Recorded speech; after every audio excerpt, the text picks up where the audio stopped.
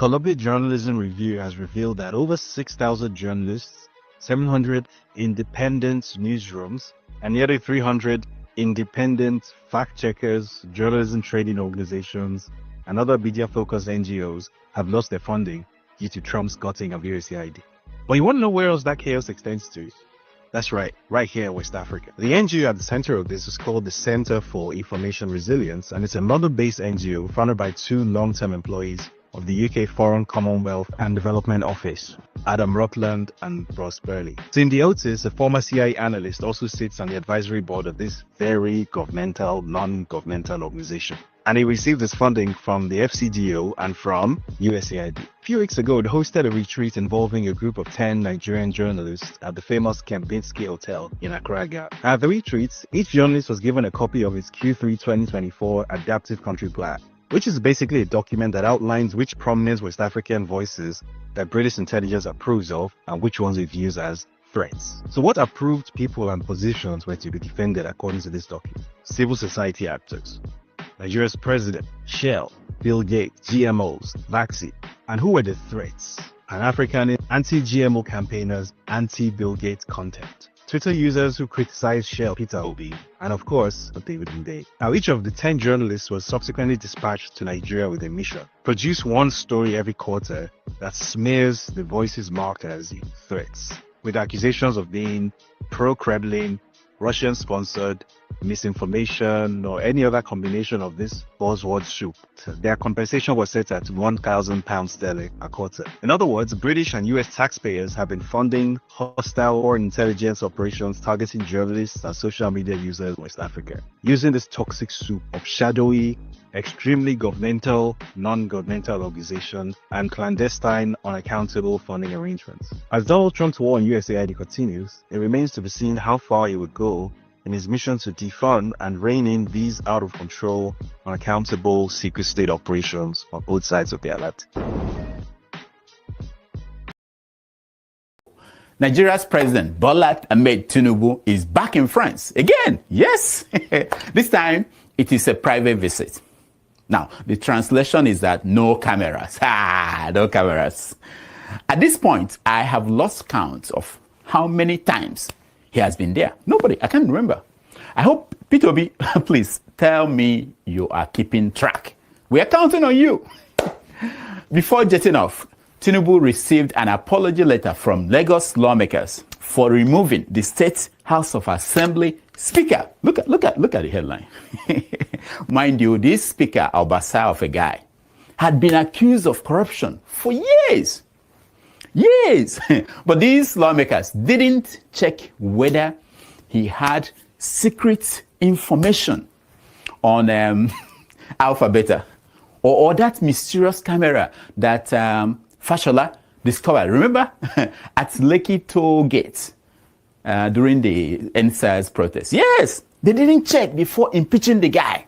Bad move. You can't do something like that. You have to check what he can say. Meanwhile, Tinubu also increased Nigeria's 2025 budget from 49 trillion to 54.2 trillion naira. Hey, just small change, only 5 trillion naira. You know, maybe the president needs to buy more jets, or he added new countries on the list of countries he needs to travel to. You know, maybe something like that. If you're wondering why we are increasing spending while we are borrowing a third of the budget, it's obvious that you don't understand projecting power. Hey, you have no idea.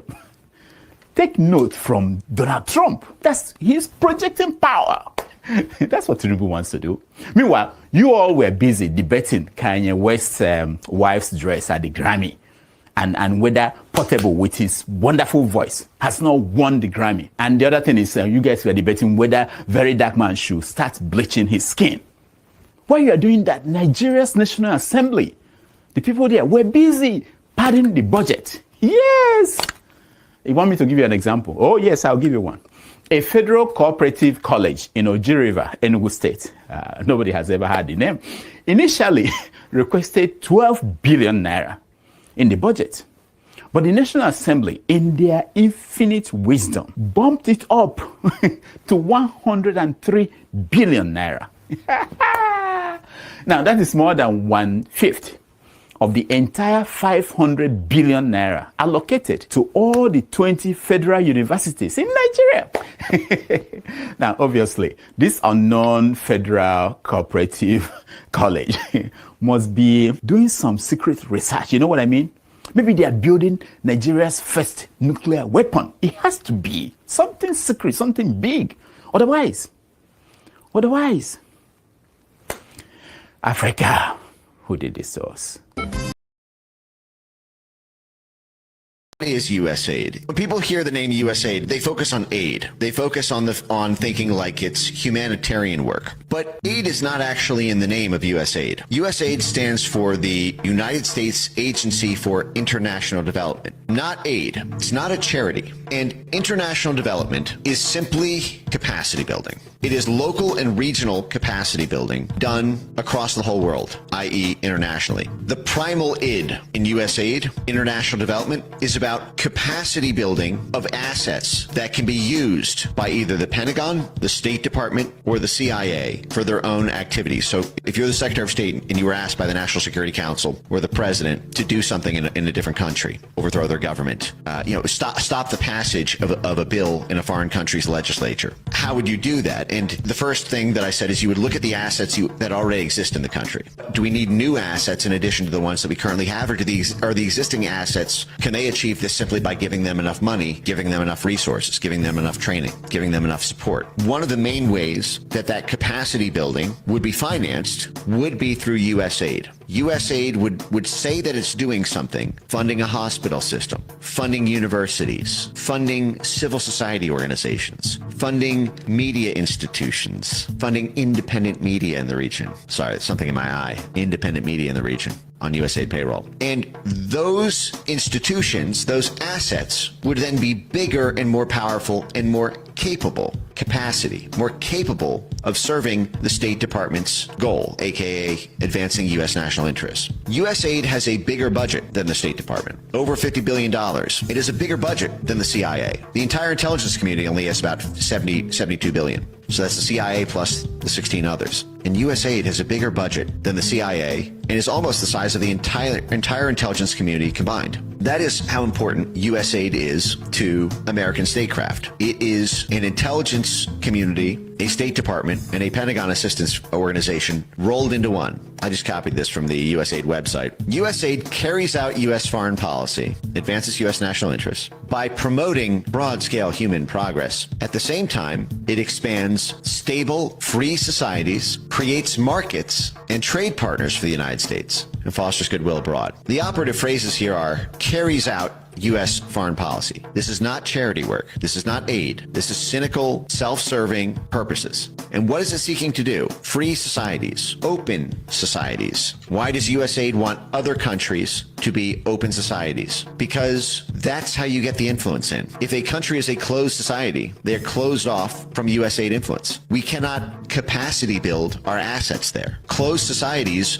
box USAID out. China is a closed society. That is why we have not been able to topple the government of China, despite having tried for 100 years now almost. We have not been able to topple Putin from Russia. Why? Because Russia is a closed society. Like China, they kicked USAID out. It is not an open society. And so the USAID can't just take over their entire media ecosystem by funding 100 different media propaganda outlets in the region to sway hearts and minds. And remember, that's what this is. It's hearts and minds and cash. That's what soft power is. They call it hearts and minds work, but it's cash that does the moving of those hearts and minds, especially of the leaders of the movements.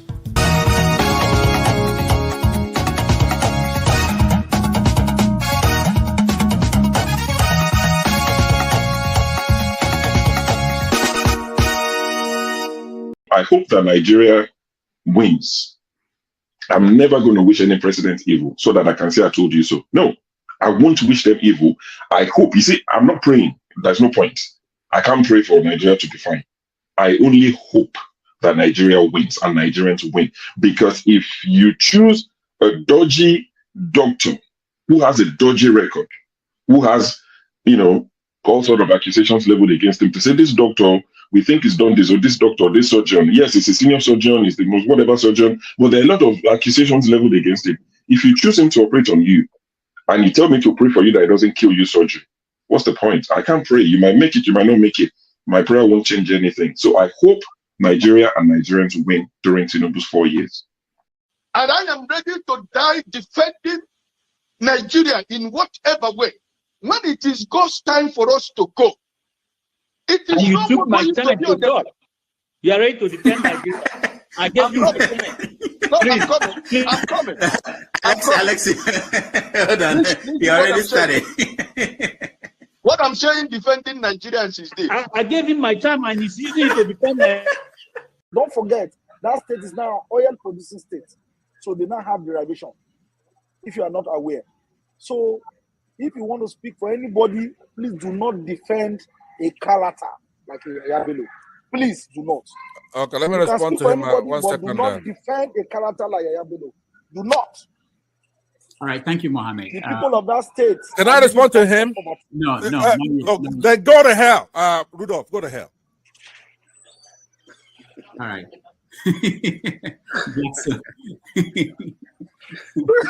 Rudolph, I've never seen this part of him before. My God. Tinubu is a criminal, yes, of course, a categorical grade 1 criminal. The only person more criminal than Tinubu in Nigeria is probably Babangida. But he's a criminal, and is he fit for purpose? Absolutely not. Should Tinubu be the president of Nigeria? Categorical no. Is there a better option than him? That is subjective. So show me who he is.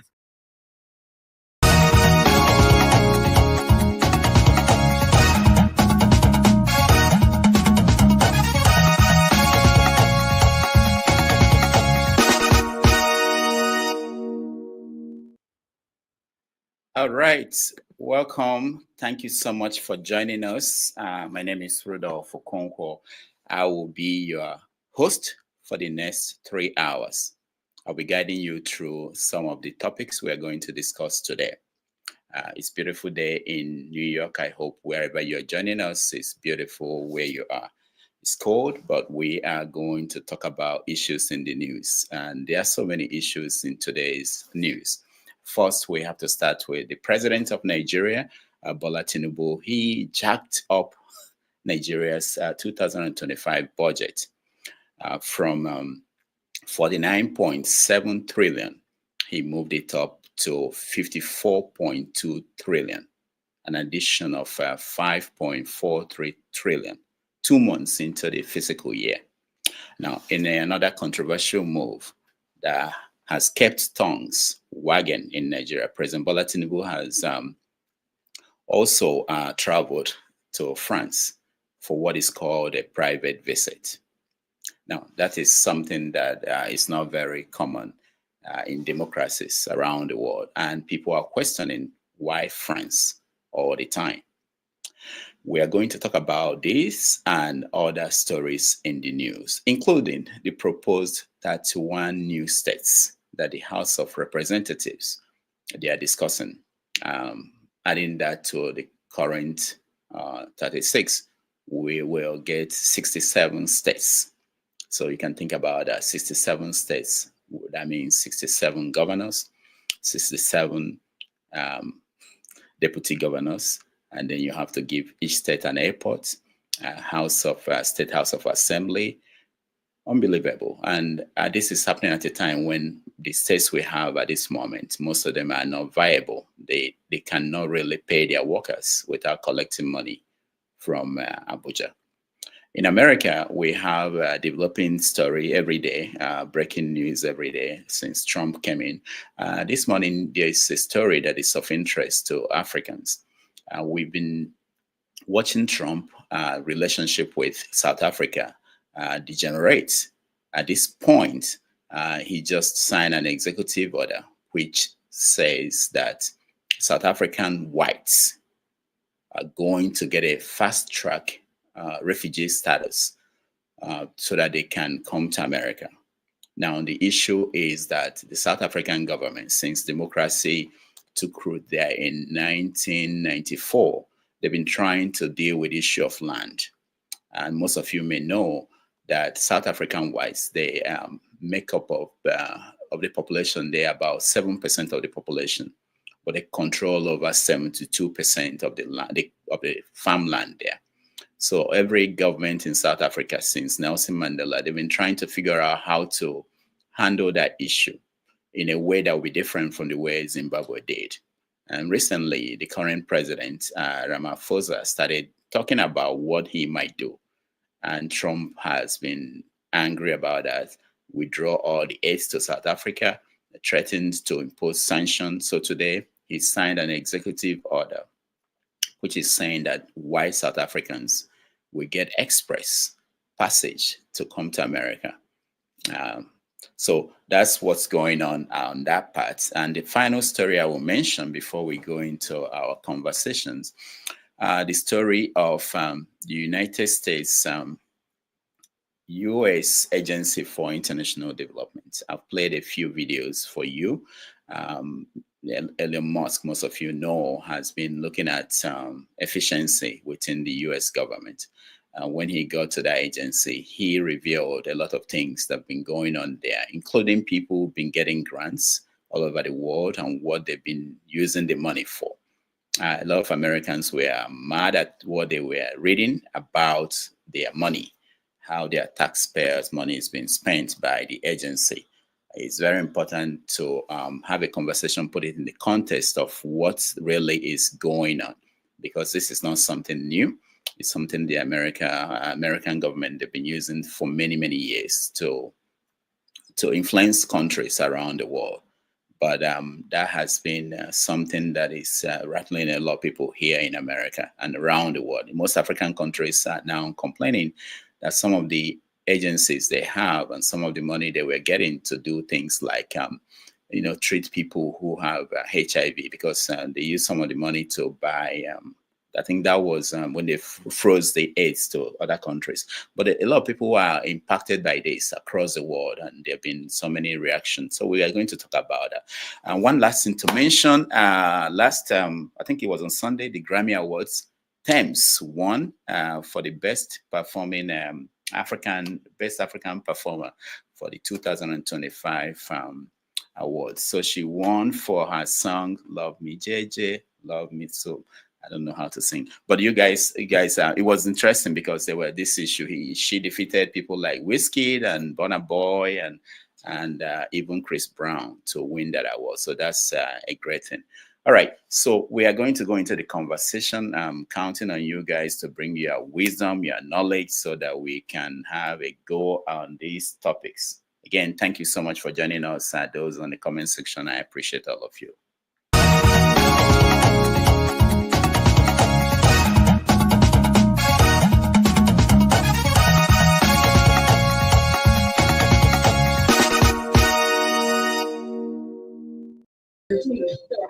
Right. Hello.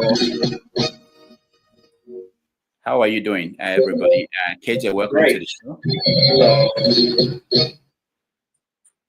How are you doing, everybody?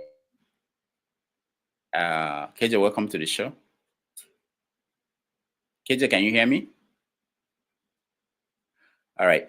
The flagship, welcome to the show. Good morning, Rudolph. Oh, good afternoon. How are you? Good. Nice to see you. Thank you so much for joining us. Thank you. Stay humble. Welcome to the show.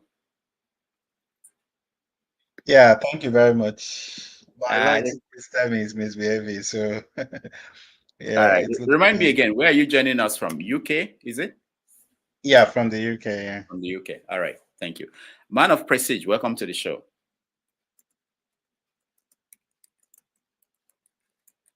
Man of Prestige, can you hear me? All right. I don't think KJ and Man of Prestige can hear me. I can hear you. Sorry. You were watching. Yeah. You were watching something. No. I'm good. Don't take me. All right. All right. Let's see if KJ can hear us. KJ, can you hear me? All right. I think KJ is frozen. We are looking at a picture of KJ, not the real person. All right. So thank you so much for joining us. So I mentioned some stories in the news that I want us to consider. The way we do it is we are going to pick 3 topics, and in the next 2.5 hours, hopefully we'll be able to trash those 3 topics and then hand it over to the next person who will do the second part of the show. So, but just to make sure that we didn't miss something big, is there anything in the news that is very important that probably I didn't mention? Well, Rudolph, I was going to mention that the Nigerian government just recently, I think this week, has indicated that they want to start putting toll gates on many of the roads in Nigeria. When the roads are unpliable, they are very bad in lots of road accidents. They've not been able to manage the viability of the Nigerian road, and yet they are talking about putting tolls on these roads for Nigerian commuters that are plying the road on a daily basis. In the meantime, they are having a plan to construct a Lagos-Calabar expressway for $15 trillion. That money could have been diverted to fixing these roads, and then if they want to toll the roads, that's fine. But putting tolls on those roads as bad as they are now and people dying on them, I think it's an unfair attempt at the Nigerian people who are today suffering as it is. So that's something I think should be mentioned and talked about because it affects the everyday Nigerian in Nigeria. Thank you so much. I like that addition because people have been saying that at this point they're increasing tariff on everything, hiking the prices of things, and now you are trying to toll the right roads. So that's and more tariff on electricity coming. Yes, 60% or so. All right, that's good. Thank you so much. Let's see, KJ, can you hear me? No, KJ can still not hear me. Chim, can you hear me? Welcome to the show. Yeah, good day to everybody. Pleased to be here today. I guess the one story I saw is just early this morning. I don't know if it's a major thing for us to consider, is the purported plan by the IGP to secretly fly Omoyele Sowore from Lagos to Abuja for trial or some form of thing. I don't know how authentic it is because I saw it on Sahara's website. I haven't seen it anywhere else. So yeah, that was on the 25th of January. It wasn't this. Oh, okay. But I think just popped up on my listing recently today. I'm like, okay, all right. So my bad. Let's take that off. I'm okay with where we are right now. Okay, all right. Thank you so much. Let's go to Man of Prestige. Man of Prestige, welcome. Yeah. Good morning. Good afternoon, everybody. In judging to what you have tabled already, so it's a very long episode we have to narrate on. There's something I needed to add when it comes to USA. Trump just got it at the Kennedy Center and make himself the chairman. This is a center that I have been appointing about 36 members from different presidents. So right now that has been disbanded. Trump, is going to be the chairman. So we have a dictatorship in this country. Yeah, that's what's going on. Maybe we can talk about Kemi Badenoch, about what she just said recently. Yes. About the immigration. So the British people here, they need to pay attention because this is what Trump started in his first term, and it's kind of it's kind of revolving all over Europe, and because he's catering to the Socialist Party, naive or whatever that guy. The recent poll that just came out, if an election is held today in British, that naive Farage, what is his name again? The Social Party. Nigel. Right, he's gonna win in British because he's just saying exactly the same thing. This lady said about how to cut immigration and something like that. Introduce what Trump is doing, even when father. So that's where we are right now. So that's why Kemi Badenoch is partnering to him. So let's see what happens. All right, thank you, Man of Prestige. That's actually on our topic, one of the topics that we are going to discuss. Let's go to Stay Humble. Welcome to the show. Can you hear me? So, okay, yeah, I can hear you. Can you hear me as well? Yes, good. So thank you very much. Once again, I really appreciate the opportunity to, be among the elite.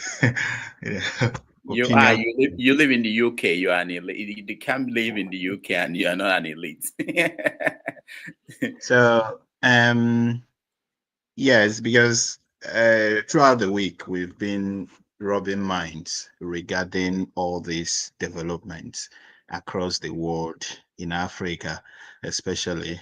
Things have been happening, and I will start with what's going on in South Africa because No, we're not discussing the topics yet. We just want to know if there's anything important you wanted us to be aware of. It doesn't mean that we're going to discuss it, but just to mention it. People who are watching. Okay, I'm sorry.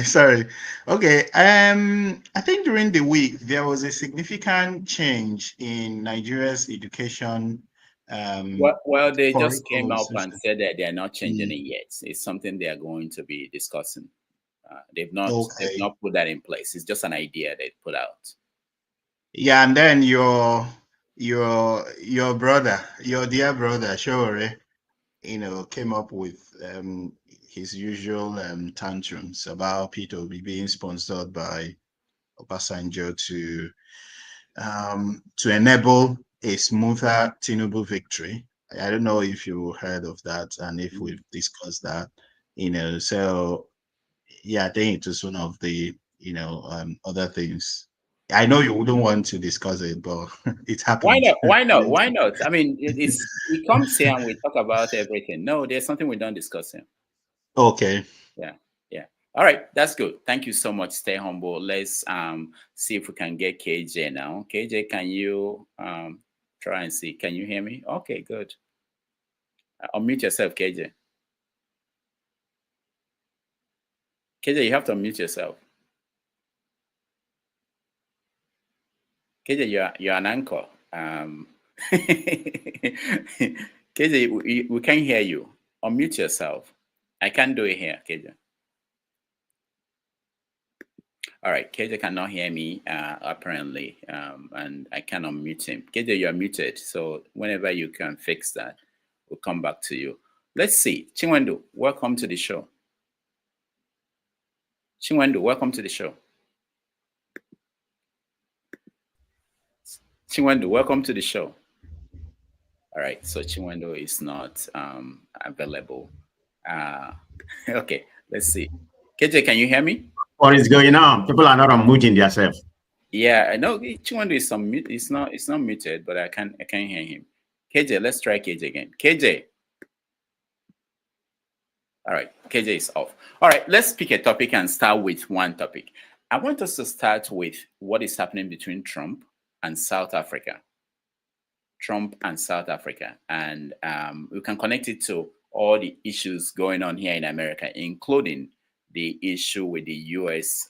Agency for International Development. All right, so let me start with you. Stay humble.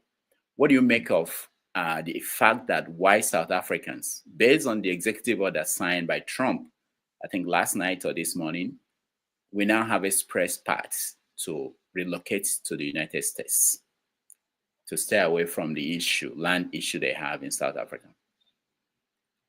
Okay, so what's happening in South Africa, I think, speaks to the broader issues around neocolonialism, and other, sentiments. So put it that way. South Africa has been controlled. The economy, military, and some other sectors have been controlled over time by this white, this minority white population. And, with the assets that they have, they've been able to manipulate the blacks and other ethnic groups in South Africa as well. And some of these things that happen once in a while, these, what is it called again? This killing of the Africans in South Africa, xenophobia, some other things. When I was in school, I was taught that some of those things are engineered by, these white guys. And one thing stands out clearly, that white is white everywhere. White is white everywhere, and white has a common agenda. You understand? And that agenda is some kind of supremacy, if I'll put it that way, and to dominate and, to subjugate the other races. So what's happening in South Africa is not a surprise.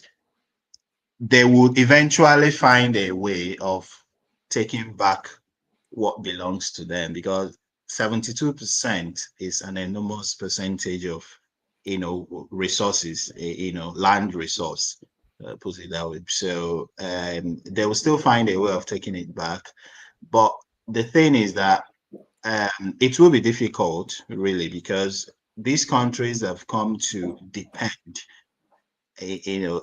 especially their leaders or rulers depend on the West for some assistance, for some aids, and the rest of them. So I see this as an opportunity, really, for Africans large to divorce themselves from this chain, this marriage that's not working with the West, and begin to think deeply. Yeah, I see a large section of young Africans, who are really, really elite and really intelligent and willing to be on the forefront of liberation of Africa. Yeah, I think it's a matter of time, isn't it? The ruling class will put up a huge fight, but at the end of the day, little by little, the liberation will kick off, and these countries would be free from these puppets that have been installed by the whites. All right. So in Nigeria, I read something today that visa application, the US visa application, renewal of visa, that there used to be a column, a section online for people who wouldn't attend the interview or something. I'm not so conversant with the American visa renewal system, but that it's been made more difficult. So more difficult for the blacks, easier for the whites. Whatever is their plan, whatever they want to achieve by the white South Africans, having the express permit to go to the UK. I don't know, but at the end of the day, we should keep our ears on the ground, really, because these guys know how to scheme things, and before you know what's happening, they've swept us, under our feet. So, we need to be really, really vigilant. All right. Thank you very much. Thank you. Stay humble. Stay humble. If you can, when you go back and try to find a way to lighten up where you are. I don't know what just happened. Bad luck today. All right. Let's go to flagship. The flagship. You're muted, flagship. Can you hear me? Yeah. All right. Sorry about that. Thank you again, Rudolph, and good afternoon to everybody on the panel and those that are watching. Well, you see, with reference to Trump's executive order that he signed with based on the issue going on in South Africa, it's the Elon Musk effect that is taking place here. And in my own opinion, I think Elon Musk is running rampage right now. His $250 million that he donated to the Trump campaign is what he's using. Believe you me, and I would say this as a prediction, write it on the wall somewhere. Trump is going to dump him at some point. He's just doing the dirty job for him right now. And when he's done, he's going to let him off and move on to somebody else. We know that he's good at that. So in order to satisfy him, he would, of course, write an executive order to benefit the white people. And in my opinion, I think it's a welcome development. Let's see if the white folks in South Africa would take that offer and move to America and try to resettle. It should give the blacks over there the opportunity to begin to reclaim back their land at a large scale. So let the whites take this opportunity, come to America. Trump is already asking the non-Americans to leave and go back to their country. So I expect the whites to take that offer with Trump, but it's not going to last. They won't take it. I know that. And this Elon Musk effect is going to wear off at some point, and things will go back to normal when reality sets in. And maybe this should be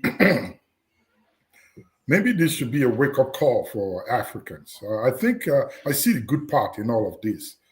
It's time for us to begin to start to take a look inward and begin to figure out how we can develop ourselves and get us out of the mess that we are, where the rest of the world see us as below third class in the world. So why they push us out of their country, or try to push us out at least, I think Kemi Badenoch is talking about the same thing in the UK if she decides to, well, rather, if she makes it into office. I know that's a topic we're going to be talking about. But Africans, it's time to start to look inwards and begin to figure out ways to start to strengthen our weaknesses and figure a way out to get ourselves to be what we are in these Western countries where we are.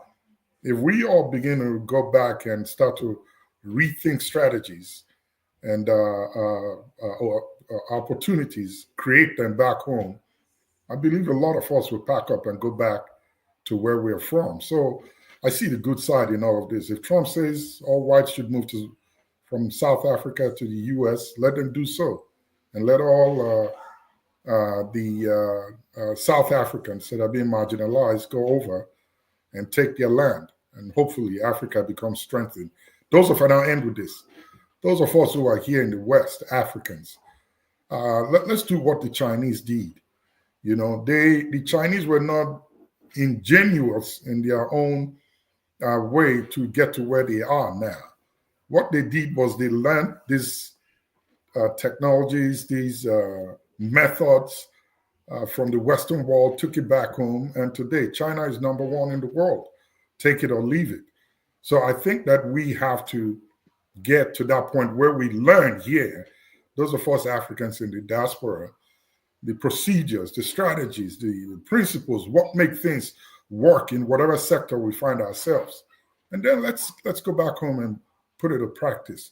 That's the one way we can build our continent and make it the joy of the world today, that has put China on top, that they hold manufacturing, and no country in the world is able to challenge them right now in terms of manufacturing and production.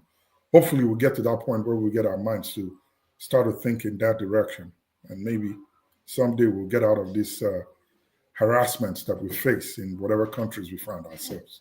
Thank you. Flagship, let me ask you before you go, do you think that there were people who were warning that behind the move, Trump's rise and everything, that there are issues with race, looking at his history, both as a businessman in New York?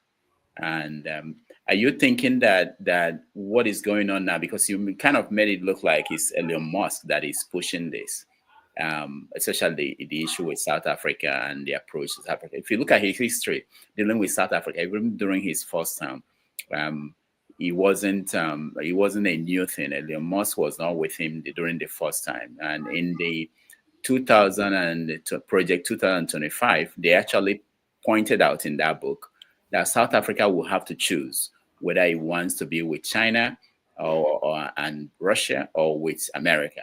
And that if they decide to go with China and America and Russia, that they will pay a price. Again, you know, when I say Elon Musk rampage in the White House today, it's the favor that Elon Musk granted Trump when he was campaigning that he's cashing in on now.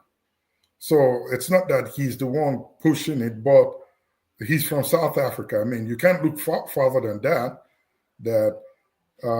he's on holy romance with Trump now that he's in office, and Trump is just making this swoop in this executive order on South Africa. Is out of the ordinary because he cares so much about the white people there.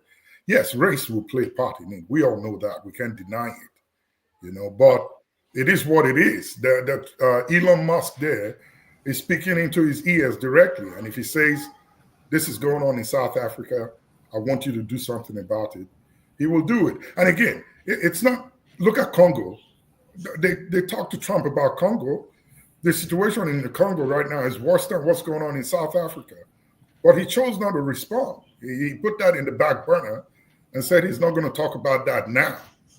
He will get to it when he gets to it. But for South Africa, he's quick to sign an executive order. So it couldn't be far from Elon Musk being by his side, both in Mar-a-Lago and in the White House.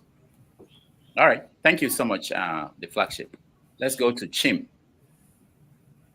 Chim, South Africa and the U.S. Agency for International Development. And you can pick on any of those or two of them. You can talk about what's going on there. Okay, thanks for having me, and compliments to everybody. So, of course, we all know that politics is an issue of interest.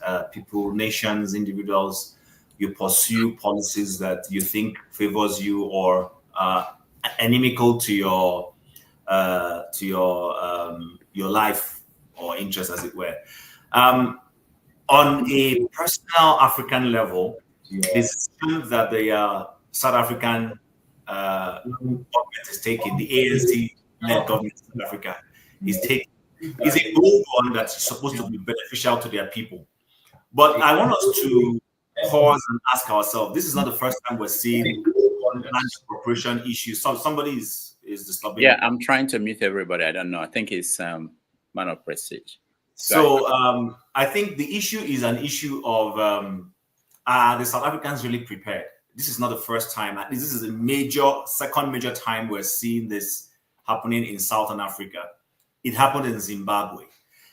This is something that the former Mugabe campaigned on when he was seeking to be the leader of, when he was even still a freedom fighter and all that. But as soon as he became, first and foremost, he became prime minister. Remember, he was prime minister and there was another person who was president. And then we all know, for those of us who followed the history of Rhodesia, we know what eventually happened. And then he became a president and became a dictator. It was only when he began to not find favor with his Zimbabwean citizens, that was when he began to do the land appropriation. And Zimbabweans were not ready. People were not skilled. You were taking farmlands, and I'm not saying it should have been left in the hands of the white people. I want us to understand, have perspective. You were taking land from people who were using it productively, who were farming with it, supplying, providing agricultural, Zimbabwe was an agricultural hub for the West. The Nestle's of this world, the Lever Brothers of this world, name them, all the major companies who depend on raw materials from agriculture were dependent on Zimbabwe. And then as soon as he became a dictator, was no longer leading with the focus of the people, that was when he now decided to do that policy. If you have listened to Julius Malema, Malema has been pushing for this policy for a pretty long time. But the same Ramaphosa-led ANC has been refusing. In fact, they've been aligning with their Indian population, given there's a particular big Indian family name in South Africa. I can't remember their name now. They've been favoring those people. What suddenly changed? Elections are coming in South Africa not too far away soon. And this is one of the talking points, things that these guys want to use to appease the populace, to say we're in alignment with you. I don't know how Elon Musk comes into it. I'm not saying he might not have a behind-the-scene influence in the policies that the US is pushing. But I think South Africa is suffering more from last year's decision to support the Palestinians over Israel than this land matter. So it's a good one. I don't know to what extent they're able to fight it. But I'm going to end that issue by asking, is South Africa really ready? Have they really empowered their Black population? I know they had a Black empowerment program in South Africa that was encouraging Black South African entrepreneurs to go into businesses, own mines and all those. I don't know to what extent the Black South Africans are really ready to collect land, because these Black Zimbabweans took the land and haven't been able to do anything with it. But again, before I get misunderstood, because people don't seem to differentiate policy and individual conversations. My point is, Africans need to take their land. But when it comes to productivity of that land, are the Africans really ready? Do you have the skills? Do you have the mechanized ability to be able to utilize that land on the large scale that those white South Africans have used it to, to become a chain of production for South Africa? Remember, in the entire sub-Saharan Africa, South Africa is the only place where you have manufacturing of vehicles going on. You don't see Mercedes-Benz coming to Nigeria to come and set up a production plant, but they're in South Africa. You don't see, name any of the other vehicle brands, but they go to South Africa. And there's a reason why they go to those places. So if South African government is ready, if the black population is ready, then whatever sanctions Trump puts on them or does not put on them is just going to be for a short period. If they're really ready, they will rebound from it eventually. I see opportunity in all of these things. I see opportunity in United States stopping aid to African nations. So listen, let's bring it down home to individual level. I am paying my children's school fees. And then Rudolph wants me to pay his own children's school fees. And then KJ wants me to pay his children's school fees. If I'm going to be paying your school fees, then I'm going to pull some strings. But if I decide to say, KJ, go and take care of yourself, then KJ owes me nothing anymore. KJ can go to the Council of Elders and we're sitting and discussing and vote against me because he owes me nothing. So I see this opportunity as an era where African leaders, if they are really thinking, will extricate our nations from the influences of this Western nation. I don't believe in free lunch. I don't go begging anybody for any free lunch. But I try not to be old to owe anybody any favors, because so that when I'm speaking or doing anything, I can do it consciously from my conscience. I owe you nothing. But when you're owing someone something, then the person can dictate to you how they want you to behave. And that's what you said used to be in the hand of the US when it comes to aid. So let's begin to open our eyes and see opportunities in some of those things. All right. Thank you, Chim. Let's try KJ again and see if we can get him to speak. KJ, welcome. Thank you so much, Dr. Damages, and everyone present in the panel and those on the keyboard, aka keyboard warriors. Yes, and I thank you, Dr. Damages. I just want to chip my little into what Chim has just said. You see, the truth of the matter is that it should be better for us if we are people who want to move forward, whatever the politics of the West is now. And so Africa has to come to a place where we have to act as a united front. It's no longer going to be individuals, but even let's drive it home.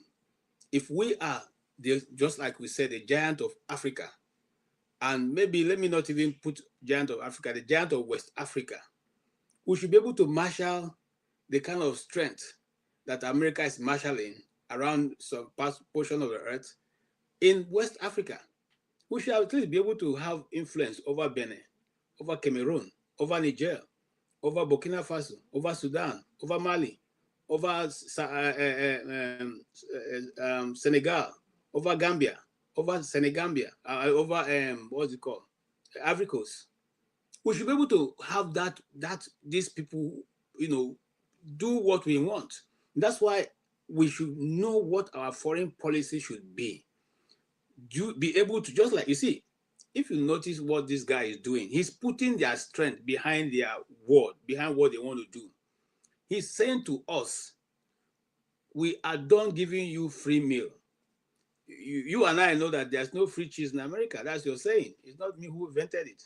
So if they have decided now to say, these people are not representing us the way we want to, we now want to break down these agencies, I, for an African, should be happy about it. Because all of those agencies, having been someone who worked in an NGO setting for a long time, I know how those things operate. I can tell you for free that some of those agencies that you know very well don't really do much for Africa.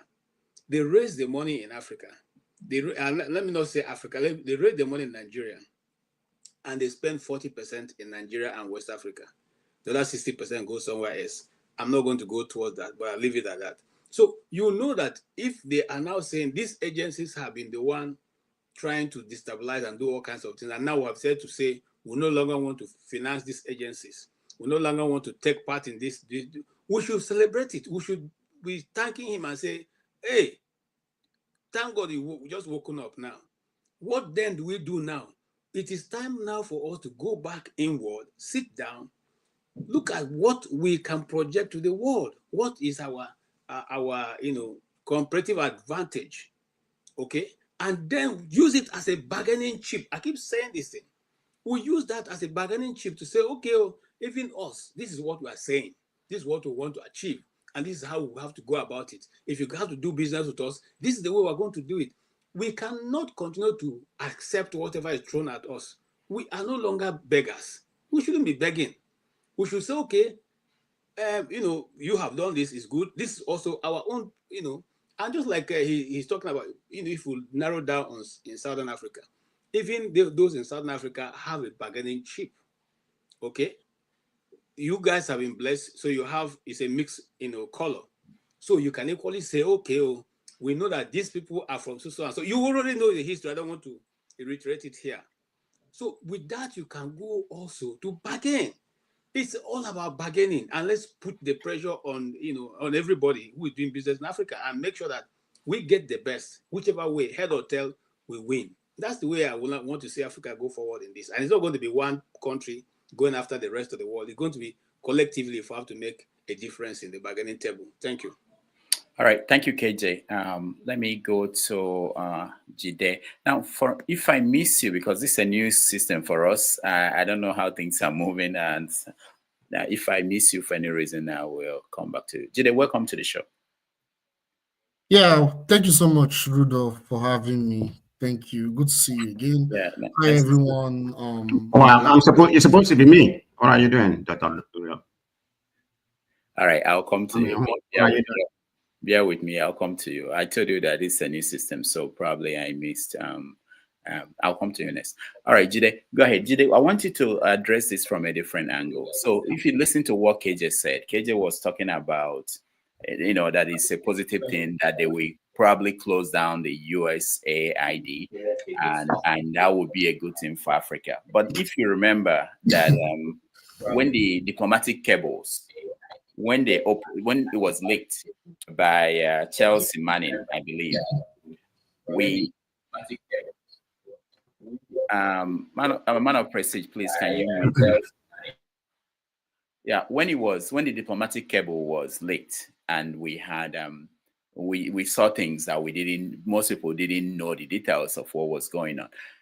And at the end, it doesn't mean they are not collecting information as they were before. It's just that most likely they are doing it in a different way that it won't leak.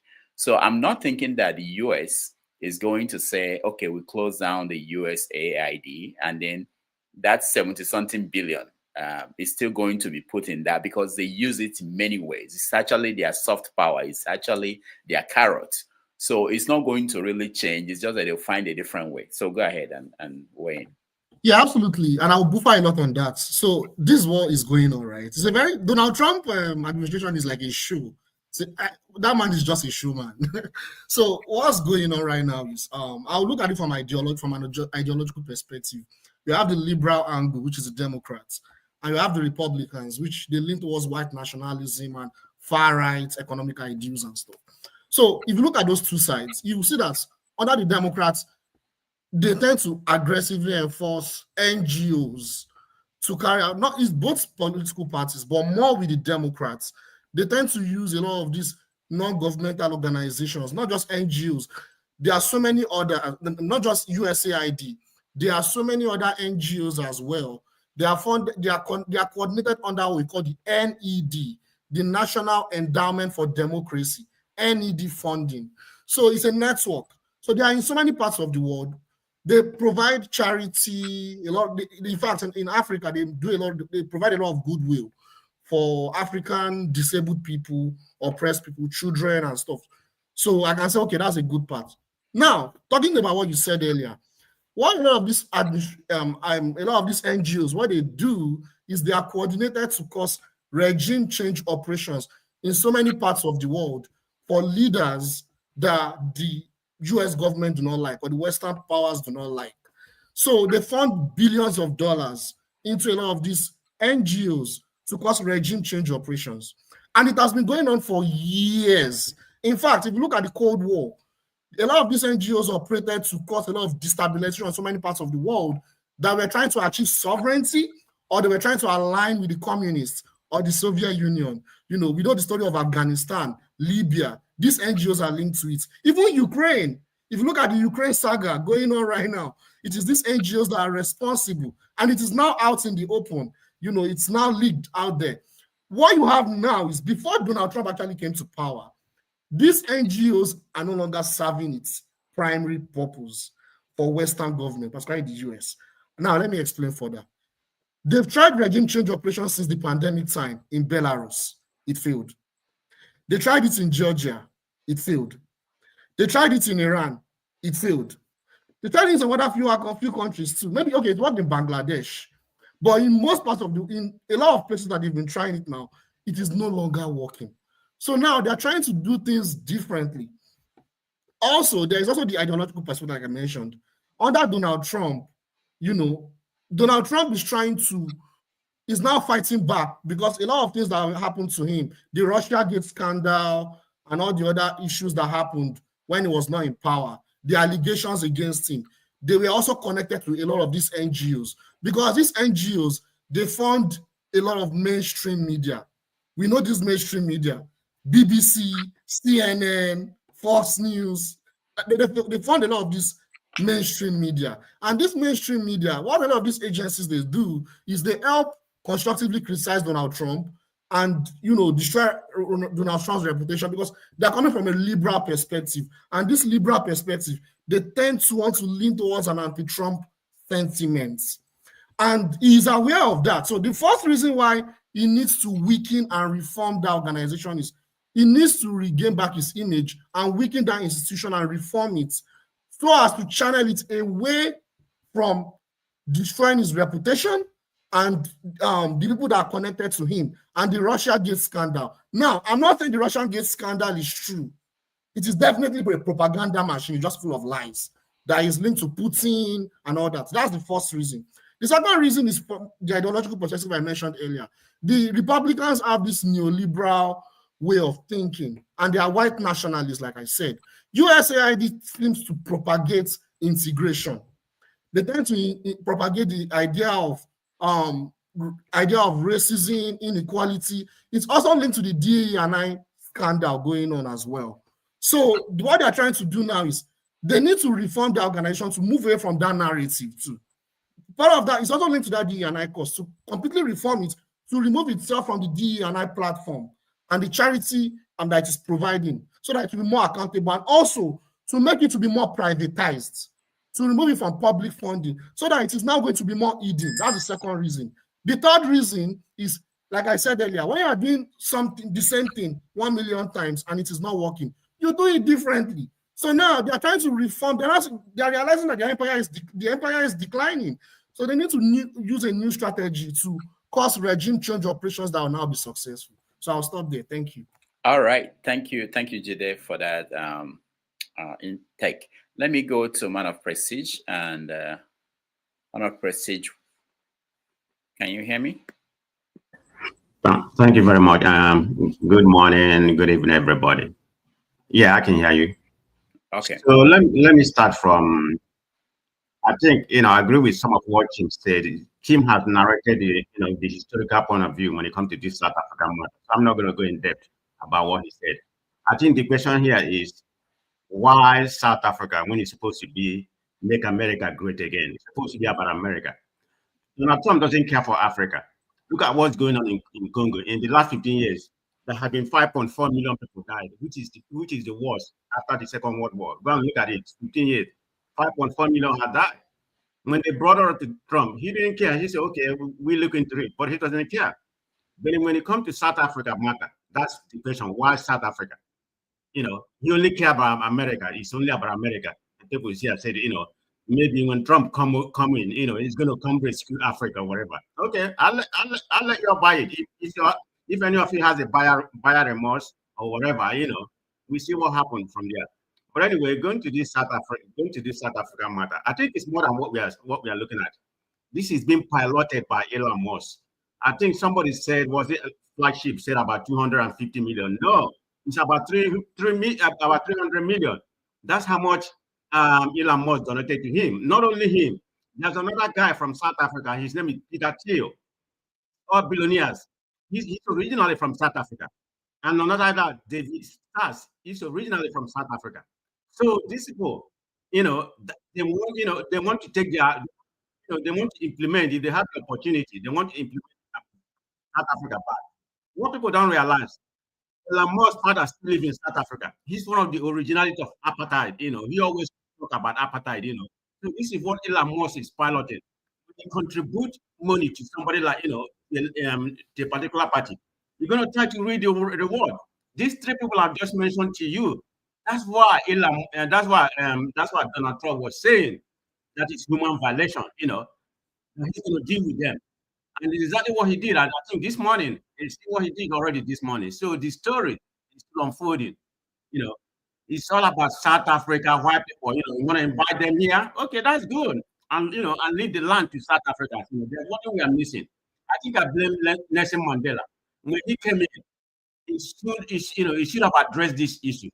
But that's the only area that I thought he was one of the greatest presidents, in my opinion. But he didn't address the issue of land. He just let it, let the white people or whatever, they didn't try to, address the issue whereby it would be amicable, the black people that originally own the land, if they can have it.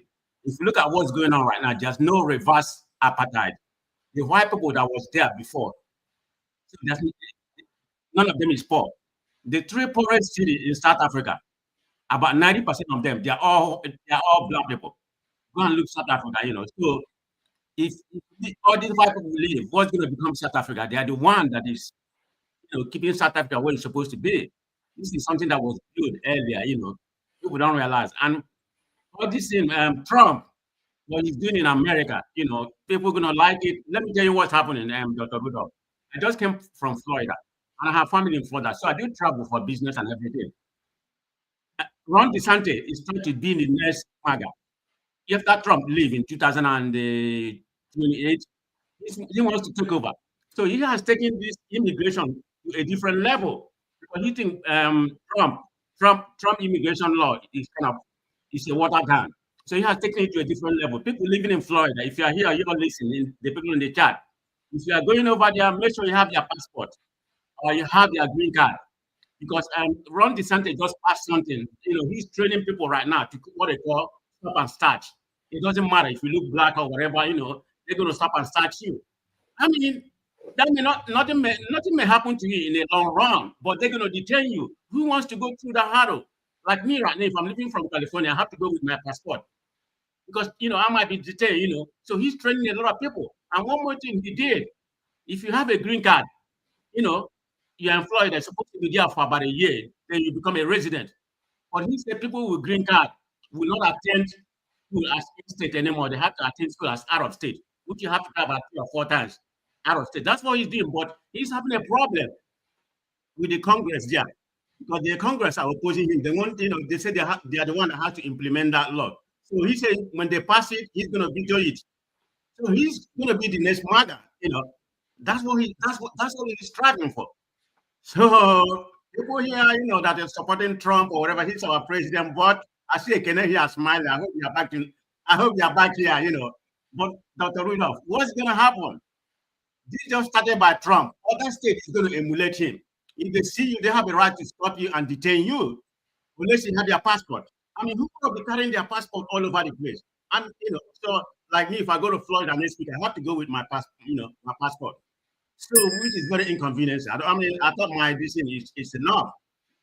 So that's the problem we are having. We see where Trump's, where Trump set us to be. We hope, a lot of you don't have a bio remorse, what's going on in this country. I mean, he has got it. Oh, one more thing. He has got the Kennedy, Center. He's going to be the chairman as of yesterday. He's the chairman of Kennedy Center. I mean, what are we having in this country? Is it an authoritative? And you have some people here, they come here, Trump. I'm going to see in about a year or 2 years if any of you is going to be rich. Or people like Kennedy is going to be buying olive oil. Kennedy, how much are you buying olive oil today? You said you were buying olive oil that was costing $3, $25. I hope you are buying it $3 today. Look at the price of egg. Man of Prestige, thank you. Thank you so what you much. want. Thank you. We are going to get to Kene very soon. Let's welcome Ike. Ike, welcome to the show.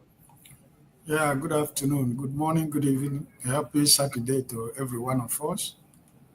I want to start with the issue of South Africa. You see, the thing is that is what you buy is what you get, right? But the question should be,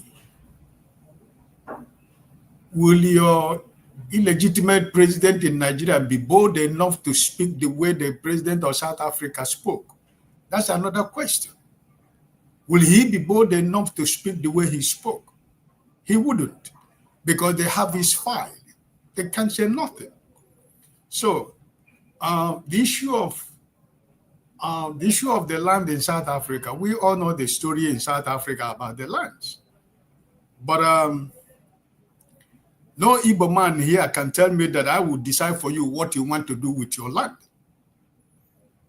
The land, the so-called land we are talking about inside, you don't tell me what I have to do with my land. If I decide to live it for 100 years without doing anything on it, it's my land. So I don't see anything wrong what the president of South Africa is doing. The land that the white people took over in South Africa does not belong to them. It belongs to the black people. So if they take their land, decide they're not going to do anything with it, what's wrong with that? I don't have any problem if they don't do anything with the land. It doesn't concern America. It doesn't concern Trump. It's not his business. So I think that the issue of the land is... Hold on. Do you understand that the people that took this land, that most of them happened about 300 and 400 years ago, a long time ago. So it's not like you can pinpoint and say these current people were the people who did. Yes, I know. It's a generational thing. I know. But still, the land doesn't belong to them. Is the point. I know. It's not something of yesterday. So what Man of Prestige was saying about Elon Musk and his group that are citizens of South Africa, that are Americans today. It is what politics is all about. You know, you give me, I give you. Whatever they have to agree on something. Is what is happening in the country called Nigeria. The people that are governing Nigeria, is there any of them that has their profession? Do they know what they are doing? It is professional. It is political settlement. You give them, they give you back. That's what is it all about. So America, you people that live in America should not be surprised about Elon Musk, because this is what you are. That's why I say what you buy is what you get. So whatever that is happening to you there now, you have to endure that. But my point is that for Trump to be talking about South Africa, where somebody mentioned about what is going on in Congo and some other African countries where we need help, but he's not telling you that he's going to quicken the refugee status of South African white if they want to come to the state. And they don't know that immigration is going on is the same thing. The issue of the white people are afraid that the color people are taking over America. So it's still the same thing. So all of you that live there, deal with it. It's not my problem. I don't care what happened to any of you in the US. It's not my business. My business is that when you try to do it in Africa, like I'm trying to do it in South Africa right now, the question is how many African presidents he can stand up the way the man spoke, because your president cannot say that. You can never have the liver to say what the South African president said, because he's an illegitimate president, because he has a lot of criminal records. He doesn't have any credibility. He cannot stand out for anybody. So that's the point. So for you that live in America, deal with it. All right. Thank you, Ike. Let's go to Kene, who is a Trump supporter. Kene, welcome to the show. Thank you, Dr. Damages. Good day, everyone. My brother, Man of Prestige, I greet you, sir. Oga KJ, Mr. Flagship, I greet everyone. Oga Okay, Canada, I greet you, sir. Jide made me to call him because he was saying a lot of things that made sense. And though I disagree with few, thank you. You know, My question is, why must a Nigerian be fighting for South Africa, or even indulging yourself with something that concerns South Africa? South Africa is a country that we've sacrificed for, and yet till today we've not received a thank you note from South Africa. The only thing that we receive from South Africa is xenophobic attack on our people, and no compensation has been given to any of the victims till today. So in other sense, I think the government of South Africa is in support of the xenophobic attack on Nigerians. It has been a series of attacks, and nothing has been done about it. So I don't think I don't want to use sane person from Nigeria should be talking about South Africa. Let whatever that comes to South Africa goes to South Africa. But when it comes to the claim that South Africa has the right to revoke, the black South Africans, because whether you like it or not, you still have white South Africans. It has come to stay. Nobody can change that. So if South Africa should have the right to revoke, the black South Africans should revoke, to revoke their land. How about encouraging the American Indians to say, you know what, all you foreigners, including Donald Trump, you have to leave. We are taking our land back. We want to revoke, take our land back. So it doesn't work that way. The land is gone. It's gone. Whomever that owns it, it belongs to the person right now. So we should all should forget about that. My brother, man of prestige, said that Donald Trump doesn't care about Africa. Why will he care about Africa? What is his business with Africa? He said it's MAGA. The meaning of MAGA is make America great again, not make Africa great again. Can't we get that? He's the president of America, not the president of Africa, not the president of the world. He's just the president of Africa. While he was out of office, when we have the likes of Obama, Biden, and all that, there are wars everywhere, Africans being instigated to kill themselves, using the same USAID and all those agencies, to cause war in Africa. But whenever you have Trump says he has no business with all this. The only business he has is to cut whatever support that this country is rendering to causing the war, whatever any form of support or any form of aid that triggers that war that you are experiencing in Africa or third world country. Trump, what he does is to cut them off, and the war will end naturally. So if you're talking about if he doesn't care for Africa, indeed he does. He cares for Africa. And that is why whenever he's in office, you don't hear about all those wars. And for the USAID or whatever they call themselves, I think it's even coming rather too late. He should have cut that from the A straight, because it has no impact. Impact negatively on Africa. Because during the Biafran-Nigerian war, the same USAID was used against my people. The same USAID was used against Biafrans, and we had over 3 million Biafrans killed, being supported by this USAID. So cutting them off right now is a good thing for me. After all, none of us here, none of our family members have benefited from whatever nonsense aid that they claim that they are giving to Africa. In actual sense, they are not giving us any aid. I think I've said it on this platform before. They are rather stealing from Africa. They will come in the name of giving aid while they are stealing. And the gullible, clueless Americans, the white Americans especially, and even the black Americans, will be under their behind their keyboard with their burger and cheese, talking nonsense that, oh, Africa is poor, we are giving to Africa. You are not giving us anything. We are richer than you. Africa is richer than you are useless America. We are richer than you. Are not giving us anything. Your people are just lying to you using that name. What they call it, a non-governmental agency or whatever nonsense, to steal from the country, loot the country. Those aid are not coming to Africa. We are not beggars in Africa. Just get it right. Let's get back to something. You talked about xenophobia. Part of the reason why South Africa was able to defeat or eventually get apartheid to end was that African nations came together. to Exactly. support South Africa. And I know that most Africans felt that they were not, like you put it, there was no thank you notes. They were not, they didn't respond well to that. But beyond that, don't you think that this idea of saying, let them suffer, let them punish them, that eventually it's not going to end with South Africa if the policy is to go against Black people, where Black people are demanding their rights? So eventually to get to people in Nigeria, don't you think so? I don't think it has any business to do with Nigeria, because Nigeria, first and foremost, we've never, I don't think there is a place in Nigeria you call white dominated area in Nigeria.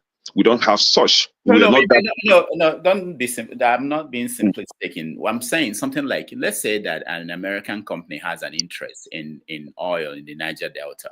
And if that is the policy, if the policy of the government of, let's say, Trump or Elon Musk, it could be that, okay, this is of interest to us, and we don't care what happens to the people of Ogoni or cleaning up the mess that the oil industry are living there. They will use the same idea and come after Nigeria. And if we all say that. But that isn't what is at stake right now. It's a different thing altogether. The land in question, if I'm aware of what is going on, the land in question actually belongs to the white population as it is right now. So the government of South Africa is just trying to revoke it back from these people, right? So it's a different thing. I don't think America would just come to Nigeria and say, see this Ogoni land that has oil, or you see this Zamfara that has gold, we want to take the land. I don't think they are that stupid or barbaric. This land belongs to these people. Let's just accord them that ownership. It's theirs. South Africa was that lousy to have given out their land to America. They didn't give it out, if you know the history. But let's leave that. I know the history. Yeah. I know the Let me point out something as you mentioned. It's just like when you come to Plateau State, there is this tribe in Plateau State called the Anquays, right? And the Anquays were busy giving out their lands to the Chunranis, the Hausa people that came for yearly hustling, right? They're giving them their land, and all of a sudden they are turning the land to become Muslim dominated area. And all of a sudden the Anquays now are raising up to say, you know what, you have to give us back our land. No, you sold the land already. You sold it already, so you have to just take what you've eaten. You can't have your cake and eat a cake and have it. So South Africa, they invited them in the first place. So I don't even know why any Nigerian is even. All right, we have to round up on this topic, but let me. The land was not bought, but they were stolen. They were taken. Yeah, just the way the American land was stolen from the American Indians. Do you understand now? So if you want to go that way, then everybody has to give out what they've stolen. Okay, let me point out one more thing. You said something about that the aids, the money they are giving to Africa, that is not being used. So let me tell you what's happening in Nigeria and most African countries. Most of the people who have HIV, who are HIV positive, they've been getting medication that is subsidized by these foreign aids, and they've been living quality life as a result. In Nigeria today, I heard that when Trump froze aids to Nigeria, people started lining up. These medications were no longer available. Nigeria, immediately people started hoarding them. And the government of Nigeria had a meeting, executive council meeting, and they decided to budget 4.2 billion to buy this medication themselves. So when we say certain things, we have to also know that even though there are corruption in the system, there are still some things that are being done that are useful to people. Yeah, go ahead, Kenneth. And this is the final word before we go. Yeah, just this morning, I had a call in Nigeria, just this morning. For those of you that are of the belief that those medication are getting to the end users, you are getting it all wrong. Do you know that some of these medications are considered to be more potent than the normal ones they sell in the pharmacy and all that? So when they receive these medications, what they do is to sell it or push it to their own privately owned pharmacies. And then when the citizens come seeking for these medications, they will never be found in government-owned hospital. You have to go buy it. And matter of fact, when you are buying this medication, on the body, on the package, you see not for sale, but you are buying it, right? Do you know today that government hospitals are more expensive for you to receive services, care services in government hospitals is more expensive than the privately owned hospitals in Nigeria? The corruption is there. It's just the corruption, and it's not something that we have to ignore. The level of corruption, the level of the corruption is not something that you can say, oh, you know what, let's just not talk about it. It's not that significant. It's very, very significant. We have to talk about it. The USAID medication or whatever they are bringing to Nigeria is not going to the end users. Those stakeholders that receive this medication are making money off of it. They are selling it. The end users are not receiving it. They are not getting it. All right. Just to add to that, Rudolph, 1 minute. It's actually true. I have a lot of friends who are doctors here in the U.S. who go to Nigeria on Mission Street, and a lot of them don't have access to those medications. They are nowhere to be found. They actually have medicines. We contribute to buy medications for them to take to Nigeria. So none of those medicines actually make it to the people in Nigeria where they are distributed. I mean, it's like saying the foreign governments give Nigerians palliative during COVID, and where did they end up? In their warehouses. So they really do not get there. That 4-point-something billion naira that you said they projected, that was just some audio money just to make it look like they are doing something about it, but it really doesn't get to the people. All right, thank you, Flagship. Let's move on to the next. Oh, Righteous Man, are you there? Righteous Man. All right, let's move on to the next topic, which is that of Tinubu. He has increased the budget of the country. The budget is submitted 2 months ago, added 5-point-something trillion to the budget, and he left for France on a visit that is called private visit to France. So I want to hear what each of you think about either of these topics, including the one that was surprising to me, that the lawmakers in Lagos State apologized to Tinubu for sacking the Speaker of the House. So let me start with you, Flagship, since you are here on the screen, and then we go to Jim. Oh, no. I said, when it comes to America, before we proceed to the next one, nobody ever mentioned something about never discussed that. So we can't hear you, man of prestige. What are you saying? Huh? What did you say? No, I was talking about Trump, taking over Gaza, sending the Palestinians to Jordan and I think Egypt, so he can take over Gaza and build it, make it another River State developer, So that's what he wants to do. We know that his originality, he's a River State developer, All he do grab people land. So that's what he wants to do.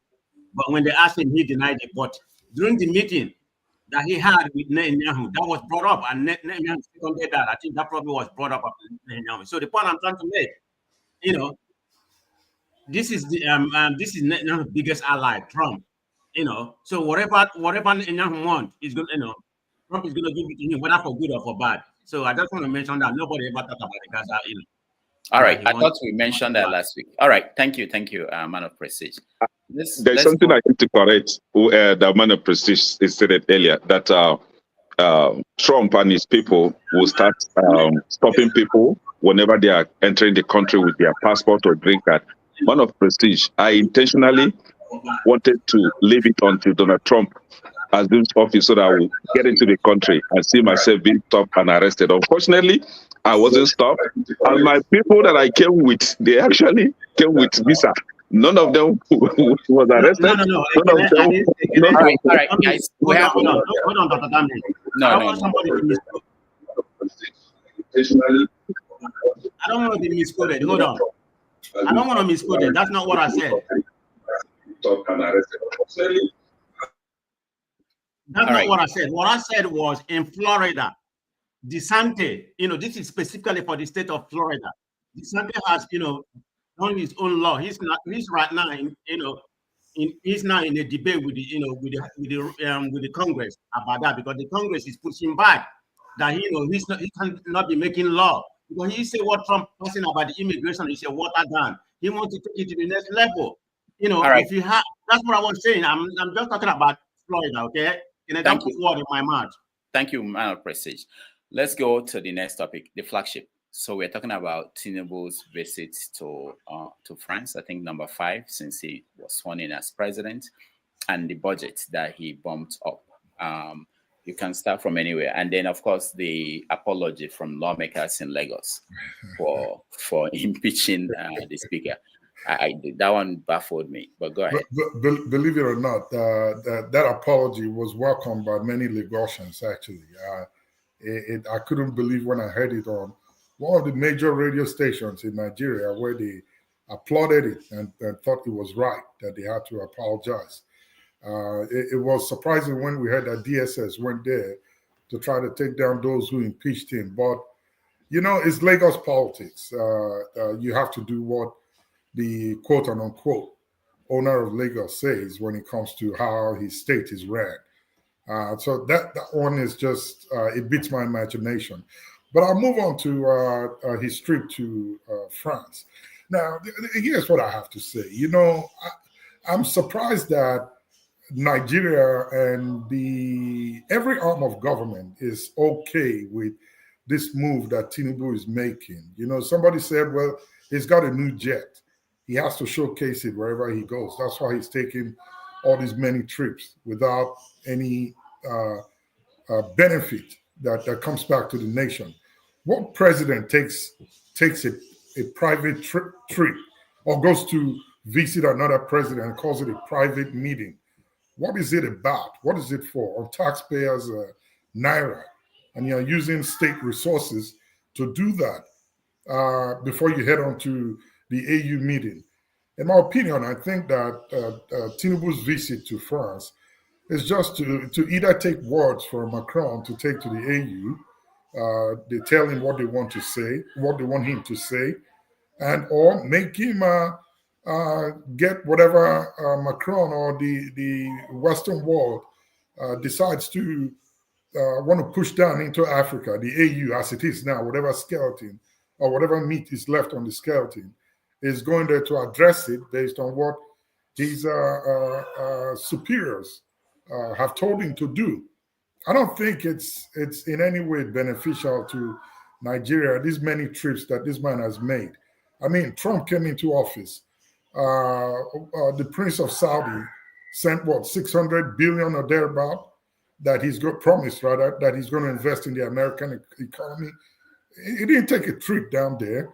All this gallivanting everywhere, anywhere they call him to go to, it's absurd. And what really bothers me most is the people of Ebonyi State just got attacked. 17 kids in the north just got burnt. All of these many things are happening, and it seemed not to bother him that he thinks it's just okay to jump on a jet and travel to meet with Macron. For what? What is he talking about? What is he going there to discuss? We have a troubling situation that is brewing up in the north right now as a result of his alliance with Macron to wanting French soldiers to come to the northern part of Nigeria. That's something that's still brewing. And the Niger government is saying, or they are accusing us pretty much, that we're conspiring with the French to want to topple their government. These are things that are stirring up that needs his attention at the moment. But it seems not to bother him. It seems not to bother anybody in government. He can get up and head on to anywhere he wants to go to. With reference to the budget, 2027 is on the way. They have to figure out ways to begin to put finances or resources on the side. If we make extra money, does it make any sense to spend it right away? How about investing it in other sectors of the nation that are lacking? Healthcare, for example, which is the biggest one that we have now that plagues the people. Education is there. There are subsidies that could help the people live a better life. But this money is just channeled into areas that at the end of the day, we don't see anything come out of it. So it's just an extra change that they are gathering, which will go into the pockets of one or two persons in government. It all doesn't make sense. And I'll end there. All right, thank you. The flagship, let's hear from Chim, and then we go to BB. Chim. Yeah, so let me start first and foremost. Thank you, flagship, for you just reminded me of a true life story that somebody said they went to Babylon to see the current president when he was still governor. And no, he had actually left the seat of office as governor. And when they got there, they were having a meeting and he got tired. And he used exactly this word. He said the owner of Lagos needs to go and sleep. So that word, the owner of Lagos, it is not a myth. It is not, he actually said it himself. That's where this whole concept comes from. You see, when I tell Nigerians that they've gotten themselves entrapped, either whether by lack of choice or intentionally, they've gotten themselves entrapped with somebody who does not care. He doesn't care. There's no noise that you're going to make that bothers this man. He will travel and travel. He will use his toy the way he wants to use it. He will show it off. He needs to go around and enjoy it. And he's doing that exactly. I think going to France, like flagship rightly said, and that's been my view, there is no public officer. You're either your governor of a state or president, especially in the executive level. You cannot be embarking on what you call private visit. The concept of the use private, signifies the fact that nothing you're going to do within that period of a travel will be opened up for scrutiny. Because, like somebody rightly said earlier on, Joe Biden went on a vacation somewhere in California, and the press were videoing him. He didn't, state security services did not stop anybody. They showed him even when he fell. He walked around, he staggered. They showed him his life was open for scrutiny. The same thing is going to happen to the dictator that we have now in White House, according to some of you, the newfound Hitler. There is nothing he's going to do that will not be open for scrutiny. But your the Democrat of the Democrat from Irabeji, he's just a Democrat in name. There is nothing that's going to be open for scrutiny. You can't be going to France every day. Every day, France. What is happening in this France? Is there something Macron is offering that we don't know? He's going for AU meeting. How about going straight for that AU meeting? My own perception is that he has gone to receive his injections. His injection is due. Fortunately, it's happening at the time when AU meeting, and they have couched, they have cleverly couched this whole visit, mischievously, terming it a private visit. He will go receive his injection, discuss with Macron. Macron will tell him if Niger tells you that they don't want this, vote against it, and then he will go and vote against it. So that's exactly what is going to happen. I don't think there's anything special. As for the apologies to the guy that was impeached and being touted, has it been returned? I don't know if he's been returned to office. Not yet. Okay. Sorry, tell me in what democracy the members of the State House of Assembly say they found their leader guilty of some corrupt charges and they impeached him. And then a sitting president of the country gets involved to say, restore the person back. Is that a democracy?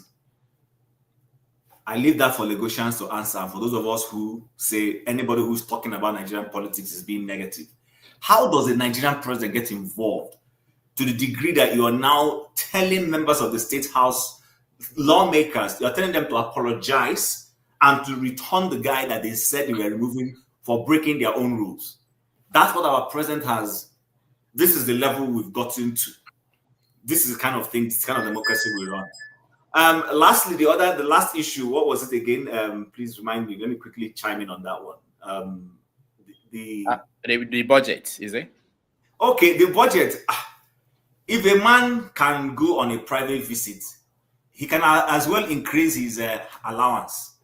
The budget is his allowance. He can spend it anyhow he wants. He can put any amount of money he wants to put it at any given point in time. After all, He said it was to the 11th Assembly and not to the 10th Assembly. And that, oh, this is what I have said is 11th Assembly. And as a result of that, you are all returned back from during the election. They will all come back. So if he can be opening his mouth to say such mundane things, Nigerian politics is a joke. It's a joke. They joke about it. They just laugh about it, trample about it, they behave the way they like. So the question to even ask is, in which country, Rudolph, please, you don't have to answer. When last did America come and announce that they were doing budget? Do you know? Don't they do budget? They come and announce and do all this charade we do and say they've done budget. But we do all this charade, and at the end of the day, somebody has already presented a budget and is going back and saying he's adding something new into it. I think I want to end there. You see, sometimes the things you hear coming from our place can be such that when I suddenly now hear people criticizing people in the Western world, I'm like, what are you talking about? That's the level where we operate, actually. So you're not, and I don't think any of us is really better than those people there. This is just who we are. Thank you, Chim. Before I bring in, I know that stay humble and Jide, I'll come back to you, but let me capture the people that just joined us so that they have opportunity to weigh in. But before they weigh in, there's something I read in the papers that a college in Enugu State called Federal Cooperative College in Oji River budgeted or initially had 12 billion. That's their request. And when the National Assembly looked at their request, they bumped up the money they will give them to 103 billion. So these are some of the, probably, I'm guessing, some of the things that are responsible for this budget new request, but we'll look into that more. All right, Bibi, welcome to the show. Can you hear me? Welcome to the show. Bibi? All right, I wanted to tell you that, can you hear me? Bibi Ray. All right. Okay, so what is happening is that I think you have, you have to, you open to Explorers or something, and there are two things that are open. So we are hearing echo from you. Can you hear me? Yeah, we can hear you. So if you can close. Can you fast forward it? I think I can hear you. I don't know if you can hear me. Can you fast forward? Can she fast forward? I can hear you. But she's trying to hear herself when she's speaking. Tell her to mute that other system. Yeah, you have to. You mute the other side. Probably, yeah, probably. You're in the studio, and then you're also watching probably on Chrome or you are on Firefox. Close that and just remain in the studio. Or are you watching on TV? Or if you're watching on TV, mute the TV so that you can hear us. And I think there's a delay on your end. Yeah. This live TV.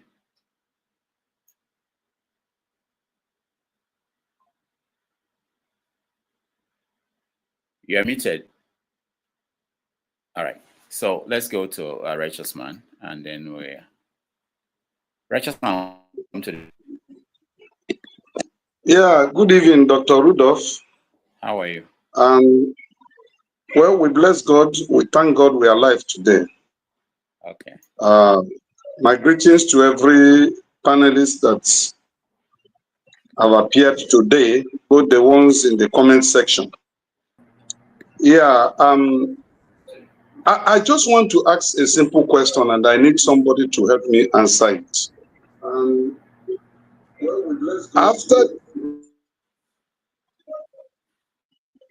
Hello? Yeah, go ahead. Yeah, after the slavery and the eradication of the stop of slavery, how many years now? Can anybody figure out how many years after the global world stopped slavery officially?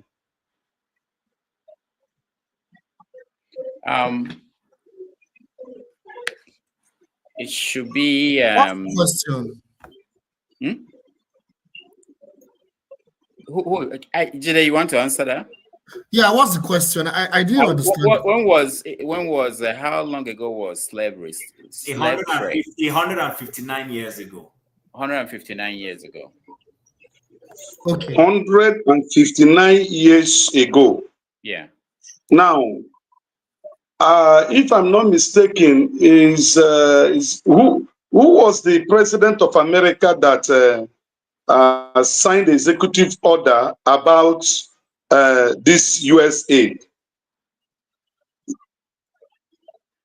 I don't know. What do you mean by that? You mean how old is USAID? Yeah, there was a particular president of America. It was him that signed it. It was an executive order. Okay. So Google. It was not a parliamentary. It was not a parliamentary bill. It was an executive order that established the USAID.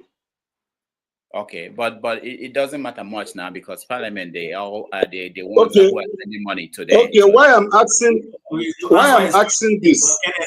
It was Kennedy that set it up. Okay, so Kennedy set it up. Okay. So why I ask these two questions is for somebody to explain to me what Africans have done with these aids that have been given to them for over 60-something years now, especially Nigeria. Can I answer?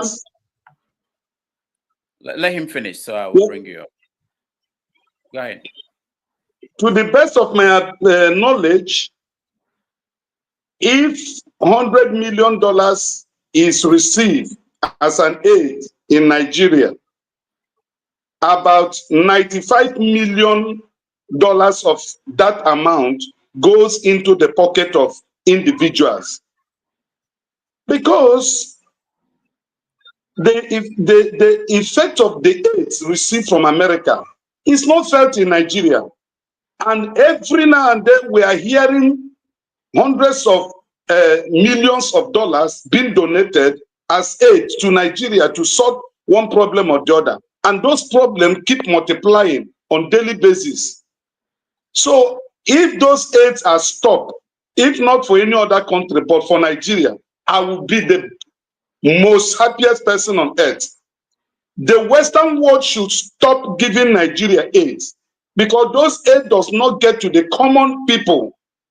The billions contributed during the COVID-19, I can tell you that those billions went into the pocket of Nigerians, those elite Nigerians. The common Nigerian on the street never benefited from it.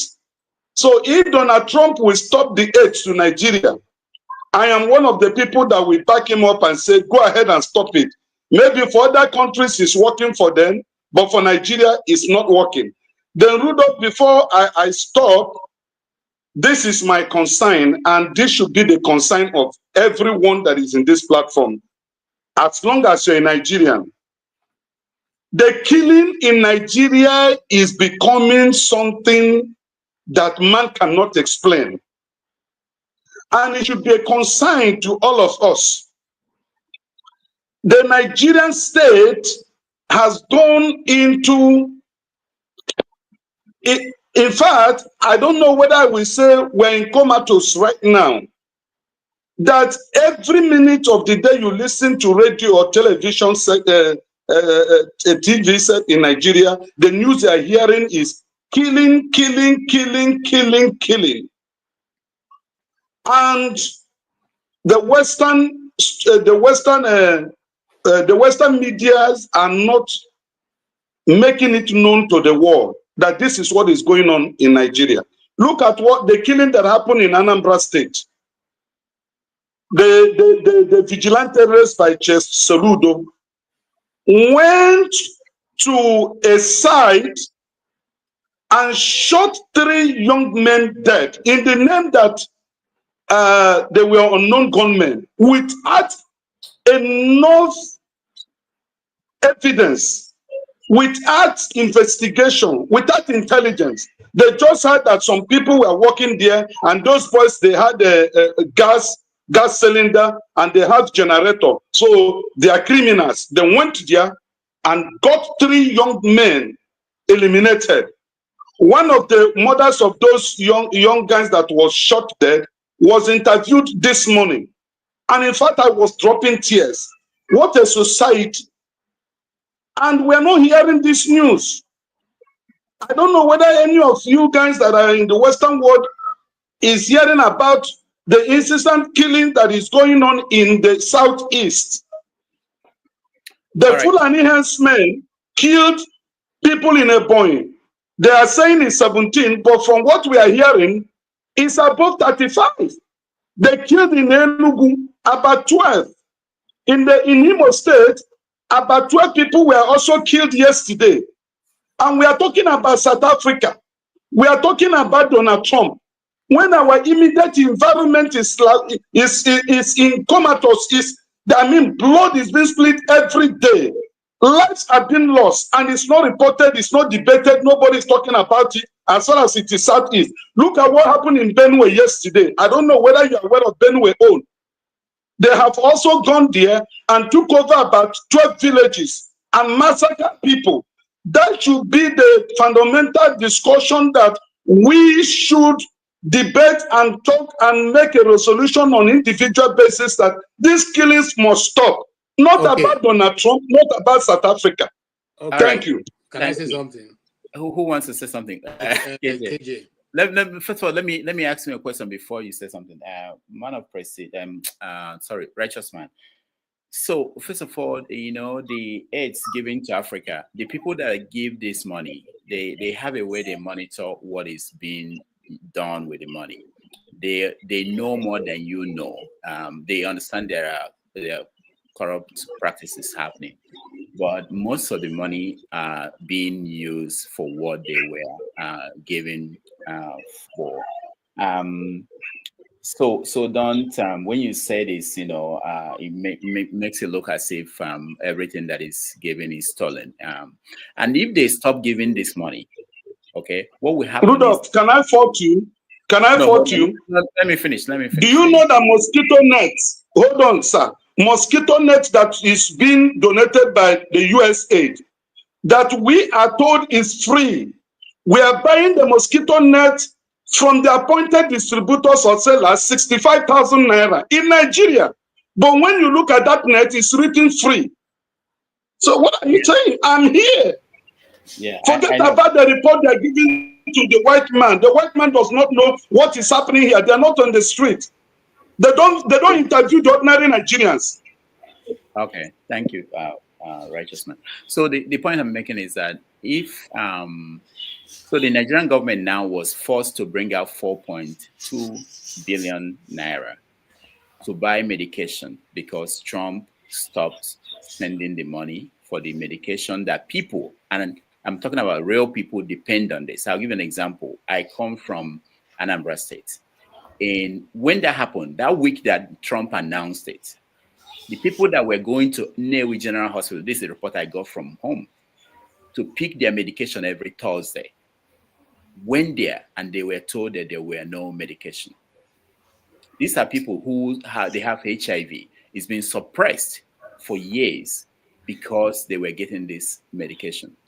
Now, the government was forced. Nobody, even the government of Nigeria that do not think, nobody told them that this would be a disaster, because if these people don't get their medication and the virus becomes, people who understand these things, it becomes prominent in their body, it will spread again and to kill more people. So the Nigerian government on their own decided, okay, we are going to spend 4.2 billion to make up for this medication that people... Rudolph, there's a hole in this thing, this argument you're making. There's a huge hole, and I don't think if anybody's listening.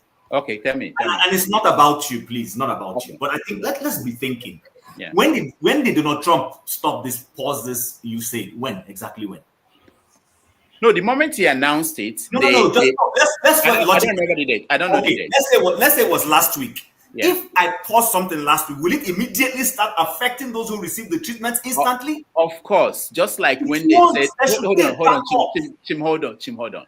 When they said we are removing subsidy, that there's no more subsidy, what happened? That's why I'm telling you. This just shows you that there was even no subsidy in the first place.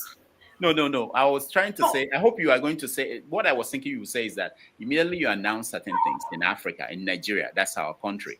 Immediately you announce it, people will jack up prices. If you announce today that you're doubling the That's evidence that those things are not working. Because if they are working, there will be, listen, I have a 10-month stock for you. Making a policy stoppage now will not impact that 10-month stock where things are being done properly. But immediately start impacting it, it's already a message that those things were not even existing in the first place. I'm not daft. No, it's not that they are not existing. It's just the Nigerian factor. The fact that people now know that this is not going to come next week. The supply they will get next week is not coming. Rudolph, that's the whole argument I'm making, that it tells you is a systemic robbery. It's a systemic robbery. Rudolph, this thing doesn't exist. You make the Nigerian government look good, like they are really good. Exactly.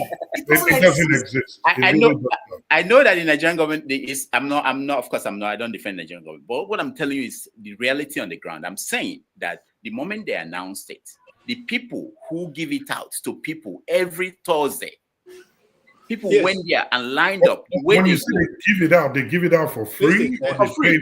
Let me explain to you what's happening. For free. I'm talking about Newi, not in my hometown, but in Newi. Rudolph, yeah, go ahead. What's happening. Yeah, go ahead. See, those people have been giving it out for free. As soon as it was announced, they decided on their own that it's not going to come again. They're not going to give it. They hold it down. But now this is where Chim is going. Now from this point, if you want it, you have to bring Oberego to have some of the old stock. Yeah, you can. Yeah. Yeah, so that's what's going on. I'm saying that that's why exactly we also what happened with the Tinubu's announcement of subsidies gone. Yeah, exactly. Wasn't that because there was immediate supply? You got my point. Does anybody know how much the U.S. government gives to Nigeria for this medication that you're talking about? Okay, let's get other voices. I know that. No. It's just a quick question. Do you know how much? I don't know. We can find it. You can find it. It's 4.2 billion that you're talking about. Is in no way compared to what they get yearly. No, it may not be, but they are making it. That's one way to tell you that it was non-existent. This thing is just audio. All right. It's not existent. Flagship, the people reporting this to me are people down on the ground. They are telling me about what's happening. We're just having a conversation. We're not doubting those on the ground. Those on the ground have a valid point. I get you. That's why I said it's not about your story. So the innocent people who go get these things, I empathize with them. My point is that somebody announced this thing on Monday and on Tuesday immediately said it's no longer existing. Already tells you, it gives you a perspective that this thing does not exist in the first instance. There's been a game being played. Not that it doesn't exist. What it tells maybe I have the wrong word. The Nigerian actually exists. Can I say something? Yeah, go ahead. A lot of that money is being channeled into private institutions and multinational corporations. That's just a fact. Okay. All right, let's go to Bibi first because it's not fair. Welcome to the show. You're muted. Can you hear me now? Yeah, okay, good. Oh, thank you. I'm sorry if my voice sounds cracky. I have flu. I will say this. I heard someone say that they should stop the hate in totality and not give hate to Africa and all of that. I want to say that people should understand that there are a lot of people that rely on this hate for their living, and I remember when I was in high school back in Nigeria, they would come to school. USAID, part of USAID program is to enlighten us and let us understand how puberty, they come to school and give us supplies, as in feminine supplies, I mean. So those are part of the programs, giving feminine supplies, condoms, telling us, I'm sorry if I go, they've given us feminine supplies, so condoms and all those things. And I'll say this, like, I am a beneficiary of USAID program. And a lot of people that I know. So I would say that we can't just say, oh, they should stop in totality. It's not doing anything. Like you said, it's a Nigerian factor. Is it trickling down to the people that really needs it as much as it should? It should, but I don't know. I can't answer that because a lot of things in Nigeria you cannot answer. So I say that we should just look at it in a different way. Do all these agencies, do they need reforms? I'll agree that they need reforms, just like every other thing.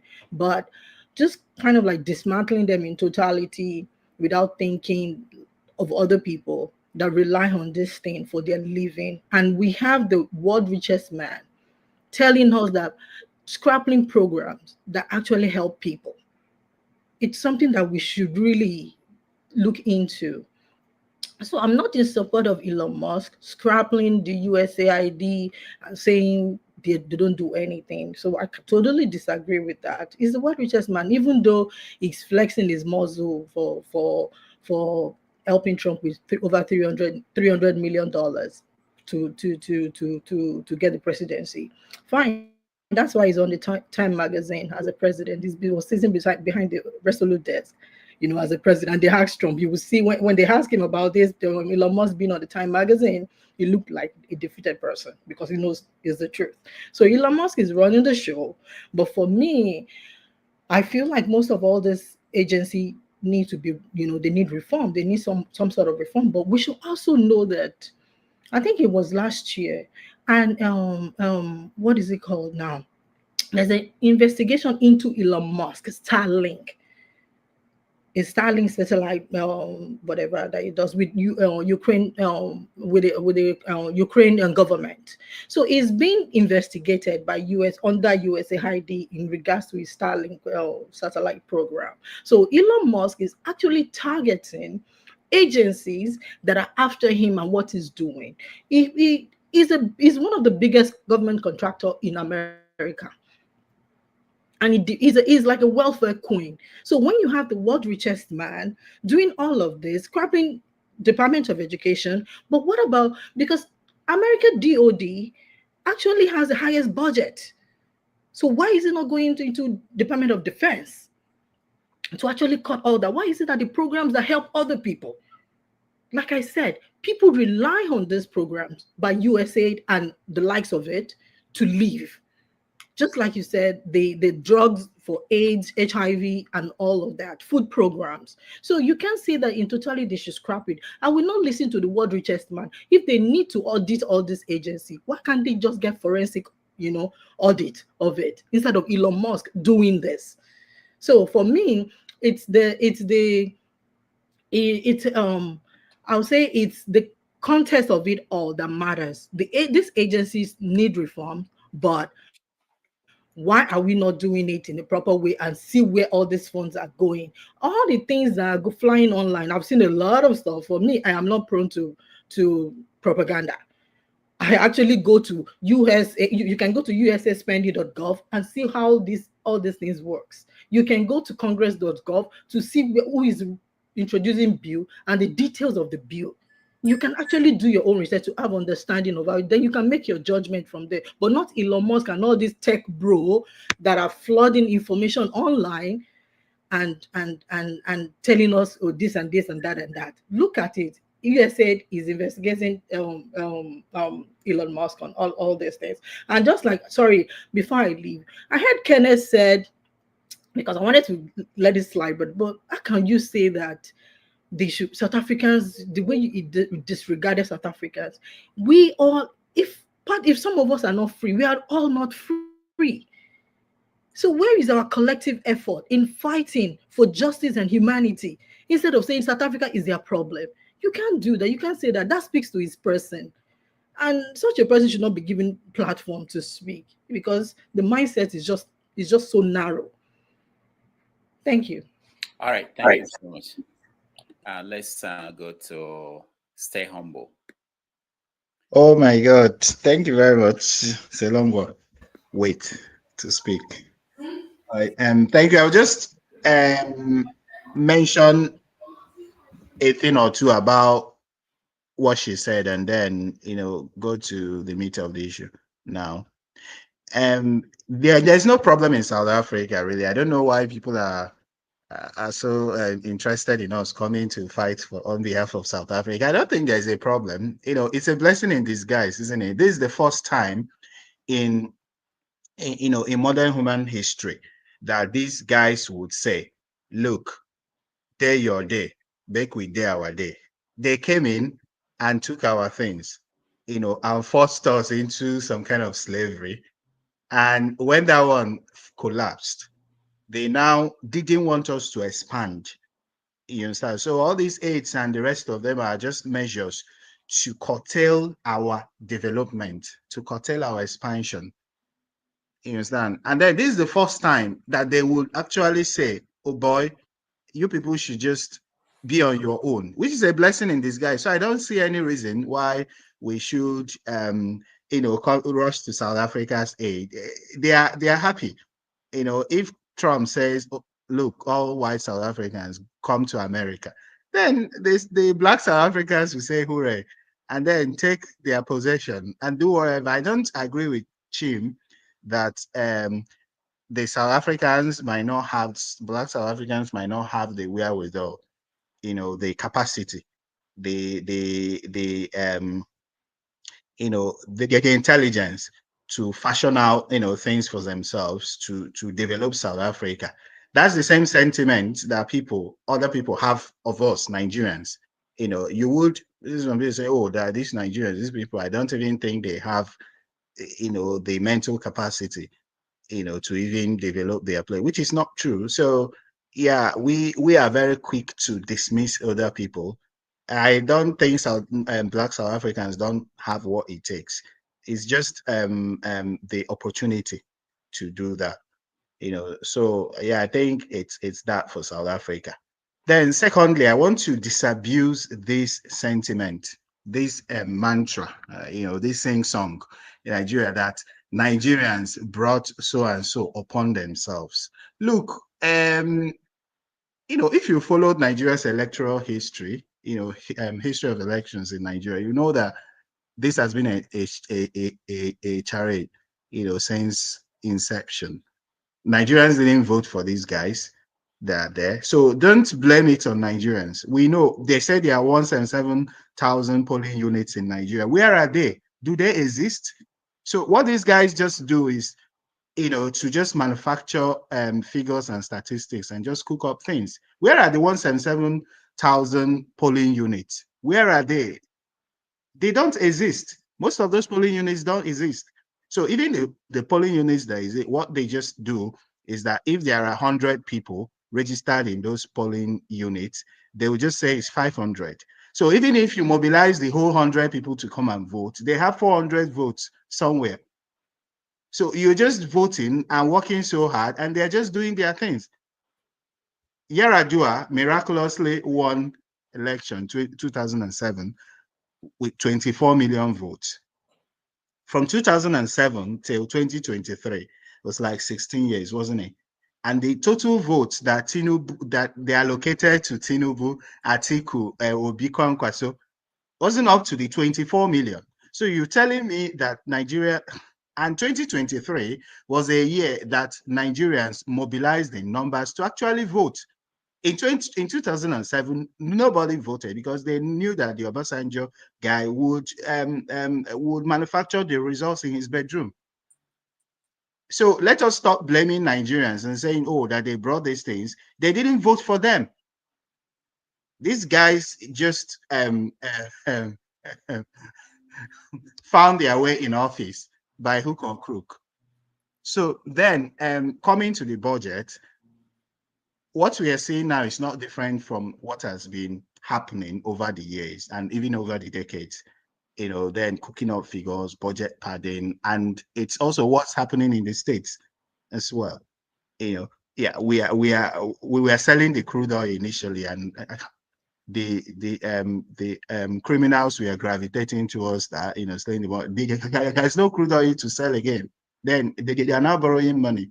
We are owing 122 trillion naira or something, which we are not even talking about. It's a huge debt.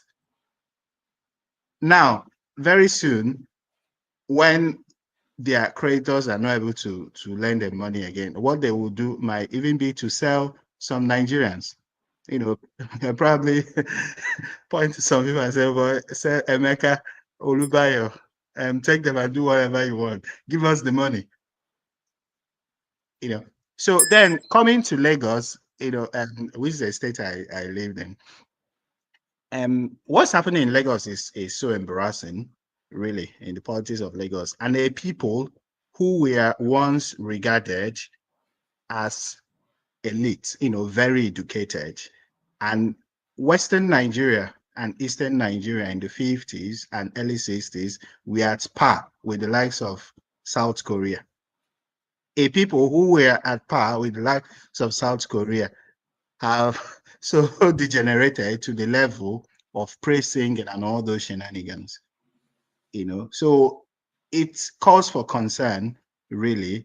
I don't think that the Bola Tinubu was not aware of the removal of all, but all those apology and the rest of them, they're just road shows, really. And thank you very much. All right. Thank you.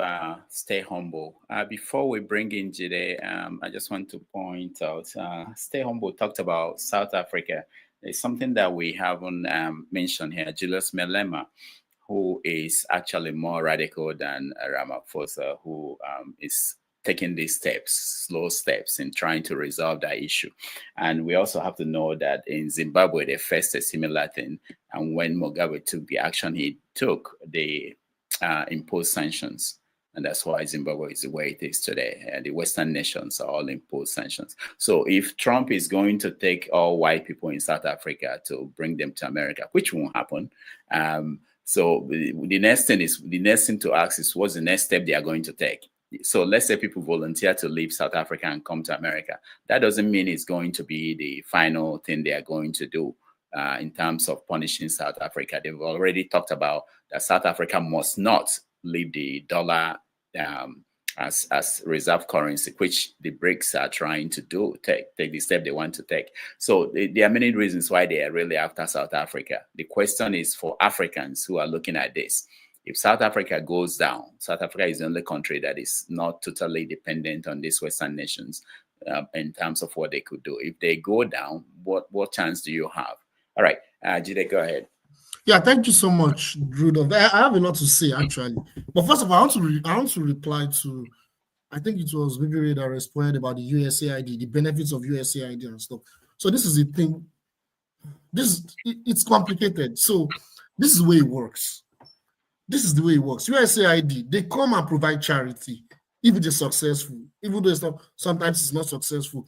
But the whole point of USAID is to actually spread America's influence in a lot of these countries, particularly third world countries.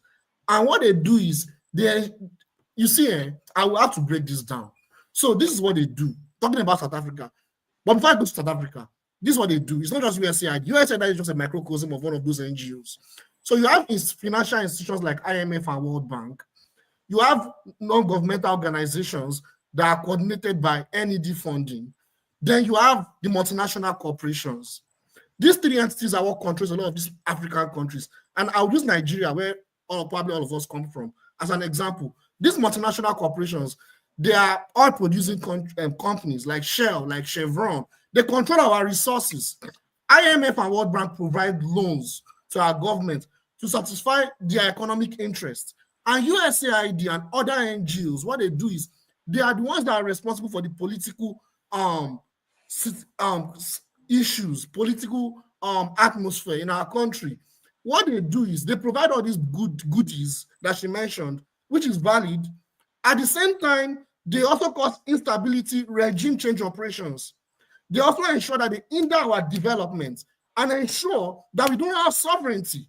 So the point is, yes, probably the abrupt change is not the right way to go, but they have to go anyways. However, even if they go, we should not get it twisted. It's just a change in reform. They are actually still entrenched in our country. They still have their claws in our country, and they still have the power to cause regime change in our country, to cause instability in our country. Maybe it may not be in the form of USAID. So I agree with that yes, these goodies is going to impact a lot of people negatively. That's why I would say that for us to even achieve our sovereignty, it's going to be a transitional period. And we need to go through that transitional period, whether we like it or not. Because at the end of the day, we need to get to the long-term goal of achieving our liberation. South Africa is a very good, in fact, if there are two countries that I like in Africa that I would like Nigeria to embrace their foreign policy, is South Africa and Algeria. Those countries, they are striving really hard to achieve their sovereignty. These sanctions, look at Venezuela. Venezuela is under economic sanctions. Look at Iran. Iran is under economic sanctions. The most sanctioned country in this world is not an African country. It is Russia. Russia's economy is probably the 5th fastest growing economy in the world right now or something. They are sanctioned. They are the most sanctioned country in the world. Iran, Venezuela, Bolivia, they are heavily sanctioned. Nicaragua is heavily sanctioned. These countries, you know what? The people love their governments. And their governments, they connect well with their people. And they are providing all the needs that in Nigeria, probably till we die, may probably not have it in our country, unless if we do something about it. They provide all the basic needs for their country. Healthcare, electricity, good roads, housing, everything. That's what they don't want. That's why they impose sanctions. That's why they use organizations like USAID to cause instability in our countries, to spread terrorism in our countries. That's what they do, to make sure that we don't have any other option but to migrate and run to their countries. This is what they do. So we need to go through that pain. Even though I agree with that change, it may come, the way it is going, it is very painful. So maybe it should be a better transition. But we have to go through it in order to liberate ourselves. Because why they are going after South Africa is that South Africa is pressing all the buttons to liberate itself from Western hegemony through BRICS. BRICS is one example. Another example is why they are fighting for the people of Palestine. No country in the world, even all these Muslim countries, which apart from Iran, which of these Muslim countries is fighting for Palestine? If South Africa is the only country that could go and take a country to ICC. So it's not a joke. So they're actually going after South Africa now because South Africa is underpinning and inhibiting their agenda. That's why they're going after South Africa. So they will impose sanctions, and if the sanctions don't work, they will cause instability in South Africa. That's what they're trying to do. And also they're trying to overstretch South Africa and Congo as well. So we need to really, really look at the big picture rather than looking at our short-term interests. Thank you. All right. Thank you so much, Jide. I appreciate that. I think the next person is KJ. Or somebody is operating this. I don't know who is, but I appreciate that. Maybe the producer is taking over. So KJ, go ahead. I'm sorry. I was thinking my dear friend, Mr. Tony is not on set. I wanted to bring him up. Oh, okay. Were you the one operating this? Yes, I was trying to bring him up, but I now discovered he was already there. All right. So I can defer to your next speaker. I wait for that time. Okay. All right. Okay. So Tony, so you want Tony to come up? Tony, okay. Yes. Come on. Okay. Let's hear his perspective. Thank you, sir. All right. Tony, go ahead. Oh, greetings, everybody. Great to be on the platform. It's amazing.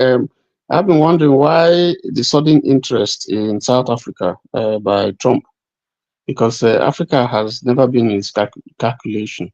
When they asked him about what the ongoing problem in the Congo, he just waved it aside. He just said, well, it's a serious matter, but Africa doesn't factor in U.S. policy, the current government. So I'm asking myself, so why this will I call it fixation about South Africa? And the reasons are not far-fetched. One, South Africa is a member of BRICS, and they are working to see if they can de-dollarize the world, find another currency, and so water down the value and the strength of the U.S. currency as an international medium of trade and so on. And that will impact negatively on the U.S. But they haven't been able, the BRICS hasn't been able to succeed in doing that. In fact, if you look at most of the members, India and some others, they don't seem to be quite in tune with totally ditching the dollar. So that shouldn't frighten Trump. That shouldn't frighten America. But I think the point is that's very clear here is with the expropriation law that just took place in South Africa, where lands have been taken, and given to blacks. So you could see Trump is worried because those whose lands have been taken are not black people. Those whose lands have been taken are white people. And so why all the noise? When they took this land from black people, there was apartheid, they dehumanized people and so on and so forth. And even though I'm not really supporting that as a policy, but what I'm saying is why the outcry? So what the politics that Trump is playing is trying to support his constituency, the white people. Fortunately, that's where the unelected president is from, Elon Musk. So I see a connection, So, but I just think that that's not something that is really affecting America. So I'm asking, why should he bother about in a country that is thousands of miles away? So, but it just shows the character of the person that we're talking about. Um, on the issue of aid, there's always a policy surrounding aid. They don't give you aid for free. It's never been done. There are strings attached to it. So part of it is that they give you aid. They're going to define for you how you're going to use it, where you're going to buy what, and so on and so forth. So if you look at those who supply the drugs, these are the big farmers, and a lot of them are from America. So what happens really is they give you this aid, and then they buy the drugs from American companies. So the money goes back to America, develop American industries, create employment there. So it's not really, they're not really doing you a favor as such. But the point is that even now that this policy has been taken, America is going to be affected, because if you withdraw aid, then you're not going to be able to sell, because a lot of these drugs are pushed out to Africa and to the rest of the world. So it's going to impact America itself, because it's a policy that is faulty. It's going to affect America in the sense that the majors, where they get their money from and so on and so forth, there's going to be an impact. It's going to impact their bottom line. It's going to impact creation of jobs and so on and so forth. So if you watch the policy, you will see, give it some time. Yes, it's going to negatively affect the world, in terms of service delivery and so on and so forth. But it's also going to affect those big farmers, and they're going to be crying very soon. In fact, they already started crying, because the quantum of drugs and services that they derive from these things, from this aid, is a lot. And therefore, I think it's a policy that's probably not well thought of, where it's not thought through, and the impact is going to affect not just only Africa and the world, it's going to also affect America itself. So we'll just wait and see. On the whole, what other thing, what should Nigerian government do? I don't think there's much that Nigerian government is going to be able to do to address this situation, because I don't understand. I don't know how these things are managed. I don't understand. Oh, okay. So let me just stop. Give some other people some I was going to say something. I have to say something. I was going to say that not all countries are influenced by the USAID, particularly some countries that are currently under sanctions. It's not all countries. There are some countries in the world that are doing without it and are doing very fine. So I have to emphasize that. But I'll just stop there. All right. Thank you. I want to go to the people who are yet to weigh in on Tinubu's trip. So that will be man of prestige, Ike. Can I take my turn and leave? Just a minute. Hold on. Before anybody actually speaks, I would just want to point out that tomorrow on 90 Minutes Africa, we have a special guest.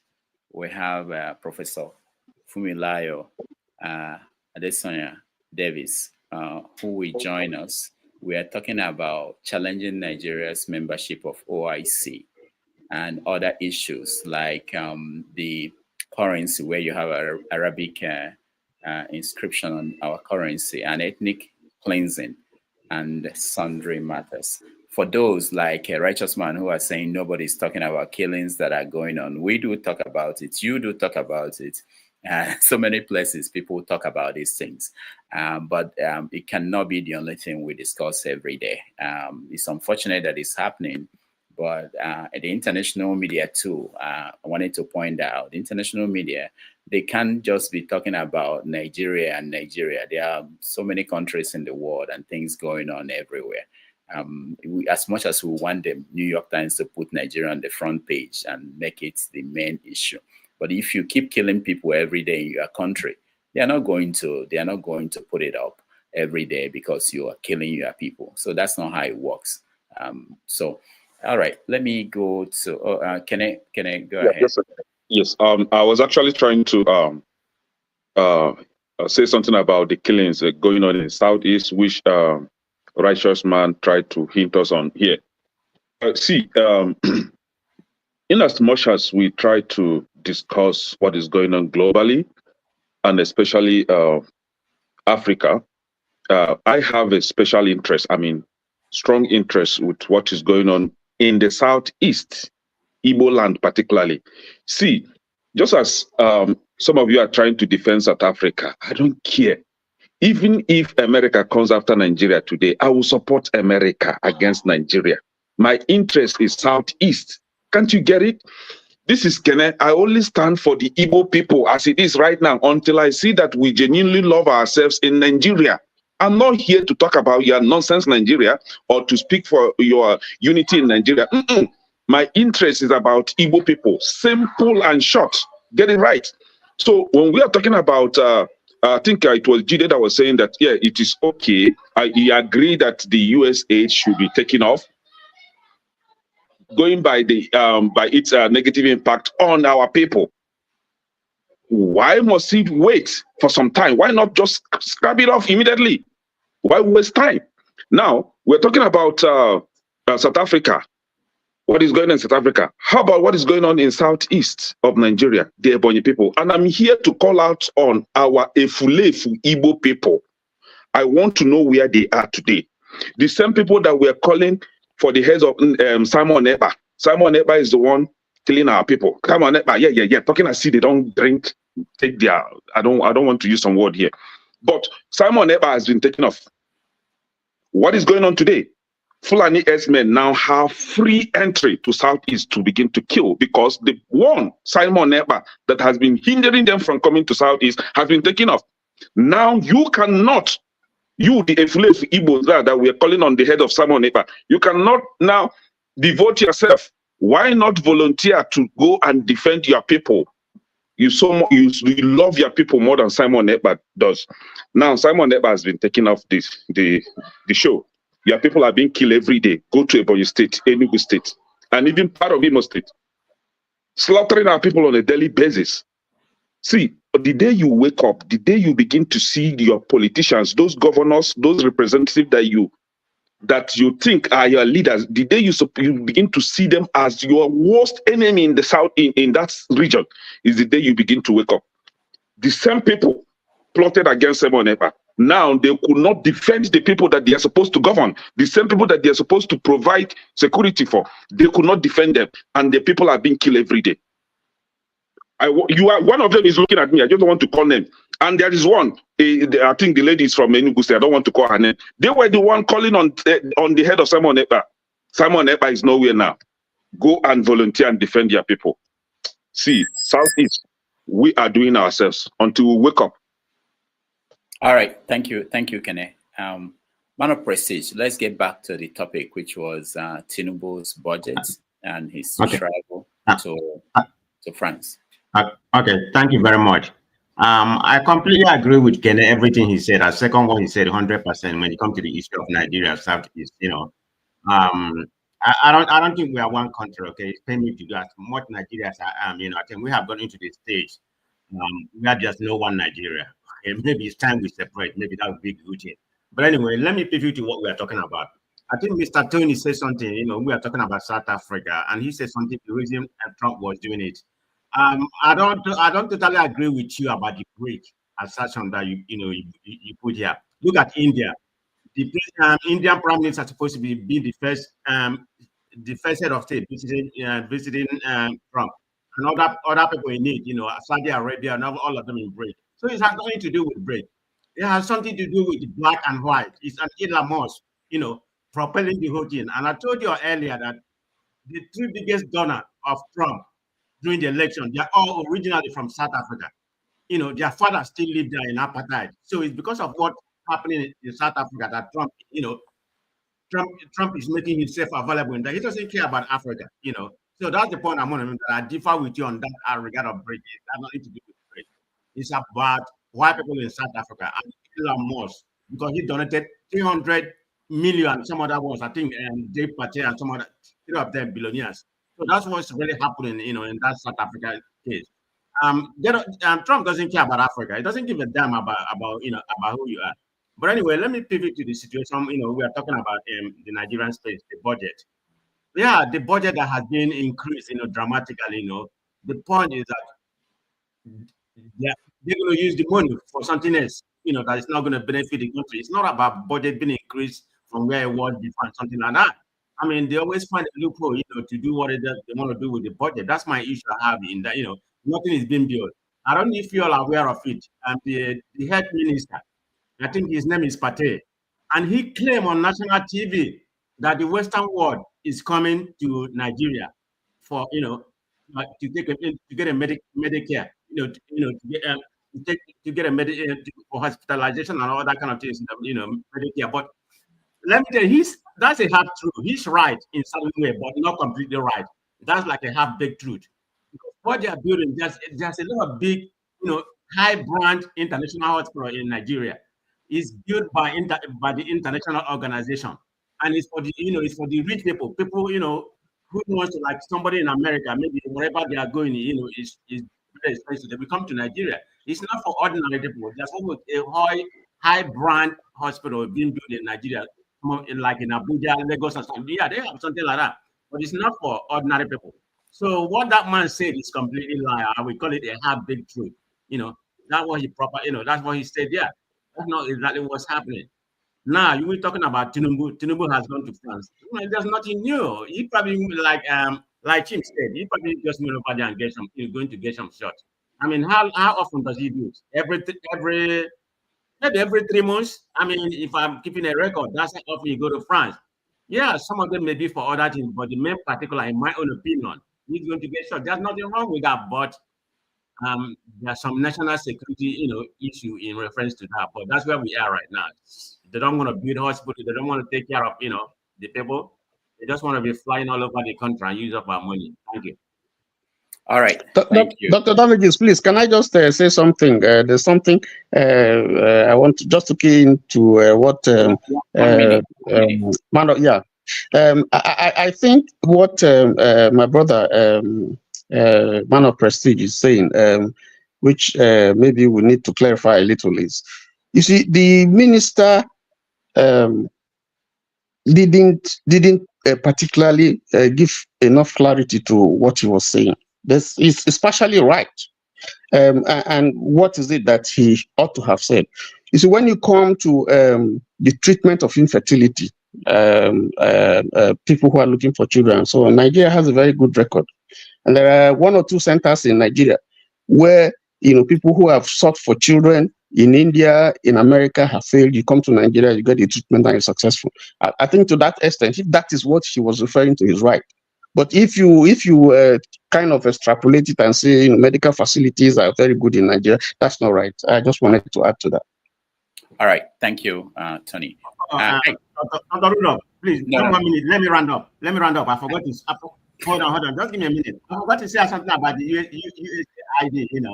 About the what? Hold on. I just want people to have some empathy. About what's going on, about the way Trump does dismantle this. Do you know that Nigeria is the 4th highest in the world for HIV? Most of the countries, most of the top 10 are in Africa. India is number 5.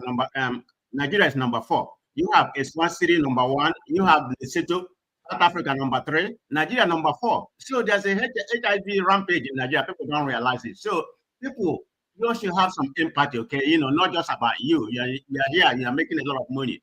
you can take care of yourself. But people in Nigeria, there's a lot of people suffering, like Mrs. Ibri said, he was a beneficiary of that. So people just don't, so your mind is so made up because you're living good here. You don't care about other people. Thank you. All right. Thank you, Righteous, man of prestige. Ike. Well, you asked why did the Lagos members of the House of Assembly has to apologize to the removed speaker. You are asking why.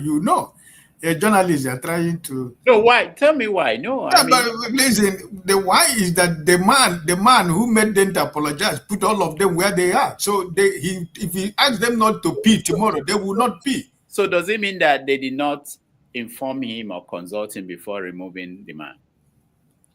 The politics of Lagos. It started with the governor and the speaker, right? So, and before then, it was the issue of somebody bring the son of the man who want to contest governor. There were this kind of politics going on. But at the end of the day, we shouldn't be surprised that he have asked them to apologize to the man. Let it not be impeachment, but let it be removal, right? Because Obasa himself, as Speaker of the House, he has something against the family of the man who is telling you now to apologize. They know that he has something. He has his group also. But for being a speaker for few months, he put him there, and he know that Obasa knows something too also. So it is a game of chase, right? So now that they ask him to apologize, they don't make it impeachment, but make it resignation. They have to resign, not impeachment. Is to be able to put a pat on the back of Obasa to tell him, listen, don't worry. It's no more impeachment, but just it is resign. Now we just to take it at resignation, and everything is going to be fine. Because for being a speaker, for being part of that speaker, he has been part of it in the grassroots, so he knows a lot. And if he is allowed to go with anger, or if he's pushed away, the man at Badenoch know that something might come out in the public that he doesn't want anybody to know. So all these things is politics, my brother. So we know why. And you're asking why going to the France. France, it's the same thing, right? Because but the question is, who can remember how much that was spent in rebuilding the medical center at the HoR? But all these people are flying away like birds, going all over the world for treatment. But we spend billions and billions and billions and billions to rebuild the medical center to the standard where that the president can be treated at the HoR. But that's not what is happening. The governors are flying everywhere for their medical treatment, and their state they have nothing. The one they showed in Kogi State when Buhari was president, when he went to commission, the kind of quality of hospital they showed us that he went to commission. Like as I said the day of HoR, I said it is only for 3 months. If you go there now, you cannot find paracetamol because everything in Nigeria is all about politics. They just bring photo shoot, they shoot it, and at the end of the day, it's closed. Who is hearing about the medical center in Kogi State anymore? It's gone, it's gone. So we know why he's going out. So the Balablu man knows why he's going out. So they pay everything. We know it's for medical treatment. It's not about private, which kind of private visit. It's only friends that he go to private visit this time around. So it is all well for Nigeria. And for the pardon of the pardon of the what is it called? The budget. My brother Rudolph, are you surprised? What is impossible in Nigeria, my brother? It's just whenever you wake up in the morning, whatever you hear in Nigeria, it should not surprise you because the people that we have elected in the National Assembly, they are all the same thing. They are not doing anything. Nobody's asking questions. So is it me and you who go and ask you, Bala Blue, why did you have to pad the budget? The people, the members of the House of Representatives and the Senate that are responsible to do that. Everybody is shouting hallelujah together. So what can Nigerians do? at the end of the day, the budget and the money, we don't know where it goes. As you people are talking about USAID and the rest of them, is it today we know that every budget that is made anywhere, always 15-25% out of it goes in private pocket. So this particular one that is not up to 3 months or 2 months, that he has padded another one. Even talking about the one that he has padded during that time, it is all about 2027. So they have to put money somewhere. Money has to go around, so that it would not be surprised. So this is my brother. Nothing surprises anybody or me personally about Nigeria. So it is what it is, All right. Thank you. Thank you so much. I think everybody weighed in. I think we may have to take a break. Chim wants to say Yeah, something. I weighed in, but I just want to quickly correct something. You see, it's always painful when we, in our bid, and I don't know why we have to always do this. It's disingenuous for anyone to come here because you want to defend why USAID shouldn't be defunded or whatever it is. Then you begin to bandy inaccuracies. It's wrong. It doesn't first and foremost, before you bandy anything, make sure you know that people here are not idiots. People are going to go and check. Someone told me that Nigeria is the 4th nation, highest nation with the prevalence of people living with HIV. Someone said that here right now and has run away after saying it. Nigeria is not even in the top 30 of nations with HIV. How can someone come to say that here? Rudolph, you need to employ a fact checker. People can't come here and keep trying to say things because you want to push a narrative. I think it's disingenuous. Because I had to quietly go Google. I have checked all the sites, Wikipedia, everywhere. Nigeria is not even in the... Do you know how many nations are in Africa? Do you know how many nations are in sub-Saharan Africa or Southern Africa? Before you start talking about Nigeria when it comes to HIV. Nigeria is not even in the top 30 globally. I just wanted to bring that out. And the person has run away after coming to say that rubbish. Thank you so much. Let me say that it's important. I like that you mentioned this. We hired a producer, and some of you have seen some of the changes. We hope that we will bring in fact checkers, which is also important, to do it live, hopefully. And we are counting on you to support us to be able to bring in some of these changes that we are putting in place.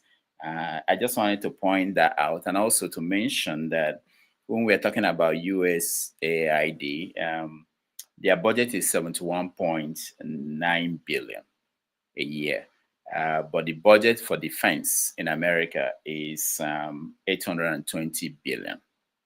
So when you are talking about the purpose, what is the purpose of who are there? Sorry, can you repeat that again, sir? The budget for defense, U.S. defense budget is... No, USAID, their budget, first and foremost. 71.9. 1 billion. No, billion, yeah. Okay. It's not big money in America. And also, you have to also remember that if you know how they operate, I think I played some videos from Africa Dream and some other sources. If you know how they operate, they actually, a lot of agencies, government, U.S. intelligence, they all use this money. So the fact that they put it under US aid, it doesn't mean that it's... I don't have a problem with that. My question before we go on your break is, USAID organization, a small arm of America's system, has 71 billion to give away to people and nations. How much is Nigeria's budget? You can't budget more than you make. No, now, Rudolph, how much of USAID does Saudi Arabia get? How much of USAID does Qatar get? How much of USAID does UAE get? Do you know why I'm mentioning those countries? I'm sure you probably know why I'm mentioning those countries. You might have an idea. And Nigeria is USAID, bring. They will give you 400 million every year, or whatever it is they give us, or after a quarter or whatever. And then we're busy here clapping and screaming and shouting that USAID is like children whose ice cream has been taken away. That's the way I see Nigeria. I'm not saying USAID should not go and do good work in the world. That's not. But I think Nigerians, we need to be ashamed of ourselves. Yeah, you're right. You're right. It's Nigerians need to be ashamed of themselves. But we haven't started. If you haven't started, there's nothing you can actually do. The country is here to start. There's nothing that, no matter how eloquent and how big your idea is, there's no foundation. So Nigeria is not going to do any miracle. The Nigerian people, they can't do any miracle. You talked about the budgets, one agency, the budget of New York City is bigger than the budget of Nigeria. So, and sometimes we expect Nigeria to perform miracles, because if Nigeria is going to buy fire truck for each local government area in Nigeria, nobody's giving you cheap. They're not going to give you. You have to pay in dollars. You have to buy it how much they sell it here. So you may have to use the whole money you have for education to buy fire trucks for every local government in Nigeria. So it's a tough thing. I know we criticize the government and Nigeria every day, and they deserve it. But I know that it's a tough thing. So we're a poor country, maybe rich but poor. Anyway, let's take a break. When we come back, we talk about the states. We are going to create another 31 states if you allow the National Assembly to do what they are planning to do. And people should remember where this argument started when it comes to states. It was about the geographical zones, trying to make it look a little bit balanced. People in the Southeast were saying that they deserve one more state so that they will get 6 states that you have in other parts of the country, of the geographical regions. And that led to now 31 states being proposed. I'm sure they are not going to do that. But if they do that, what we should be worried about is that the states we have currently, they are not viable. And they want to add another 31 states, 31 new governors, 31 new deputy governors who will soon be getting pension in millions. And you're also going to have national state assemblies who will also be... Anyway, we'll get to that. But thank you so much for staying with us. We'll take a break and we'll be right back with these conversations.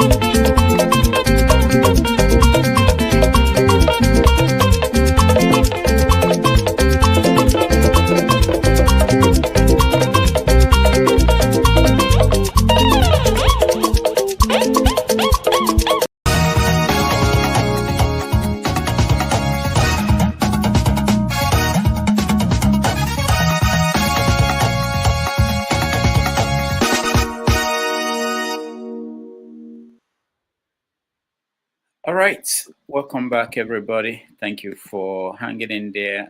We're having a conversation on the state of the world. We start with Nigeria and we go to Africa. Dr. Damage, let me say something. I need you to respond to Jim, please. A minute. That's why I came back. There's nothing wrong with fact checking. I mean, I cherish that. Everybody made a mistake. The search machine that I used told me Nigeria was number 4, and I just use a different search machine right now. But the top 3 are still the same. Nigeria was ranked number 21. So it depends on the top, depends on the search engine you use. Yeah, he's right on that, according to the latest one that I use. But the first one I used, why would I come here just to defend Nigeria? Am I not a Nigerian? Is the information I got from the website is good to fact check. And the way Jim did it, I thought it was very disingenuous of him. He make it sound like I'm just here to promote wrong information. Then I run away. I mean, that's my issue I have with him. And it's just something that I saw that I just put, that I brought up. I'm wrong on that, and I will take the issue. That's what the search engine told me. So it has nothing about trying to demean Nigeria. The one that I look right now said Nigeria around 21. And the first top 3 or top 4 is still the same, like I stated. So it depends on the top image. So in that regard, I'm wrong. But I don't like the way you presented yourself. Okay, man of prestige, I apologize for the way I presented it if you took any offense. But what I'm trying to say is this. Okay. We can always push whatever objectives we want. You can say you are not happy with USAID being defunded and present other, defend it properly the way you want to do it. But to use it because they send money to Nigeria and all these needy nations and whatever, and that because, removing this thing will make people who live with HIV, and that because Nigeria has, you said top 4. Nigeria is not even the top. No. You're right. I've corrected myself. I just look at different places. They gave me different information. So that's why I'm coming. That's why I came back. Okay. That information, I let go. I withdraw my listing.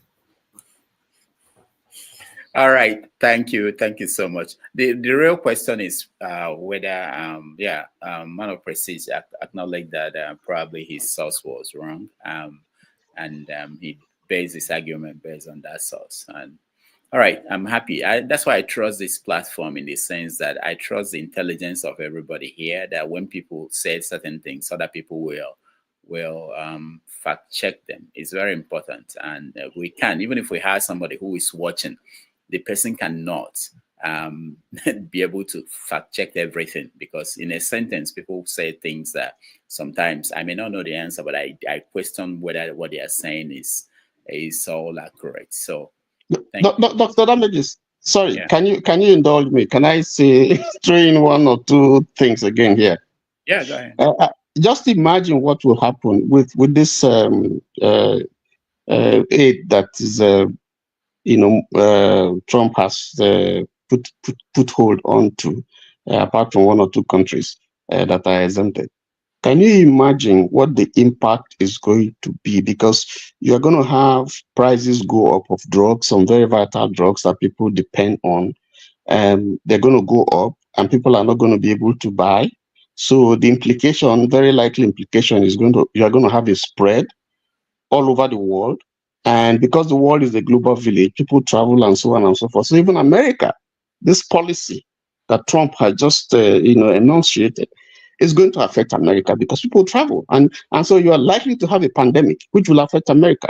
So the reason why America, the USAID, is there and they're disbursing this fund, it's not because they like the world. There is also, a safety, implication America is guiding against, because what affects other people somehow is going to affect America. And this is a global thing. So America is going to pay dearly for this. They are not doing it because they like the world. They're doing it, for their own personal interest as well. Yeah, that's a good point. We've talked about what happened during COVID-19. Remember, it was only South Africa in Africa, I think, that could produce vaccine. And South Africa was looking for the right to produce the vaccines that were manufactured in America. And America said no. The companies actually said no. But they were giving waivers to some other countries. So there's politics there. There is also American interest. And they're not hiding it. They are not saying that this money is for charity. They are saying that this is to project America's interest in the world. And if you are in favor, if you are getting the money, you better do things that they want you to do. Yeah, can I just chime in that and then we'll move to the main topic again? Sorry. Yeah. The last comment you just made is actually what we should be highlighting. You see, unlike Nigeria, and I'm going to tell you why. When Nigeria was in its heydays of glory, when we were championing the emancipation of our Southern African neighbors and all those things, we did this thing. What's the word? We just filtered cash. We were just giving money. We went to Barbados. We throw money in the Caribbean. We come to South Africa. We throw money. We're just throwing money. No benefit to our national security. No benefit to our foreign policy. And today, all of those. Do you know that I work for 2 South African companies, and I used to feel pained when I hear South Africans talk about how Cuba played a role in. And I used to say, Cuba played what role? What about Nigeria? And they were looking at me like I'm saying something. So America doesn't want to fall in this thing. I'm giving you money, and then you will go to UN Security Council and vote against me. I'm giving you money, and then tomorrow you say you are following this. No. If I'm giving you that money, you better be able to support me when I come up with my policies. It's simple interest. I'm not saying on an altruistic level, I might not like it, but I'm not stupid not to realize that we say, the person, he who pays the piper dictates the tune, isn't it? And you don't want America to do that. And then in addition to that is also the issue that there is, and that was Jide that brought it up, the issue of how you said fund some of these media houses. They fund you government money, and then you come and the person who is sitting on the government now, you come and go against him. Of course, now he's not going to be too altruistic. He's going to want to get something for it. So let's open our eyes. I see opportunity. Opportunity is the mother of invention, they say. Let's go back and start taking care of ourselves. I keep repeating it. One thing as a personal individual I've done for my own self is I try not to put myself in a position where I have to always kowtow to somebody. I'm not saying I won't beg people or ask people for favors, but I'm not going to put myself in that situation where somebody will just use like a chain and lock you. We need to wake up from that, and that's the way the new world order is heading to. Interesting. Yeah, talking about the media and what they gain from some of this money they actually give out. If you look at, we've forgotten the cable, the diplomatic cable. That should be something that everybody should always remember. People who are going to the American ambassadors and diplomatic staff and giving them information. This is something they pay a lot of money to get. But these are people who probably have benefited from one of these things, this funding and this money that they throw around in Africa. So if they bring you here to come and attend the US inauguration of the president, the next moment you are talking to an American official, you are giving them things that they would have paid for. So that's it. It's in their interest. The British government, they do that. The Russians, they do that. Everybody, Chinese, they do that. It's just that America, we just have insights into some of the process in America. All right, let's move on to the next topic, which is the proposed test. That is one new test for a country that is about the size of Texas.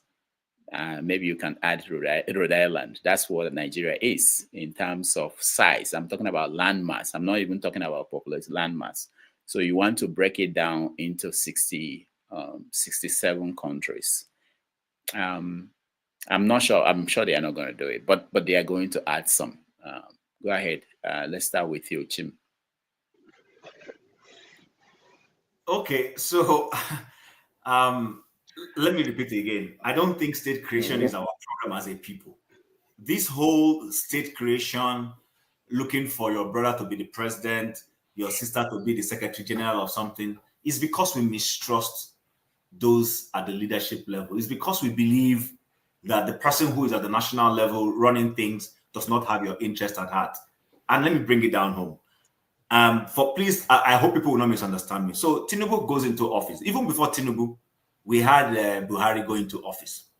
Buhari goes into office and he appoints all the security apparatuses are northerners. He picks up all the key sensitive national assets, Ministry of Finance, Petroleum, or this or that. He makes sure that the people who are heading it are people who are amenable to him. The message he's passing is that he is there to push and defend his people. So because of stuff like this, every day we're busy. The conversation on national development is all about how do I get stuff.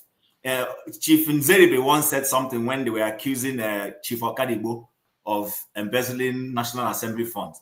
What was the question? I'm going to say it exactly the way he said it. Ndi Igbo ole ketere. How many Igbo people got? So Nzeribe's trying to push that they should impeach his brother, Senator Okadibo, then was not because Jermaine Okadibo embezzled any funds, but because the money that was allocated and spent, he feels he didn't get a portion of it. And because he didn't get a portion of it, that's a big taboo. And that's enough reason for him to join any forces wanting to bring down Okadibo. So this whole state creation is the same thing. People are beginning to position themselves, see themselves that if we create a bad state, I'm from Abia State, this old Bende people, I won't be contesting who will be governor with them.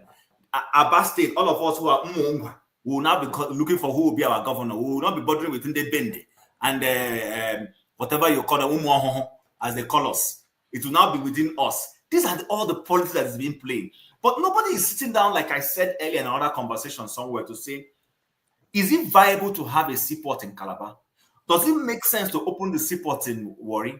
Is it in our best interest that since majority of our importers and exporters most likely come from Nnewi and the Onitsha area, let's go and see how we can open up that Onitsha dry seaport and make life easy for them.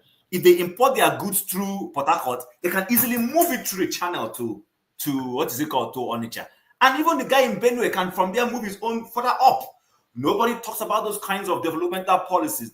All we're busy doing is how to splinter states that ordinarily should be viable, because there is no part of Nigeria that, if well administered properly with enough good eggheads, will not prosper. Why most of the states in Nigeria are not prospering today is because nobody is thinking through. The guys running Zamfara are not thinking through how they can develop Zamfara. Yes, we have natural resources, but if we move away from natural resources, how can we develop Zamfara in such a way that Zamfara will not need to be going to Abuja every month? I live here in Canada. Our barter does not depend on the federal government unnecessarily for funds. Their barter economy is very buoyant. Agriculture, not to talk of oil, which is the biggest asset in our barter. Agriculture alone, the amount of money our barter government makes from agriculture by exporting items to China. Go and see farmers here during farming season here. See what they're doing with canola seeds and exporting the same canola seeds to places like China and everywhere. Timber, the amount of wood that the barter government makes from timber and all those things. This is how you make places viable. So this whole state creation thing, and then of course it's laughable. It just tells you how atrociously scandalous our people can be in politics. You're talking about 31 states. You want to carve out another state from Anambra State, carve out another one from Abia State that is already very small. You want to create an Aba State. How big is that Aba State? Do you understand what I'm saying? So I think I don't even understand what Benjamin Carlo and co, who are pushing this thing, what it is that they are smoking. They are smoking something that is worse than hemp. For them to be thinking about creating 31 states from what we already have, it doesn't make any sense. All right. Thank you, Chim. Tony. Thank you. I love listening to Chim. You know, a lot of the times when I listen, because it gets us to think outside, the box, and he brings an entirely different variant to our discussion that enriches, the outcome, what we get. So, Chim, thank you so much. I love that. But let me say something here. The 31 states that we hear that are being pushed is actually by the House. We haven't heard from the Senate. I think it's important that we state that. So it's not the consensus yet, because the Senate is also debating it, and it's an entirely different stuff with the Senate. But let me say, do we need a state Do we need states to be created? My answer is yes, because we have kept on talking about balancing and fairness and justice and so on. If you look at the present structure that we have now, Southeast is short by one state, short by so many local governments, short in terms of the resources they get from the state on the basis of allocation, local governments. So if we want really to be fair, if there's any state that should be created at all, is one state, and that's for the Southeast. And it doesn't matter how small the state is. Bayelsa is a small state. So if we really want to be fair, first of all, to create that similitude of balance, of fairness, of justice, and so on, Southeast should get one state because they've been deprived so long in terms of states, in terms of allocation from the federal government, for local governments, for senators, they have been marginalized. And I don't know why Southeast legislators are not pushing that. It's been there for a long time, and I think fair is fair. If there's any state to be created, one state, and that should be Southeast. Even then, there's no balance because you still have a geographical zone that has 7, but we can find a way to deal with that. Now, that said, I think that there's a game that is being played, and I subscribe to some of the things that Jim said with respect to that. This is about creating food for the boys. Obasa was impeached, and we hear that the president has instructed the Lagos State House of Assembly to reinstate him. Now, he, I think, has been the longest serving speaker of Lagos State House of Assembly in recent memory. Now, we hear that he's not seeing the ambition to be governor, and then, of course, we know that there's a counterpoise to that because there's the son of a big guy who is also, we hear, is not seeing the ambition to become governor as well. But look at the issues here. Ambode's governorship was truncated. He served one term. He's from Ekpe. Obasa is from Ekpe.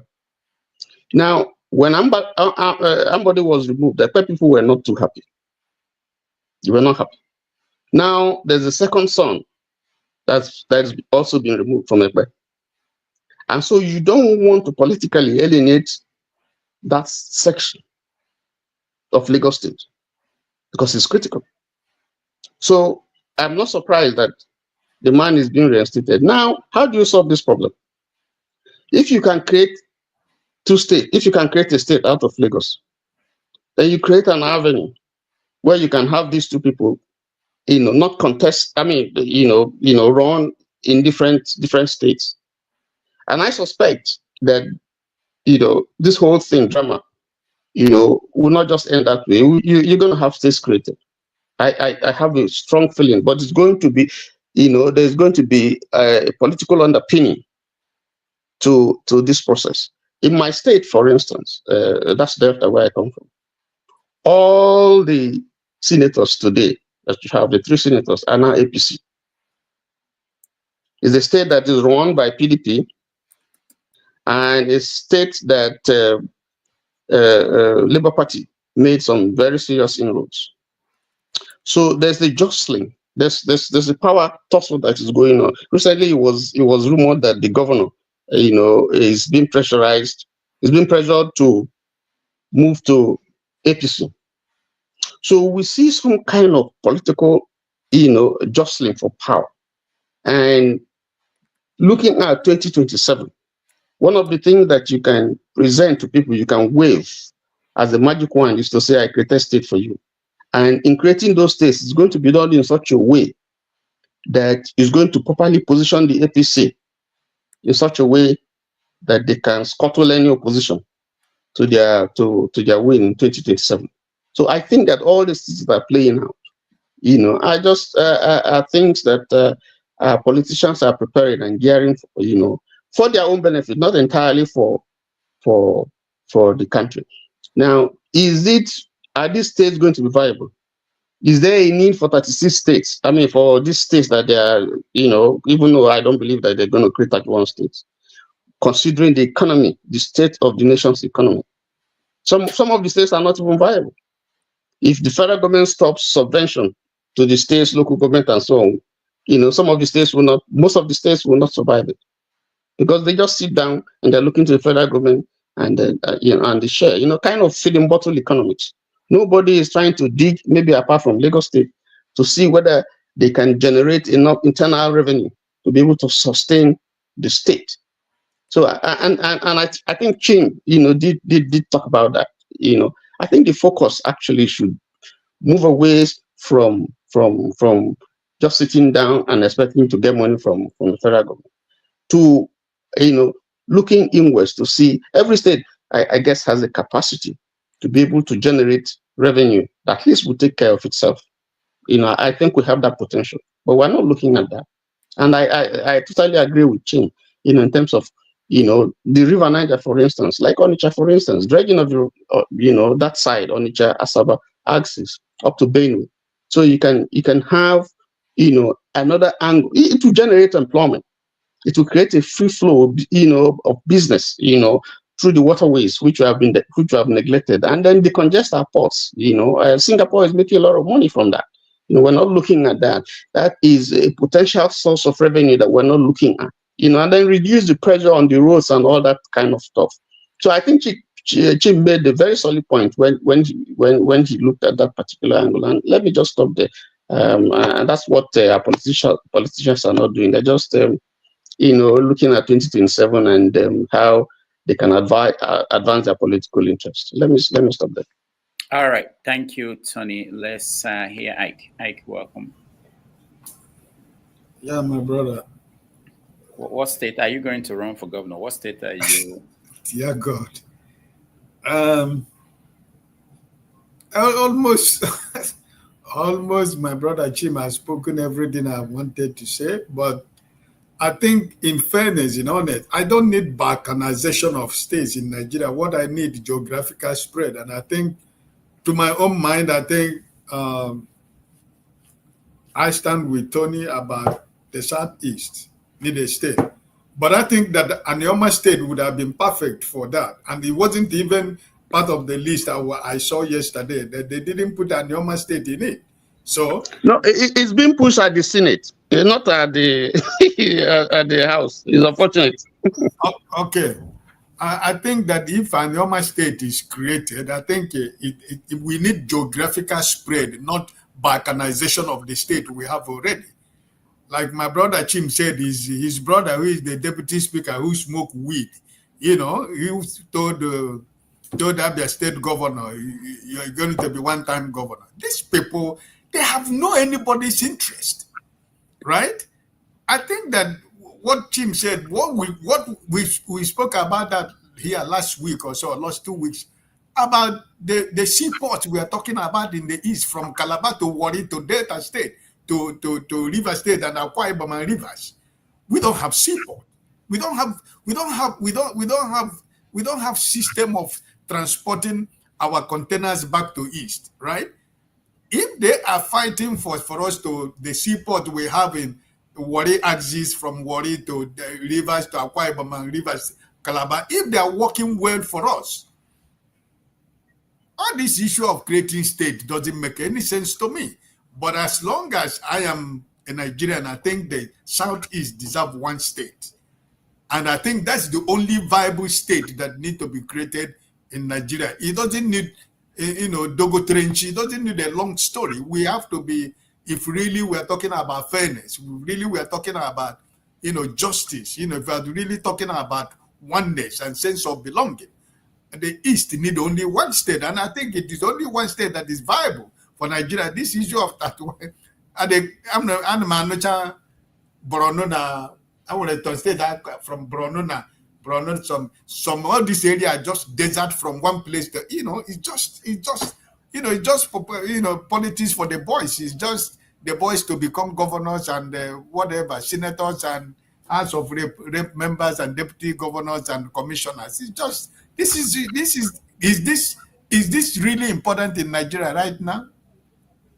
Talk less about the insecurity we are talking about every day, how people are being killed. Innocent Nigerians are being kidnapped. Creating of state, is it our problem? It's not a major problem. Our major problem is all those marginalization of issue that the people of the Southeast is crying about.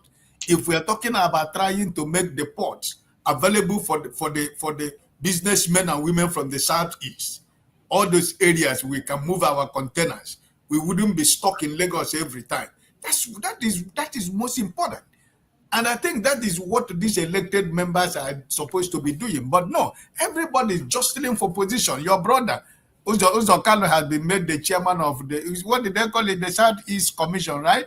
This is just them. They are just, they collect from Chim and give to Tony. Tony give to man of Prestige. Man of Prestige give to Paul. Paul give to I give to Rodolph. This is just Nigeria for you. So I don't see any viable state.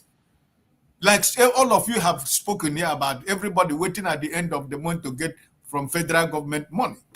If not, which state is viable in Nigeria? Only few, right? And only some governors know what they're doing, because some of them can equally rule their state without borrowing money. Look at what Oji Zokali is doing now in Abia State, right? There are so many people who don't have a lot of resources, but they're doing a lot to run their state affairs, right? With all the problems the governor of River State is having, but he's still running the state, denying the local government fund, denying federal allocation, but he's still running the state. I mean, that's what is people who want to work for their people, right? So I don't see, personally speaking, honestly speaking, we don't need state in Nigeria. But if they really honestly, sincerely want to do it, I think Southeast deserves just one state. And I think it is only viable one state that Nigerians can be talking about we need to create in Nigeria. All right.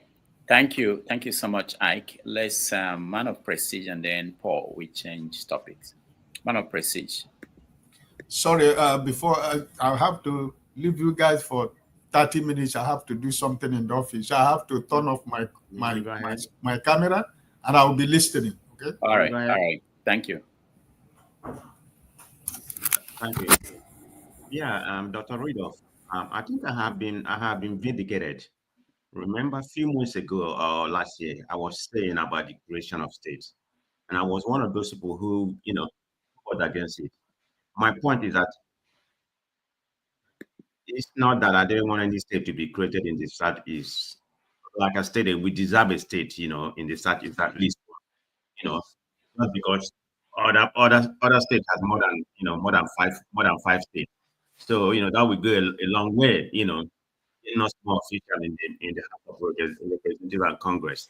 But I said, if you do that, other states, other regions are going to want more states. That's kind of defeating the purpose. So why do you want more states in the Southeast when the other state is going to want the same state? Then you try to get more people in the Congress in order to balance the equation. That's going to defeat the purpose. That's exactly what I stated. That's why I was against it. It's not that I don't want any more states. The Southeast rightfully deserve a state. What is happening right now, if it is going to be viable, this is exactly what I stated, because they're giving Southeast 4 states. I think the way they have everything, I think they do some from Ondo State and Edo State. But anyway, they give them more states. So we're talking about 31 states. So everybody's getting as much as we get, if not more. So to begin with, the Nigerian states are not even viable the way we have it right now. The state that we have, they can't even support themselves. They don't have anything to support themselves. They don't have the resources. I mean, they depend on the federal government. And you try to create more states. I mean, Nigeria is the size of Texas, which is one state, and you want 61 states in Nigeria. Can anybody, make that make sense to me? I don't understand Nigerian priority. Is it more states that we need when you have something that is not even viable? It's some of the leaders we have.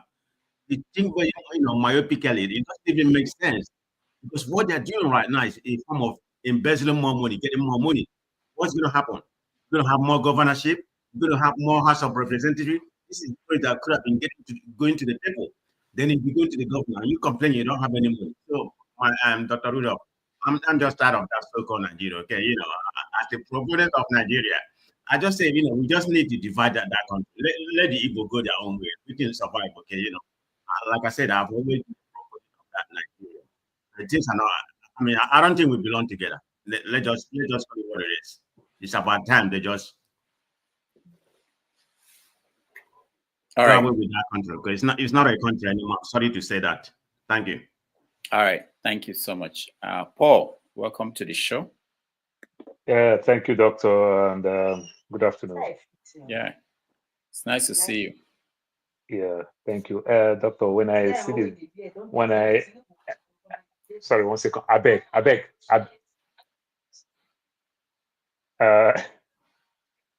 So when I see the state thing, it just kind of make me laugh.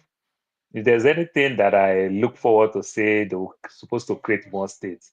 It's supposed to be Canada joining the US. So the Canadian will negotiate for them to make the US like 80 states.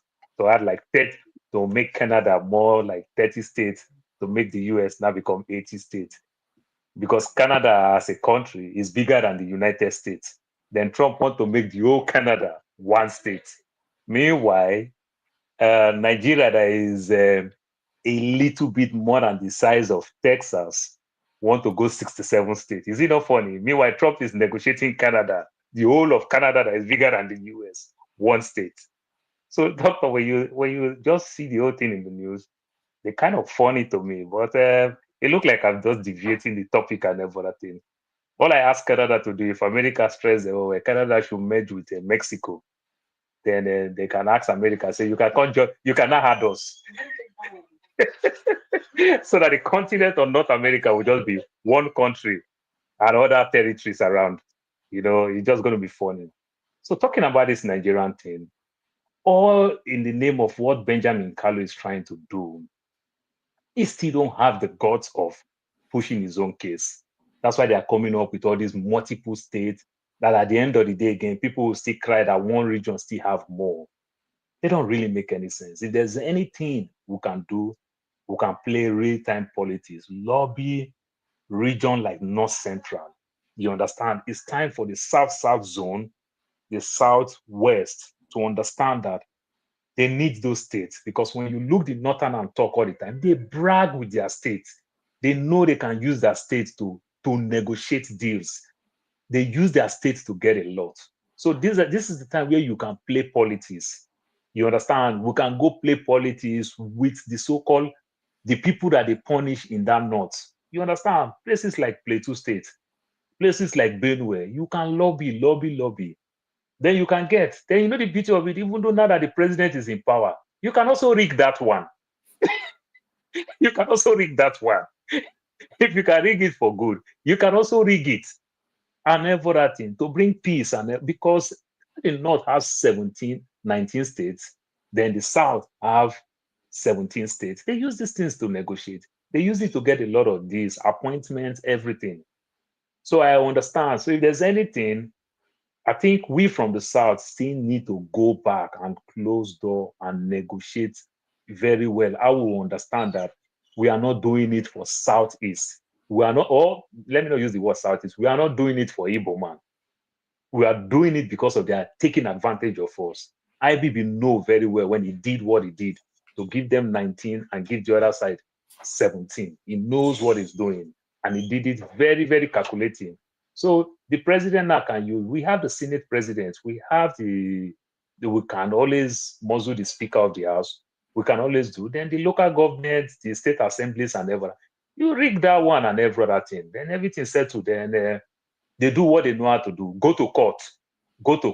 You've achieved it. But this 31 state and everything, I just see just like these people, they don't have job. They are just playing. That's not the way they can achieve that goal. That's all I will say for now. All right, thank you. Let me point out something I figured out. We talked about Nigeria being the size of Texas and Rhode Island. We forget again that Rhode Island is a state. It's actually the smallest state in America. It's about 41 miles long and 20 miles the width of the state. So Rhode Island is 1,545 square miles. if you want to make all the states in America the size of Rhode Island, you are going to get about 230 states. So maybe Nigeria is getting at something, where But Dr. Rhode Island is part of the original 13 states now, the original. So you give it to Rhode Island. Then also, the way America is also wired. For example, now, like some of the people who don't live in America, if you make mention of some states, they don't know anything. The state of Wyoming, they only have 2 Amazon there. They only have 2 Amazon. The state of Wyoming, Idaho. So there are some states that is almost an everything. But guess what? We don't see them cry to federal government. They still take care of themselves. Yes, disaster can come that every other place, like even the almighty Los Angeles, will still go back to federal government to get that disaster thing. And they don't cry to federal government. But the way our own state is designed, where everybody just go like pensioner who go collect their pension. Everybody go Abuja. That's why the only thing in Abuja is hotel and banking. Then that way, it don't make any sense. Places like Mississippi, Alabama, these are very poor states. But we don't see them run to federal government to take anything. They still micromanage themselves. But in our own case, it's different. All right, thank you so much. You're right. Chim, there's something we didn't touch on in this state conversation. Apart from lack of proper governance, which is pushing people think that it's only when they have a state that they will get the benefit of governance coming down. They say coming down to the people. That's how they say it in Nigeria. But the bigger issue is really for most people is the way the states we have now, how they were created. They were people who are feeling that they shouldn't have been in this place. They were put in this place. There are also the ethnic lines. There are some people who are feeling they don't fit into this place they want to be, So I understand that, and that's what we now saw with 31 states being proposed. That when you start that process, everybody, even someone from Ibadan, is saying, "I want to be out of Oyo State," or somebody from Oshun. Even some people in Anambra State, they want something out of Anambra State, but they are the same Igbo people, they are the same Yoruba people. But these are the things. There are signs of failure of deliverance of services to people that lead people to think that the only way is only when their hometown is a capital that they will see development in those areas. And looking at the federal government too, you see the sign that most of the things we're doing is only in Abuja and Lagos. We don't want to diversify. Something like people have mentioned, something like the ports. And when you think about it in terms of security consciousness, you will be worried about putting everything in those 2 places. If we have an enemy and the enemy decides to attack Lagos and Abuja, I mean, virtually everything we have in the country is gone, if we concentrate these things. So people intentionally do that in other countries where you move some things. If it's Imo State or Anambra State, you don't put everything in Onitsha or in the capital, you move it to other places. So you can survive in the case of accident or anything that happens. Yeah, so I totally correct, Rudolph. In fact, you just raised an awareness that for me now, if our elected officials were conscious of these deep issues of let's say, for instance, in Abia State, there was a time when the people from HoR felt that they were not part and parcel of the other Abia states, and they wanted to, because they had their kids and kins in Abakaleke who spoke the same dialect of Igbo with them. And guess what? Somehow, I think it was Abacha that created Ebonyi State. He came and he carved out HoR, carved out Abakaleke, and put them together. They speak the same type of Igbo. But when the HoR people were in Abia State, we used to wonder, what are these people saying? Because even though they were Igbos, we didn't seem to understand what they were saying and all that.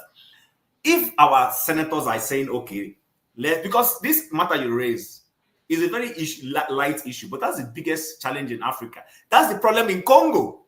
That's the problem in Congo. Yeah. The Tutsis in Congo are feeling alienated, and the Congolese are telling them to go back and join their kids and kin in Rwanda and all those things. And this thing is the history of Africa. There is barely any African nation, even in North Africa, that has its map 100% accurate with the indigenous people together. There's always this spillover, this, if people from one side being across on the other side. If our people even said, let's sit down and see how we resolve this issue. Is there a way we can say, okay, in Delta State, for instance, which is one of the, in fact, that's the most balkanized, if you ask me my own knowledge of balkanized states in Nigeria, you have all sorts of groups of people in Delta State. How do we begin to resolve it so that Paul will not be on the throat of Flagship, and then Tony will not be on the throat of Paul, because 3 of them come from the same state, I know. You understand that kind of thing? If our people were even thinking that way, to say, how do we start addressing this? Then perhaps I would say these people are thinking. But what they are trying to do is to create more headache. Because now you want to take Anioma and create it as a state and call it Southeast. And then some people in Anioma will say, no, we're not in the Southeast. Because then maybe they will take Ikwere people and put Anioma people. Then Ikwere, Anioma, and who else are fighting in the new Anioma state? These are the things they are trying to do. So I hear you, but you see what? I go back to my original submission. Whether we'll be able to accomplish that is still a mystery for me. I don't have the answer. But I'm looking for a time where, as like I rightly said earlier, somewhere maybe a senator from Jigawa will be sensible enough to say, come, hold on, let's be honest with ourselves. How can we have these large waterways? I keep using that seaport. There are other examples I can use, but pardon me, I will keep using it. Look at these beautiful waterways Nigeria has. Why is it always only Lagos that everybody has to ship something from? Why can't people go through Warri? Why can't we go through Calabar? Why can't we, open the Akwa Ibom deep sea port? And this is going to be to the interest of the nation. I want to see a situation where somebody will sit there and say, you know what? Nigeria has gas. Nigeria has hydro. Nigeria has the benefit of huge sunlight in Borno, in those Borno Sokoto area, which means we can generate what's this alternative power source? The solar, exactly. Thank you.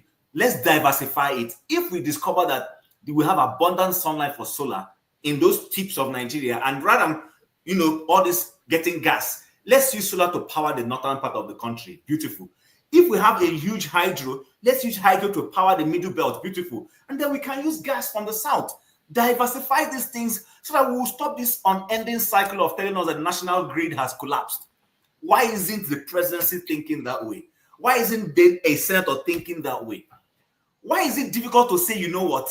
People in Onitsha, about Newi, these guys have industrial might.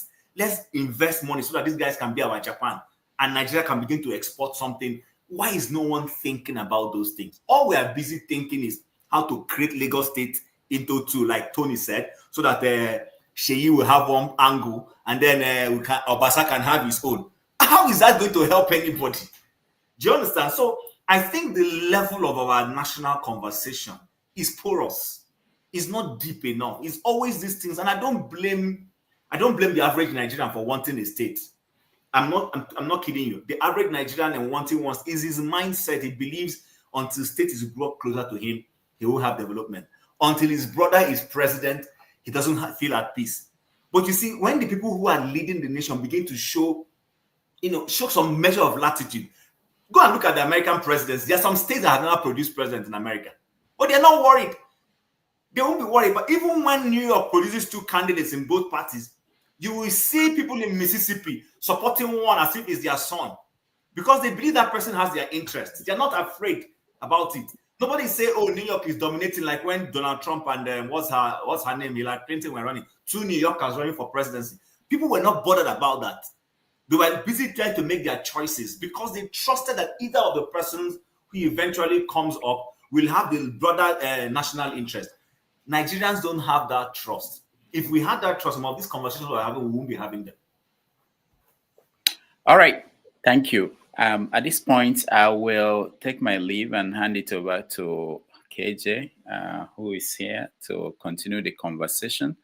And you didn't allow me to make my comment before. Okay. Come on.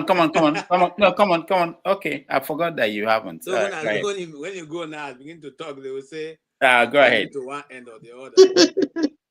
Yeah. So now let's go back a little bit. Before the states were created, we had regional governments, and those regional governments was created on, it was a kind of debate, before we all came to that point. And then eventually when the military decided to create states, they made it the way they wanted to make it so that they will continuously to be in favor in one side of the country. But here is the problem. When we talk, the question we have not been able to answer, even with the people in government, is: do we really want to be a country? If we determine I want to be a country, are we thinking like one? The obvious question is no. We're not thinking like one. You see, there's always that second plan that is not open to the public. When we meet and discuss the first plan, which is the Nigeria is indivisible, that's the only thing that makes it, a country. Every other thing is planned towards regions. The North will come together and fight for the cause of the North, and the East and the West will always be in division. It has played out. I know sometimes people, I was in a forum once, someone was saying the problem is that the Igbo people don't know how to play politics. They have never been, they don't know how to play at the middle. And I told the guy, see, you could say that, and for somebody who does not understand history of Nigeria, go back. When the first election that happened in Nigeria after the independence, okay, NCNC had to, align with Northern Congress, Northern elements to be able to form government. What was the reason Nnamdi Azikiwe gave? He didn't want it to look as if the North is being, sidelined. So instead of teaming with Action Group, he went to team up with NCNC. I mean, with Northern elements. Now, in 2003, in 1993, when the election again was held, no party won outrightly. Again, Nnamdi Azikiwe, as they used to call him then, if you were those who followed politics, you know that they used to refer to him as some beautiful bride. Awolowo still came and said, look, let's form a government. He said, no, if we form a government, the North will still think we don't want them to be part of Nigeria. So let us try to balance it, make everybody belong. So if you go back in history, you find out that the Igbo man has always played that let us belong, let's show that we all belong. Let's show that we are all having one nation. But that gesture has never been taken, and rather we are looked at as people who don't understand politics. And consequently, every time there is a reason to make something happen in Nigeria, the Igbo or the East is always the last. And like Paul said, there's nothing that stops us if we are thinking like a nation to keep making sure that all the ships in Nigeria go to Lagos when you have other areas that ships can be diverted to. That's just one example. If you are really thinking like a nation, okay, there's no reason for you to say there is no standard gauge in the whole of the East. Whereas we have standard gauge going to Maradi outside of Nigeria to Niger Republic. So if you look at it and you are in my shoes as an Igbo man, what are you going to tell your children? That you belong? No, I will tell my children to take the world as your place to conquer and not Nigeria. Think beyond Nigeria and think of how to better your life elsewhere. And so let's when we are ready to have a conversation, when we are ready to have that conversation, we'll all make progress. But for now, and I think the next 10 years, I don't think we're ready to have that conversation. And as for Benjamin Kanu, he has never impressed me. So I'm not even going to go ahead and, it was on this panel that he said that the Igbos have been killed, have been quiet enough. He doesn't want the Igbos to get involved. That's only what you can tell us. But you forget that there's an Igbo adage that says that we can't say because somebody go die, we'll not go fight. So it's a simple, he should go back and get his politics right. I think he's a young man like myself. He's leaving the people who brought him into the whole equation. Let him go back and ask his constituents, just in case he has forgotten what took him to Abuja, to tell him what they really need in his community. And he'll be better off for it. Because he's still a young man, he has a lot of years ahead of him. If he can do that, he'll be a better politician. But whatever he's doing right now, he's playing to those who have put him, he's playing to the gallery, obviously, not to the Igbos, not to the people of the Southeast. I want to leave it at that. Thank you, sir. All right. Thank you so much, KJ. At 6 p.m. New York time, which will be 12 in the morning in Nigeria. The ladies segment will be on, and they will discuss the issue of divorce and children in divorce. I think they will talk about weaponizing children in divorce cases. So that will be an interesting conversation. Please join them at that time. I will now hand it over to KJ to continue the discussion. I want to thank T. Majek, Oscar Blackbone, Real IK, and Mu Hoibi. I hope I pronounce it well.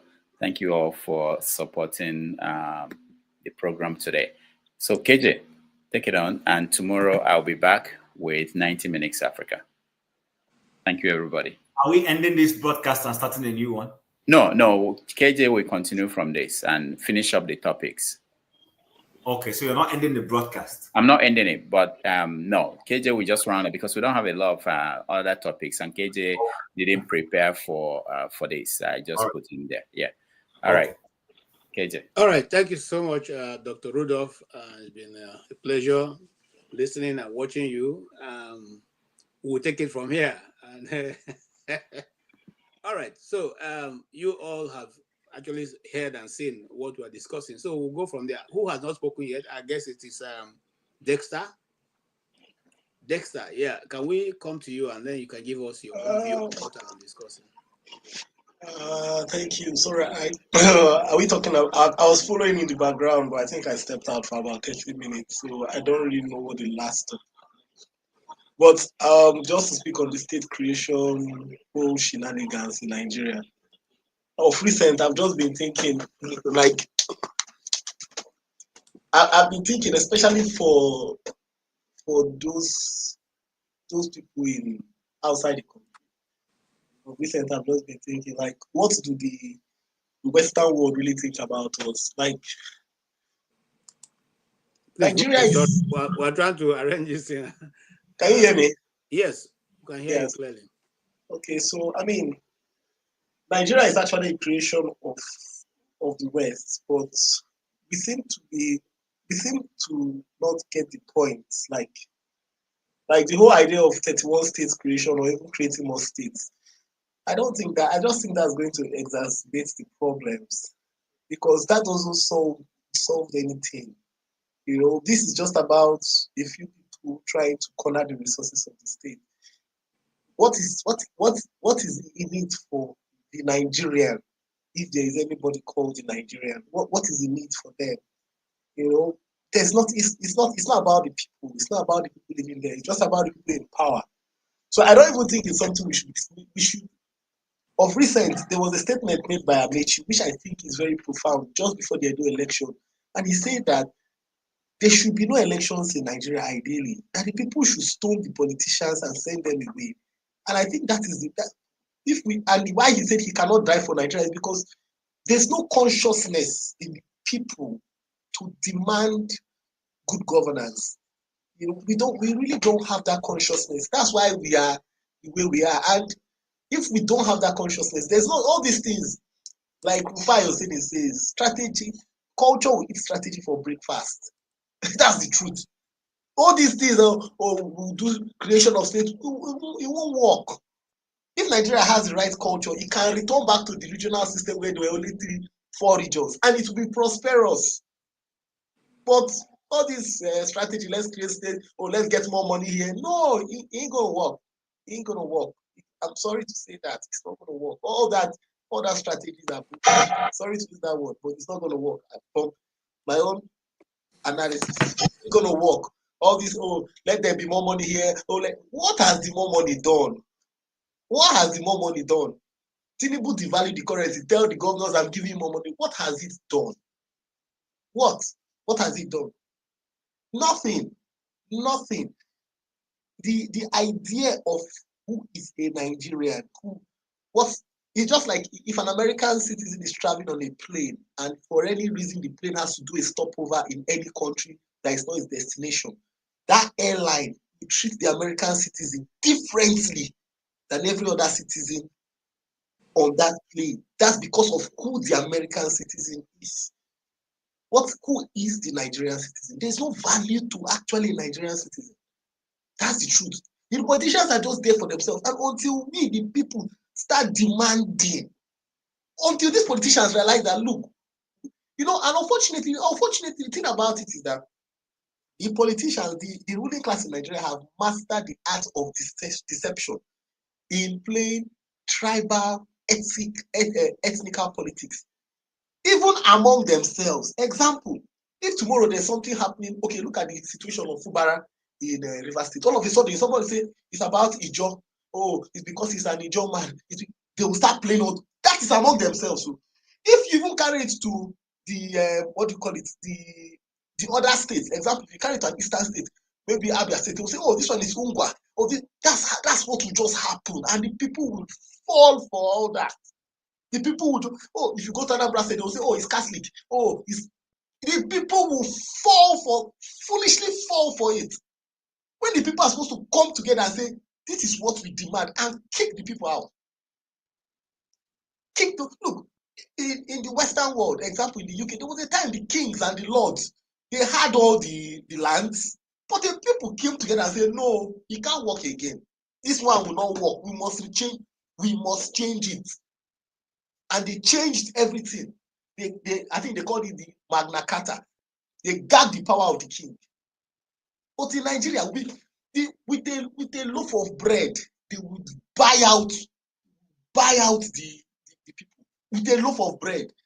The day they are supposed to take their destiny in their hands, they will bring a loaf of bread for them, and the people will sell out for a loaf of bread. So I don't say creation will not help anybody. All these anonymous things. Look, all these things will change. It will change the core of what is making Nigeria to. And the other question is this: the truth about it is that Nigeria was created. Fine, let's accept that Nigeria is country, but the people that make up Nigeria, really, they have not. After the Civil War, I don't think they've come together and had a discussion of saying, okay, look, we had a war.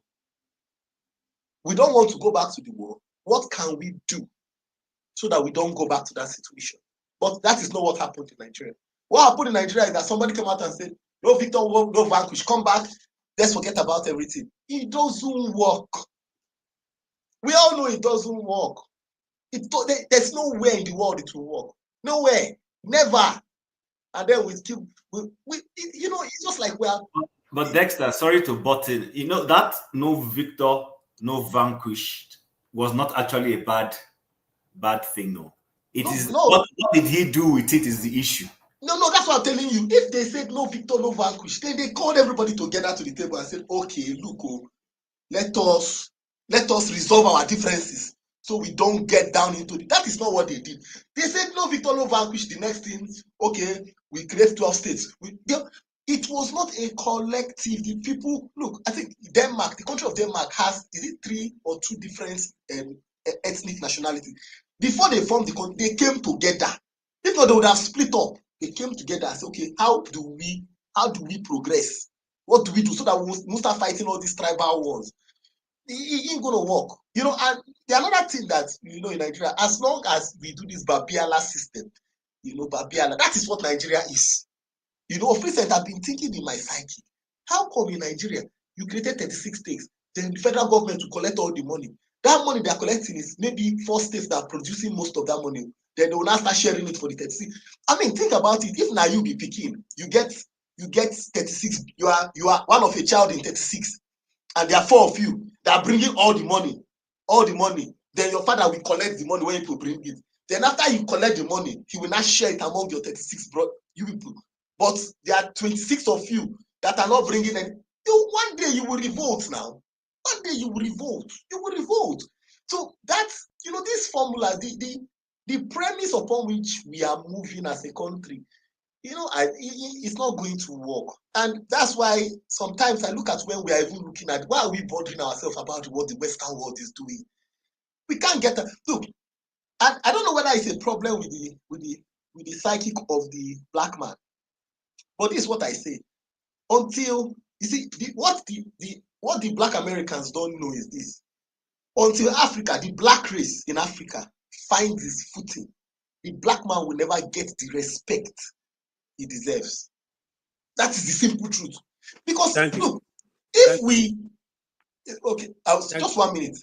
If we truly, I normally hear people talk about there's racism in the West, but do you know the truth about it is that if the black man in Africa had found his footing and his place in the League of Nations, all those people will be more interested in finding their roots back home, and they will run back.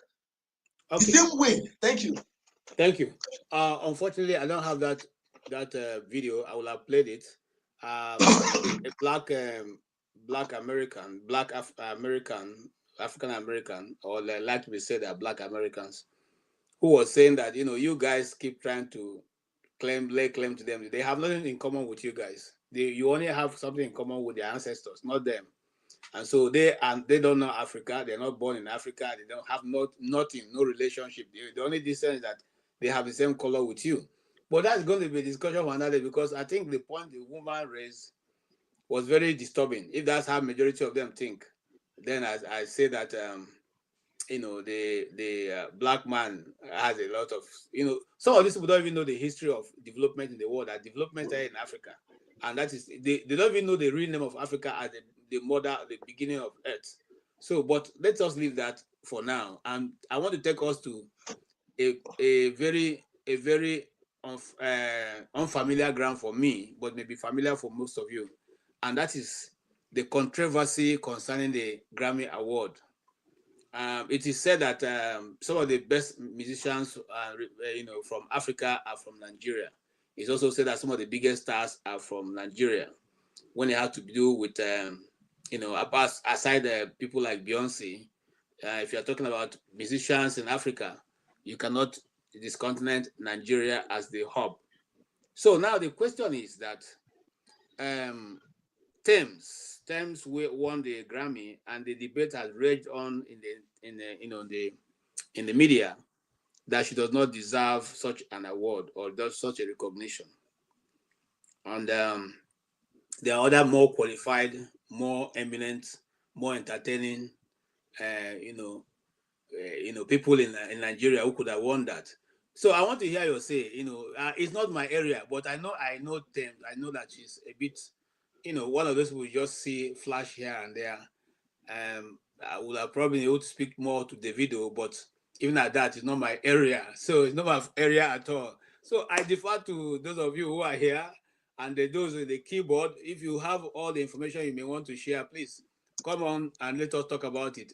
But I know that Chim, being a radio host and a very prominent member of the media, when it has to do with entertainment and all that in Calgary, will have more information for us. So Chim, take it away. What do you think? Does she deserve it, or is it because of her beauty? Because I know that they say she's very beautiful. I don't know about her. I don't know her really. So is it that her beauty got them to give her this award, or is that she sang good music? By the way, I want to also say that it's not a Christian music. Those who think that is not I don't take it as a Christian song at all. She sang her song. Maybe she no contact and talk, say she don't become a gospel singer now. So okay, so KJ, the thing is, with everything in life, there's always some level of subjectivity in whatever it is we accomplish in life. I'll give you a little example. In an office where there is promotion, I'm trying to use this, but I'm being careful because the people who are involved, even though I know I won't call any names, might be watching, and I don't want anybody to be offended. There was a time of a promotion happened somewhere, and it's not like the typical civil service promotion where to just promote somebody. People there will still be some level of interview, and you interview for the role, and the best candidate will be picked and elevated. But these were two peers at a senior management level angling to get into a general manager, more executive level role. One of them had been on that job for a while, and it was a no-brainer that person was supposed to get that job. But by the time the leaders of the organization did their interview process, they gave it to the other candidate, who is also qualified but was not exactly doing that. They were both in the same kind of department, but different units. And down the line, people didn't understand why this person was given that role. But I met someone later on down the line when we both left that organization, and I asked him, do you remember when this thing happened? He said, why?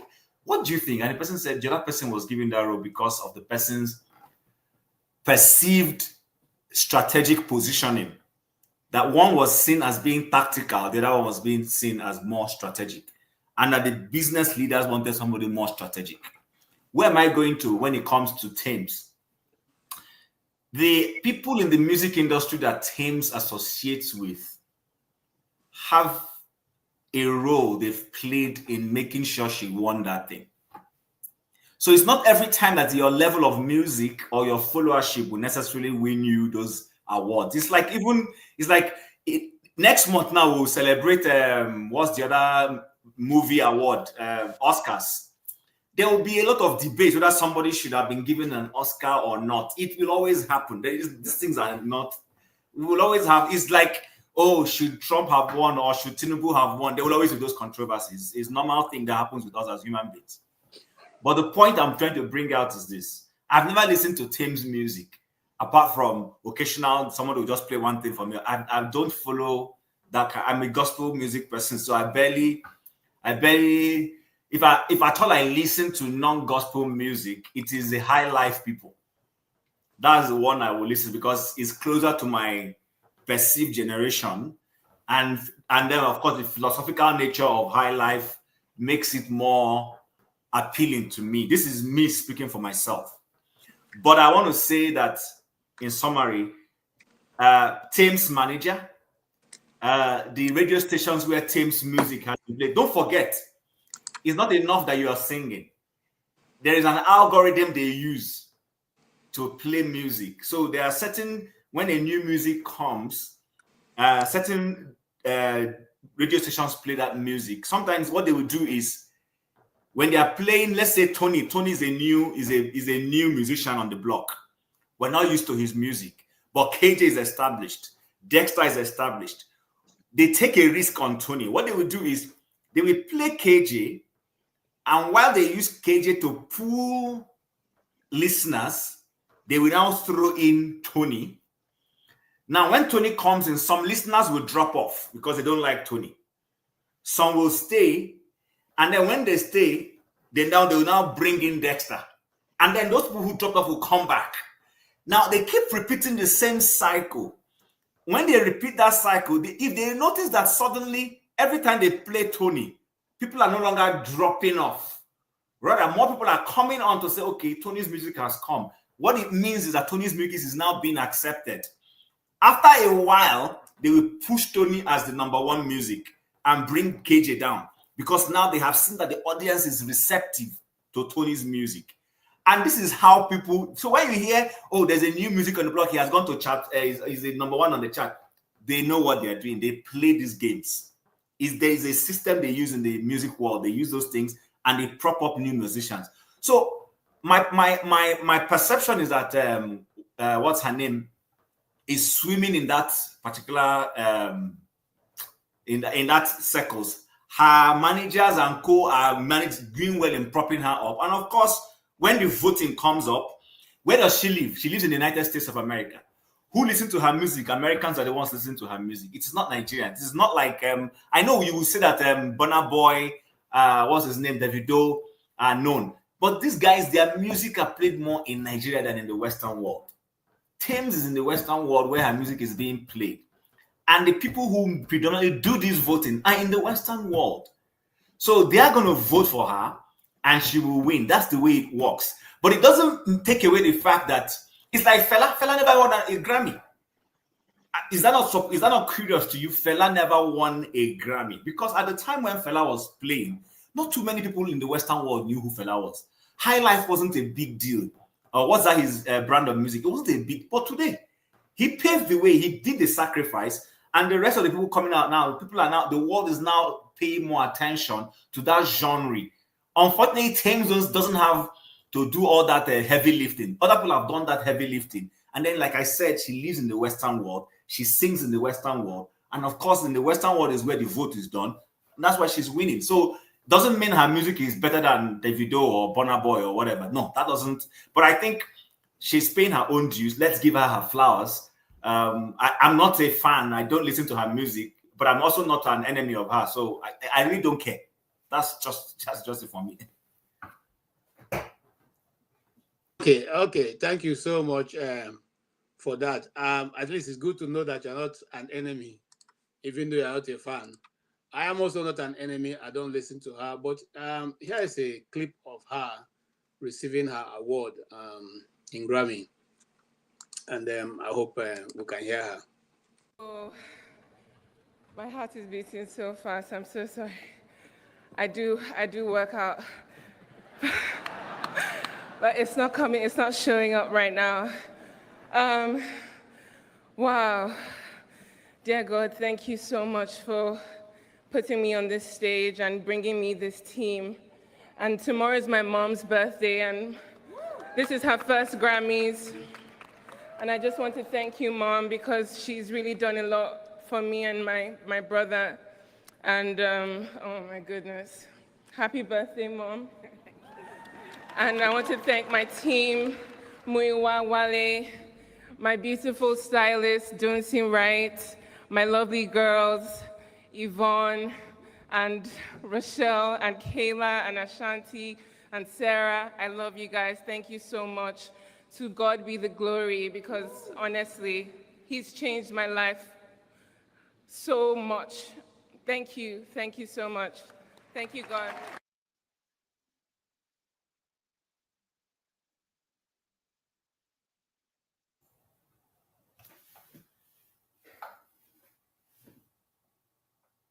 Yes, thank you, Chim. So is Tems Otedola's child?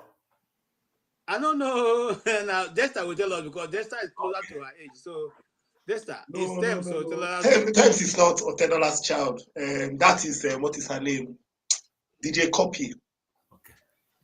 DJ Copy. Yeah, so what do you see on this award given to her? Well, see, and then some people are asking, why is people like Favor not mentioned? People like Finos not mentioned. Flavor's music is not appealing to the Western world. He's singing in Igbo. Fino is speaking in Igbo. This girl is singing English songs. What are you talking about? Okay, hold on, Nachim. I'm just playing the old advocate here. So, yes, go ahead, Desta. Why is that Fino and what's his name now? This young guy who has been taking all the traditional music in Igbo land and turning them to this thing. Why are they not mentioning those people? Because after all, we are 200 million people and we listen to it. So why doesn't our own count in the measuring of the Grammy, the rating of Grammy? KJ, let me tell you something. Let's take the playbook of the Saudis. Take the playbook of the Saudis. At least they are thinking. What are the Saudis doing? There is Premier League. The Saudis notice that, look, the football is taking over the world. Okay, no problem. And you have the Premier League, you have the Italian League. Okay, the Saudis threw money into football. They started luring the best players in the world. Recently, they took John Duran from Aston Villa, a 20-year-old boy from Aston Villa. He's gone to Al Nassr to play. The Saudis have set up their own golf this thing. They are now doing Formula One. What am I trying to tell you? You see, this Grammy thing is about money. It's about money. The problem is that Nigeria, we are not being strategic. We are not yet coordinated. All we need to do in Nigeria is this. Yeah, look, you can just even say one oil well. There's one oil well. One old oil well, OML 101. Whatever OML 101 produces, we are going to use it to sponsor a music award. Now, whatever Grammy is offering, cap it times 10. Cap it times 10. And then now send out requests for people to send their music in.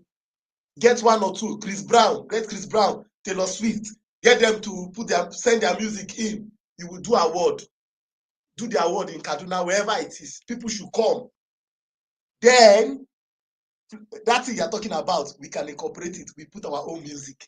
It's what America has done. Look, it's what America has done. It's simple. We can look, it's just that we are not coordinated. If we are coordinated with only one oil well, whatever this oil well is producing, we'll just use it for the award.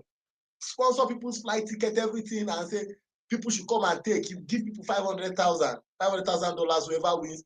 My brother, people will rush inside and will start listening to our songs.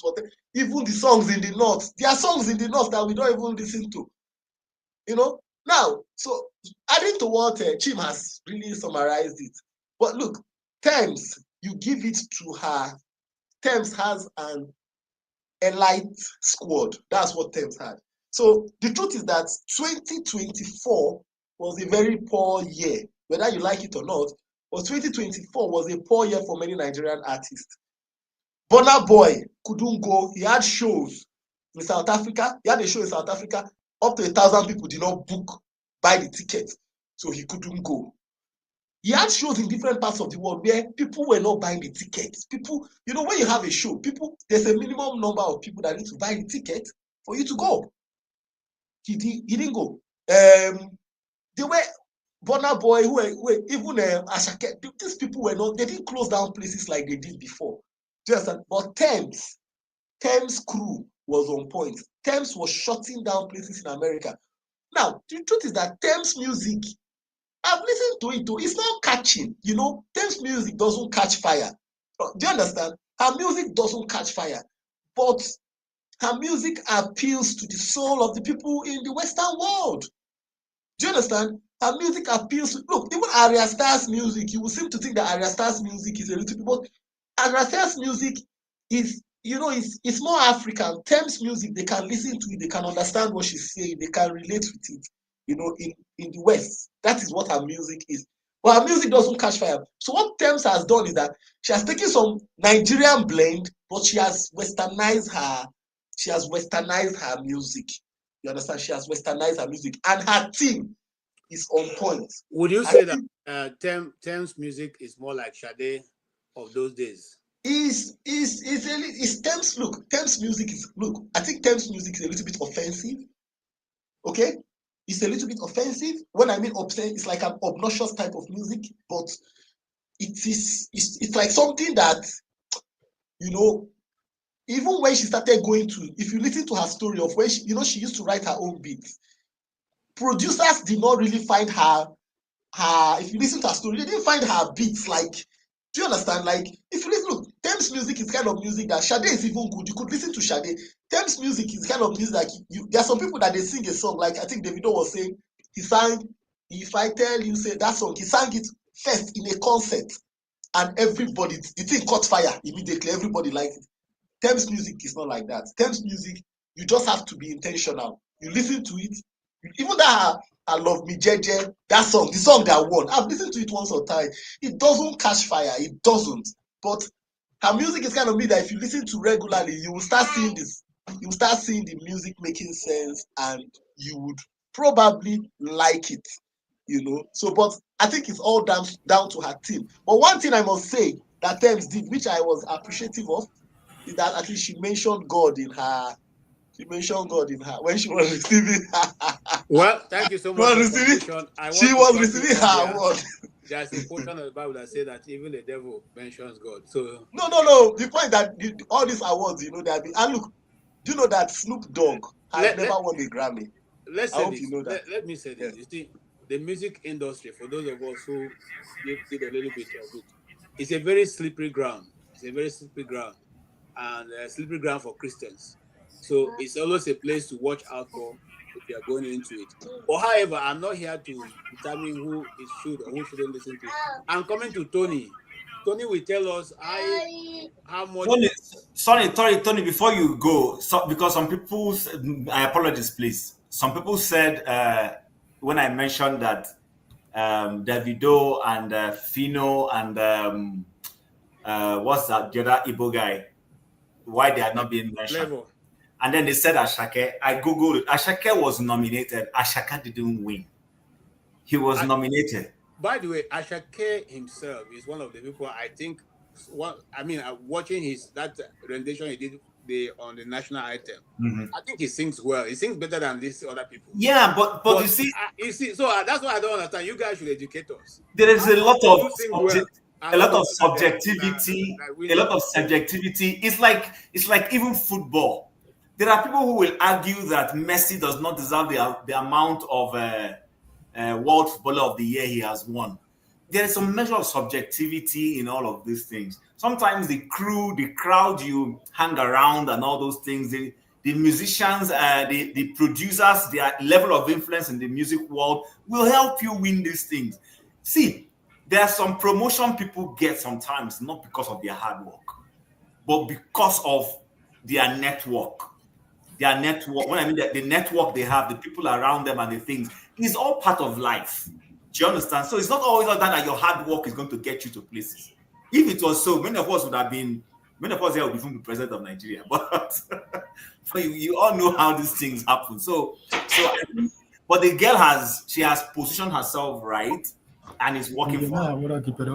Sorry, Tony, go ahead. All right. Well, I am basically a novice in in this discussion. Like Jim, mine is gospel. You know, but there's something that I like about this discussion. I see flashes of brilliance of Nigerians, but this is on individual basis, everywhere within Nigeria and outside, and they give some sort of image, some polish to our image that is bastardized, and so they are doing a great work for our country. And I'm wondering, the movie industry, the entertainment industry have done so much, in terms of, projecting our culture, our image, internationally. For instance, the movie industry moving from what I would say unknown quantity to become, the second after Hollywood. Beating India, because I know many years back, it was Indian, look at Indian films and so on and so forth. Even here, Nigerian films, movies are very, very popular. But the question that I actually ask is, how is the government leveraging, to take advantage of what these guys are doing free? Because the government pays a lot of money to launder its image, and yet these are people on individual basis, and in the field of soccer, in music, in entertainment, they are projecting the country's image. There's a lot of money to be made from this, apart from what they're doing in terms of laundering our image. Government is not doing anything to help them, to organize them, and to take advantage of this great individual feats that they are attaining. Not just to project, but also to use this to create, jobs and employment for Nigerians, tourism and so on and so forth. I see some Americans here, and they call names, and they call food, and they call, that are Nigerian, and I feel so proud, yet, in fact, some of them want to come. I know one or two people, one or two ladies here, Americans, they say, please, can you find me a Nigerian husband? Because they've eaten Nigerian food, jollof rice, egusi soup, and rikaiko, and so on. In fact, the first time I heard that Nkwobi is here, and it was an American that told me that, Nkwobi, and he pronounced it so well. And I was wondering, I've never eaten Nkwobi. So I started asking, what is Nkwobi? He educated me on what Nkwobi is. Okay, So thank you, Tony. And one of our what do you call them, keyboard warriors by the name of But Why say the girl carry shape. Is it? I'm coming to you, Ndubisi. Is it because of the girl shape that you won this Grammy, or is the song? And you listen to the song, and for But Why, I retired from listening to music many years ago. I only listen to gospel artists right now. It doesn't matter who it is. I know they listen. So, and even the gospel artists, I have the ones I select. Not every word I listen to. Not everybody who calls the name of Jesus or God that I listen to. So, having said that, Mr. Ndubisi, can you hear me? Hello. Yes, I can hear you. If you can hear me, is it because of her shape? Because they say a carry shape that they gave her the award of was able to sing properly and you enjoy. Good afternoon. Can you hear me too? Very well, sir. Oh, yes. Well, I don't really follow her per se. I've listened to her music only, I think, once or twice, but I guess, like Shim said, a lot of considerations go into deciding who wins an award, particularly at that highest level. Probably, I believe she's not even based in Nigeria any longer. So I think she's from a wealthy background too. I think her dad, one of the richest men in Nigeria. I can't remember the man's name now. So he must have given her lots of support. So she didn't really struggle in getting producers to like her song or so. I guess she must have been tutored by the best in the industry. And then she has the talent too. And those must have helped her. And like Shin said, the circle she has around her and the kind of clout they have will have helped her music to be known worldwide. And she mentioned something that I am really familiar with, how DJs in radio stations play music, and while they are playing, there's a segment they will have, because I've worked in a studio briefly, my younger years. They have a segment, they push in, they have a lineup of music they want to play for that segment. The new ones, they will put them in between. The popular ones, the listeners who are always tuned that time, we will always be looking forward to hear their favorite artists or singers sing. Along the line, they will start introducing those new artists. And before you know it, gradually, maybe different days, people will start uh, liking that new artist. Sometimes they even invite that new artist to the studio. That is how they become popular. They will ask them about their life, their how they started their music career and all that. So Okay. it helps. I'll come back. Probably. I'll come back to you. So I believe those were part of the ways she Yes, because she blossomed. we want you and I don't listen to it, so we want somebody who listens to it and support the diaspora, who is my very good friend and brother. He is in the music industry, so he'll be able to tell us the Oh, nitty-gritty of how it goes. So, yes, sir. okay, let me stop. Let me stop here. I'm coming back to you. Lokupi, go ahead. Hold on. Lokopi, you are one of those guys, who understand this thing. Let us know how it's done. And why is that Davido, and Burna Boy, and Ashake, and the Fino, and what's the other guy's name? Everybody, why are they not on this nomination? Tell us. First of hello everybody. I don't think we've seen this year. So happy New Year to everybody. Can't remember anyway. First of all, who tell you say I did into music? I can see your dread now. Those who can't dread. Are you serious? No, Yes, nah, come on. Come on. No one can have dread when Dread those music, how no. music they go on. You Dread must and know how music. to play nyakam. You must know one of those ones now. You know they You play feel- bass line. Tell me true. Anyways, you must have heard, you're an American, so you must have heard this word, the industry. You understand? So people are saying lots of shit about the industry. Like the industry is not how it used to be anymore.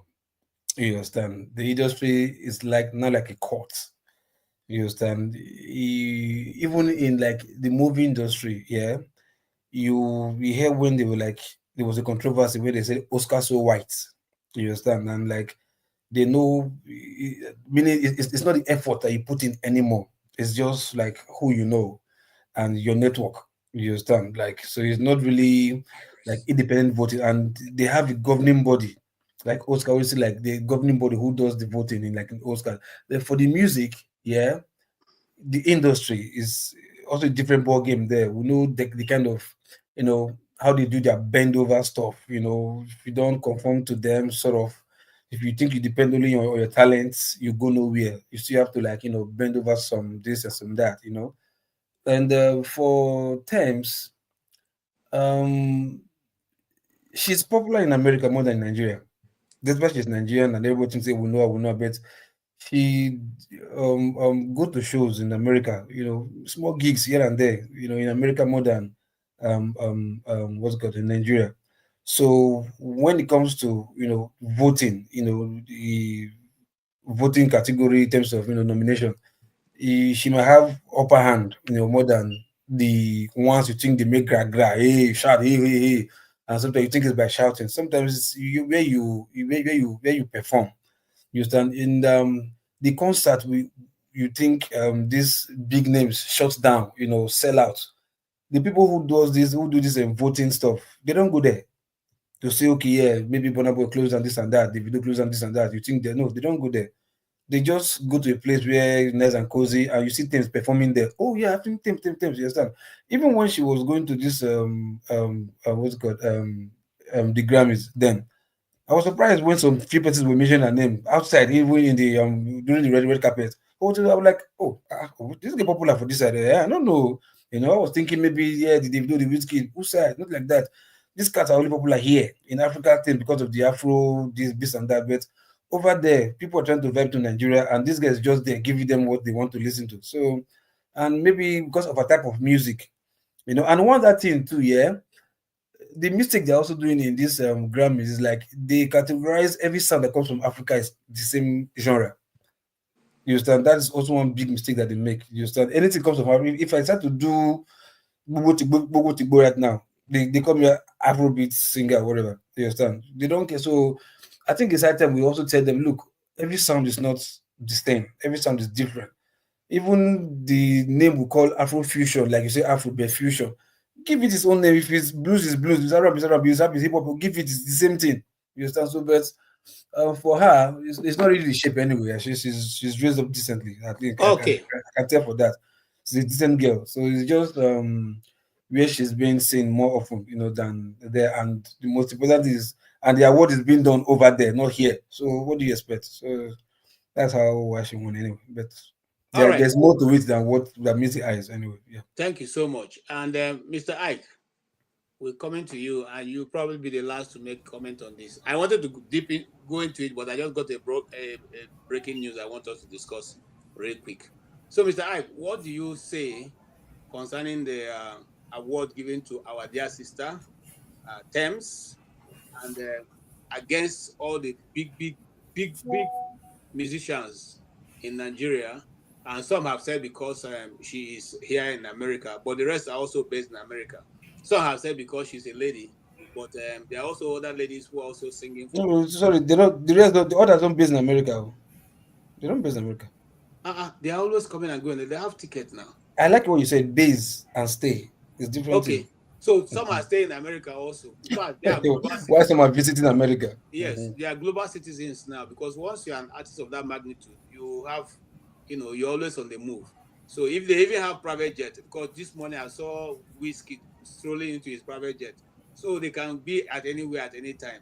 And they say he just had 48 days of party in Lagos before leaving Lagos now. The question, Mr. Ike, that I'm coming to you is, could it have been better, or is it that she deserves it because her music itself is not that popular in Nigeria? What do you say? No, I think my joy is that the artists, they put Nigeria in the world map, the world stage,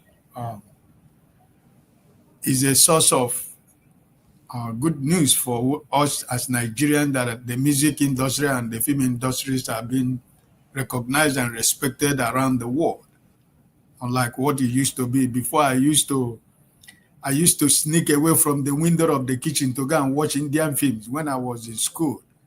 When everybody sleeps, we sneak from the kitchen window and climb the water pipe upstairs. We climb the iron that they used to put the pipe outside. We climb it and go down and open the gate and go to watch Indian films. So I think that the music industry and the film industry in Nigeria has really put us in a very good place in the world. And I am proud to be associated with Nigerian music and Nigerian film industry. You know, like Tony said, the government is not taking advantage of that.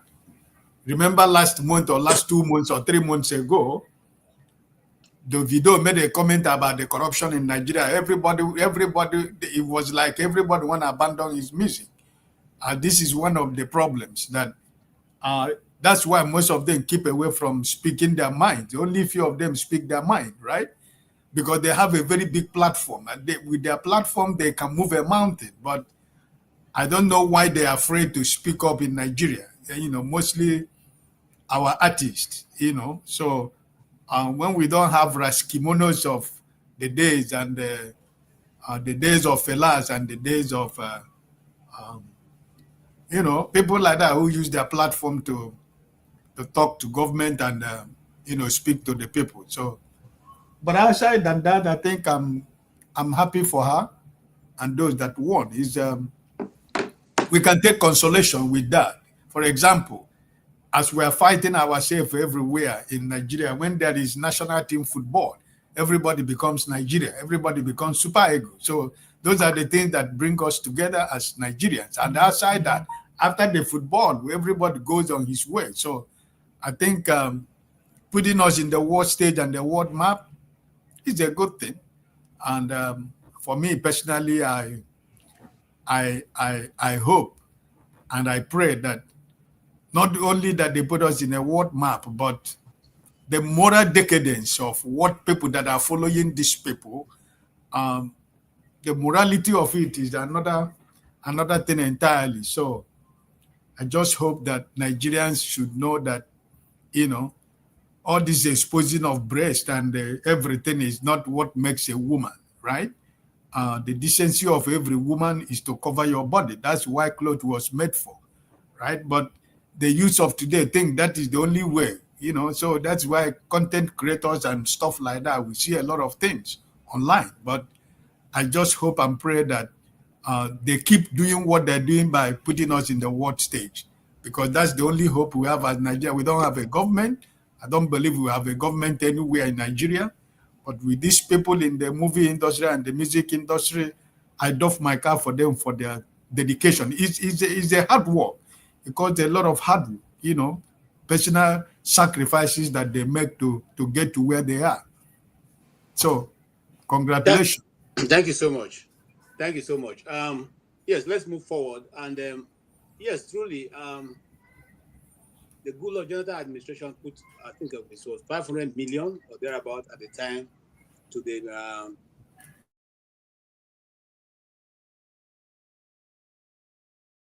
The jazz will catch you, Abby.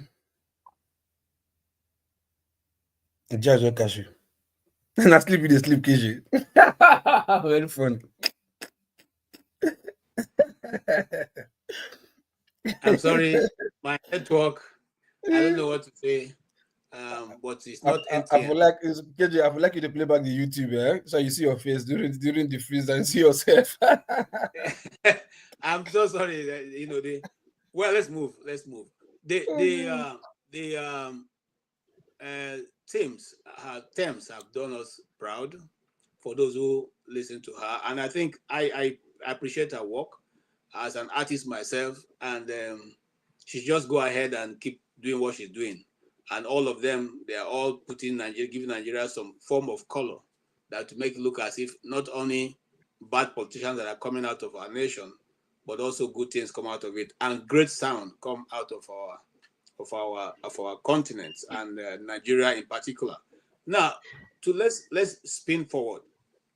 We just got breaking news while I'm here. My Twitter handle came up to tell me that the Prime Minister of Japan, who is visiting Donald Trump, just made a pledge of $1 trillion investment into the United States of America. Why am I bringing it up for us to discuss? Why some people are sitting in their backyard and people are coming to invest, our government is putting up is increasing the amount for budgeted for, and they are globetrotting around the nations of the earth, and yet we're not getting this kind of investment. Can we talk about this for a minute? Why is it that this guy is pulling up? This is minus the one that Saudi Arabia has already pledged, minus the other guy who pledged another one guy has already pledged 1 trillion. So this is the 2nd trillion he's getting so far, and then 600 billion coming from Saudi Arabia, and many more that were yet to be announced. Now, what is the difference? Chim, I'm coming to you if you are there. Okay, somebody's phone is on. What is the difference? What are they doing that is different, and they are attracting this? Or what? Please, can somebody give me the right word? Desta, why is it that these people are able to attract this large amount of investment that we, with a striving population and ready buyers, not able to do the same in Africa?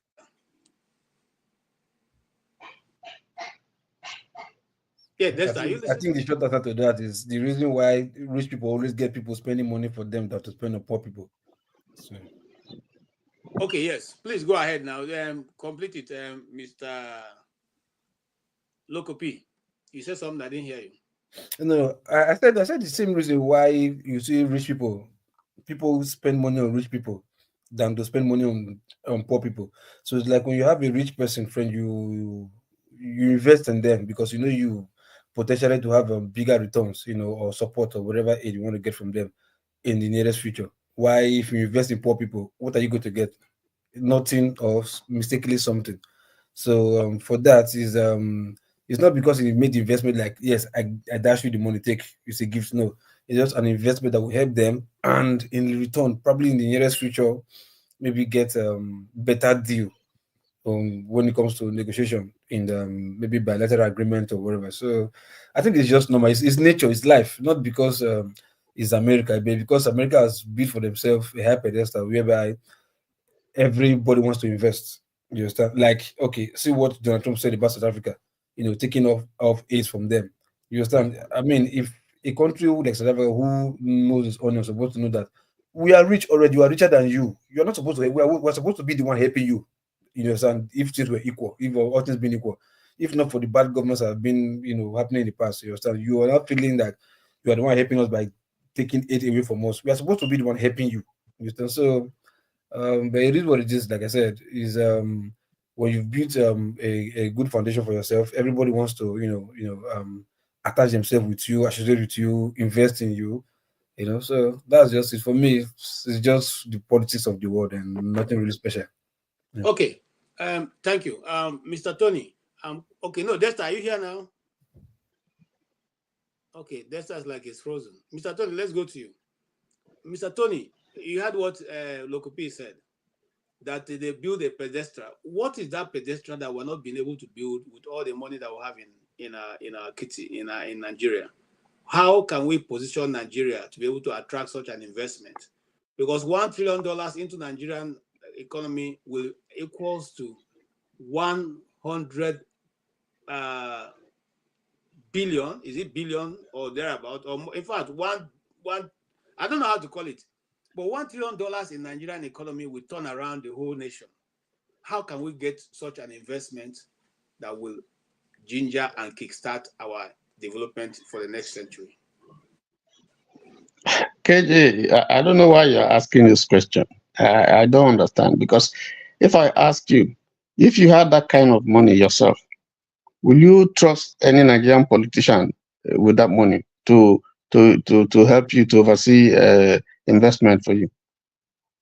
Well, you see, I said that because, you see, it's different dealing with an individual and dealing with a country. I thought that what we should be concerned about as a nation is to how to put our institutions correctly so that we can attract such an investment and use to develop our people. But you are the expert here, so I'm asking you, not my opinion. It's been said over and over and over again. You don't beg people to come and invest in your country. It's not done anywhere. You don't beg people. I mean, these are people who have ambassadors. They have business people. They have companies. I mean, the world is a global village. They know what's happening in your country. They know. So you're not going to tell them and sweet talk them. You go there and you talk to them and you think they believe you. They know your country better than you do. So there are certain indices. The business environment is inclement. The judiciary is not the best of it. I mean, if I want to invest money in a country and I know that if I have a dispute, I can't get justice. There's insecurity, roads, issues with politicians. There are issues that are systemic, inbuilt in the system that would negatively impact your business activity and ensure that whatever investment you are putting in there will fructify. If you don't, nobody wants to waste, nobody wants to do that. Yes, in business you take some risk. Yes, in Nigeria you have the market, but these are some of the things that you look at and you're wondering, if I put this type of money, what do I get? They're looking at returns. Is it possible? Is it easy for me to repatriate my profits when I invest it? Or do I have to go around begging and bribing and all that kind of thing? So there's a whole gamut so basically the point is that we have a lot of work to do before people can come in. And the only reason why those who take the risk, and business is free, to come in there, the returns in Nigeria is very, very high. I think I'd make bold to say that Nigeria is one of the countries where you get so much high returns because the tax system, has not been formalized in such a way that you bring everybody within the dragnet. So you can do business and not pay tax. There are so many things. You don't have best practices. Those things, those structures that will ensure that all the trappings, all the things that you need that are necessary for a developed economy, for business to thrive or to grow is in there. So people come in here, the reason why some of them come in here is that they can cut corners. They can cut corners and take out what they want, once they have money and connection. So they come in here, they fly to Zamfara, they land their helicopter, and then mine, arm people, mine the things they won't do in their country, and take out raw gold or whatever, and then they go to Dubai and and they sell it. So that for me is one point. But on the other side, if you look at politics, I think people are now trying to a little bit get comfortable with Donald Trump. People are trying now. There are countries that are trying to say, yes, we are your friends, because America holds a lot of political power and influence, particularly within the international community. And so if you look at, for instance, Africa is looking for a permanent seat in the United Nations. And a couple of countries have come out, Nigeria, South Africa, and so on and so forth. If Nigeria was a party to Trump, if he says, yes, I support Nigeria, that's a heavyweight, that could swing things in favor of Nigeria. So you don't want to be confrontational to America, because this is a big brother. They can emasculate you, but at the same time, you also don't want to sell your sovereignty. So my take is that, you see, Nigeria has to look inwards and deal with itself, first of all, before people can begin to invest, because with the way things are now, I think it's a hard sell. It may look very good in the shelf, it's fine, but in terms of value and in terms of its worth, you touch it with a long spoon. That's my reading. Thank you so much. I'm coming to Desta. I will jump you and come to Uzo. Uzo, you're a businessman. Sir? You're a businessman. What is Who told you? I know now. What's Sir. the business environment that we can create to attract this kind of investment at a go? Because why it's important to me is that this man is just sitting and have been, he's just been harassing people all this while that he came in. and then people are bringing money to come to invest. How can we achieve also that? Because Tony have told us how to achieve that. But do you think what Tony have said will work, or do we need to change leadership or leadership style in Africa? As Tony said, you don't go and beg people to invest. When you make the environment to be secured and good, people will come with their hard money to come and invest. I can't work. I can't make my money and bring it to somewhere I know that in the next 2 days the money will be gone. I can't invest in such an environment. As we all know, the only way you're going to invest that you can reap off your investment is by, for example, I know people that have moved to Aba right now. Why did they move to Aba? They moved back to Aba. Why did they move to Aba? Because not that high level of electricity. I think they have hope that at least my brother that have 1 or 2 shops there, they say, okay, problem of light, they have already built up. They are now doing good. So people go to Aba because the environment there is accommodating them for them to run their business. So if your environment is not accommodating you with your business, why will I move my business there? All right. Nobody wants to lose money. And you all know how Nigeria is, minus the environment. What Nigeria is. If you want to go and invest, like for example, $1 million, I'll tell you, just calculate, put in your mind that you're investing 500,000. Because at the end of the day, you will start from the president's settlement. You want to come and invest, but you start settling from the presidency to people that will give you the license to invest in that country. Everybody that have opened a business one way to another among us here know that you can't just bring your money, no matter how powerful you are, without settling from up to down.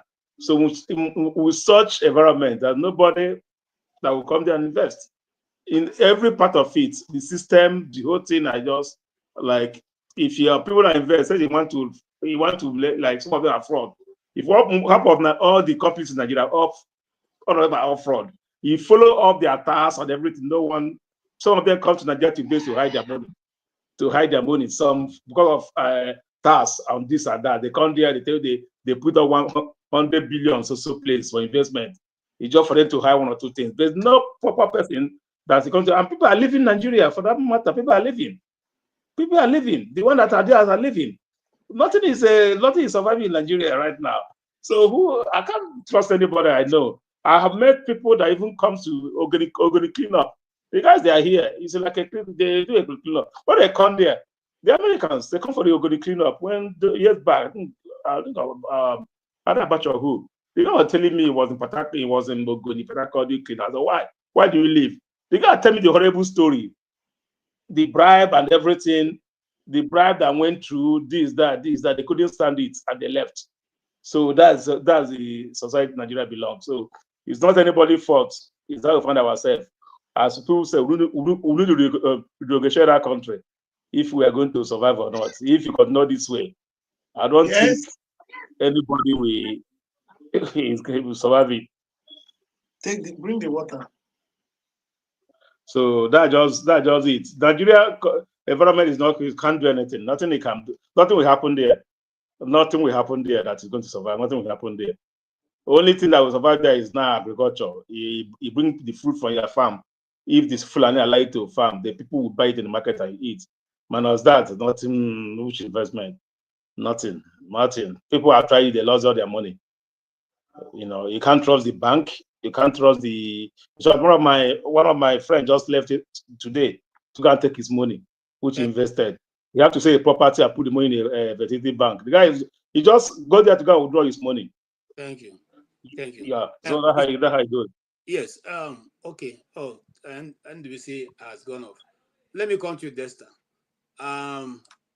You have had all the explanations. Somebody was asking me, is the investment of $1 trillion a breaking news event?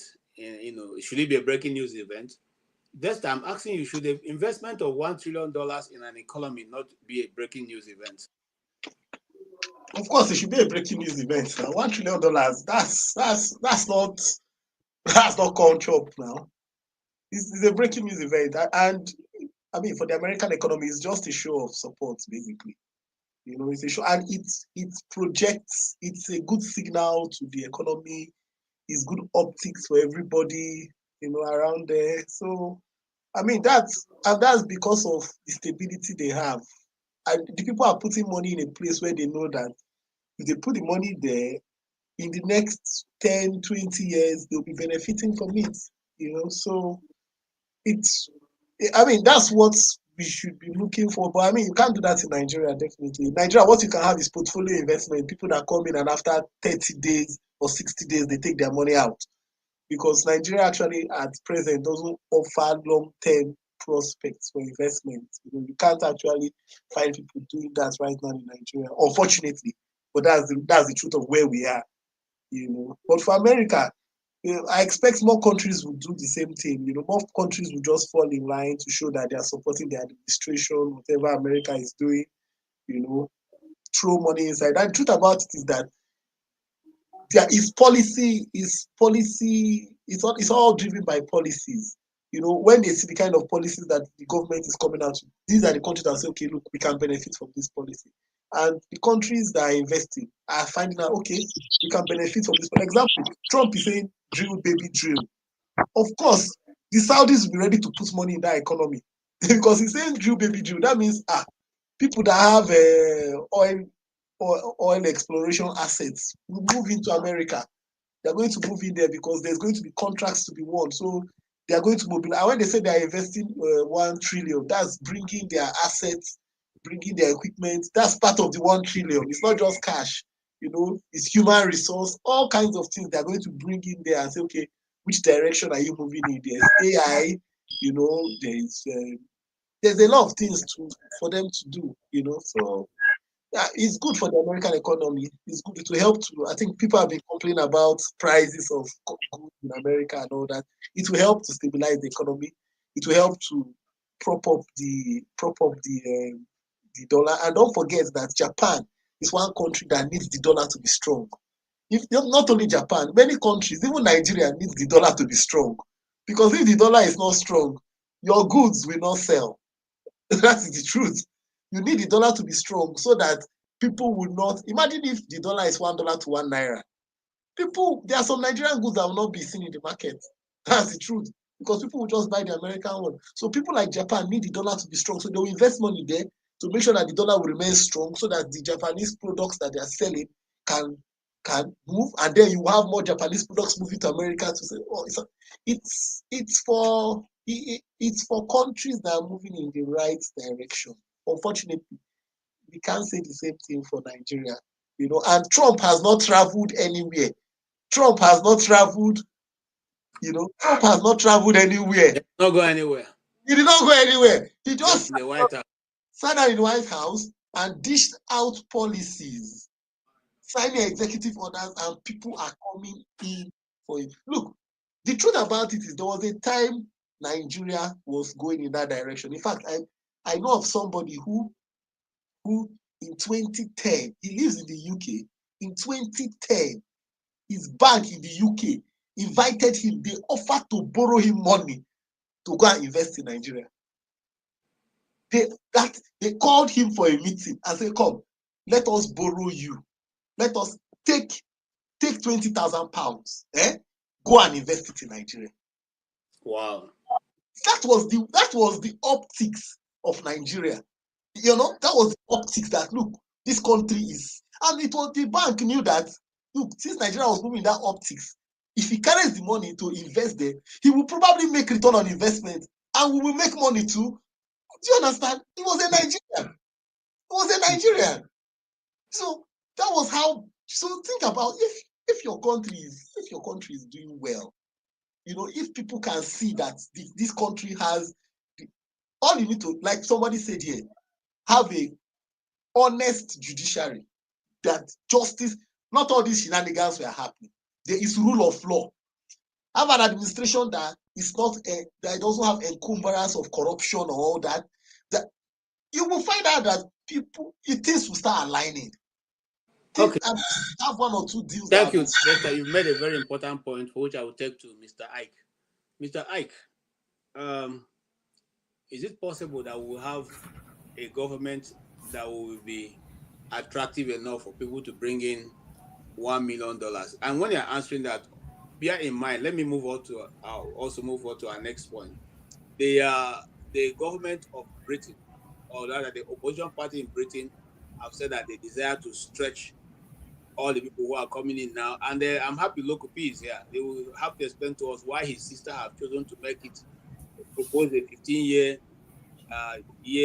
term for you before you become a British citizen. So as you're answering what Tinubu will do, also put that in context. Why will she be so concerned about increasing the number of years that it takes for you to be a British citizen?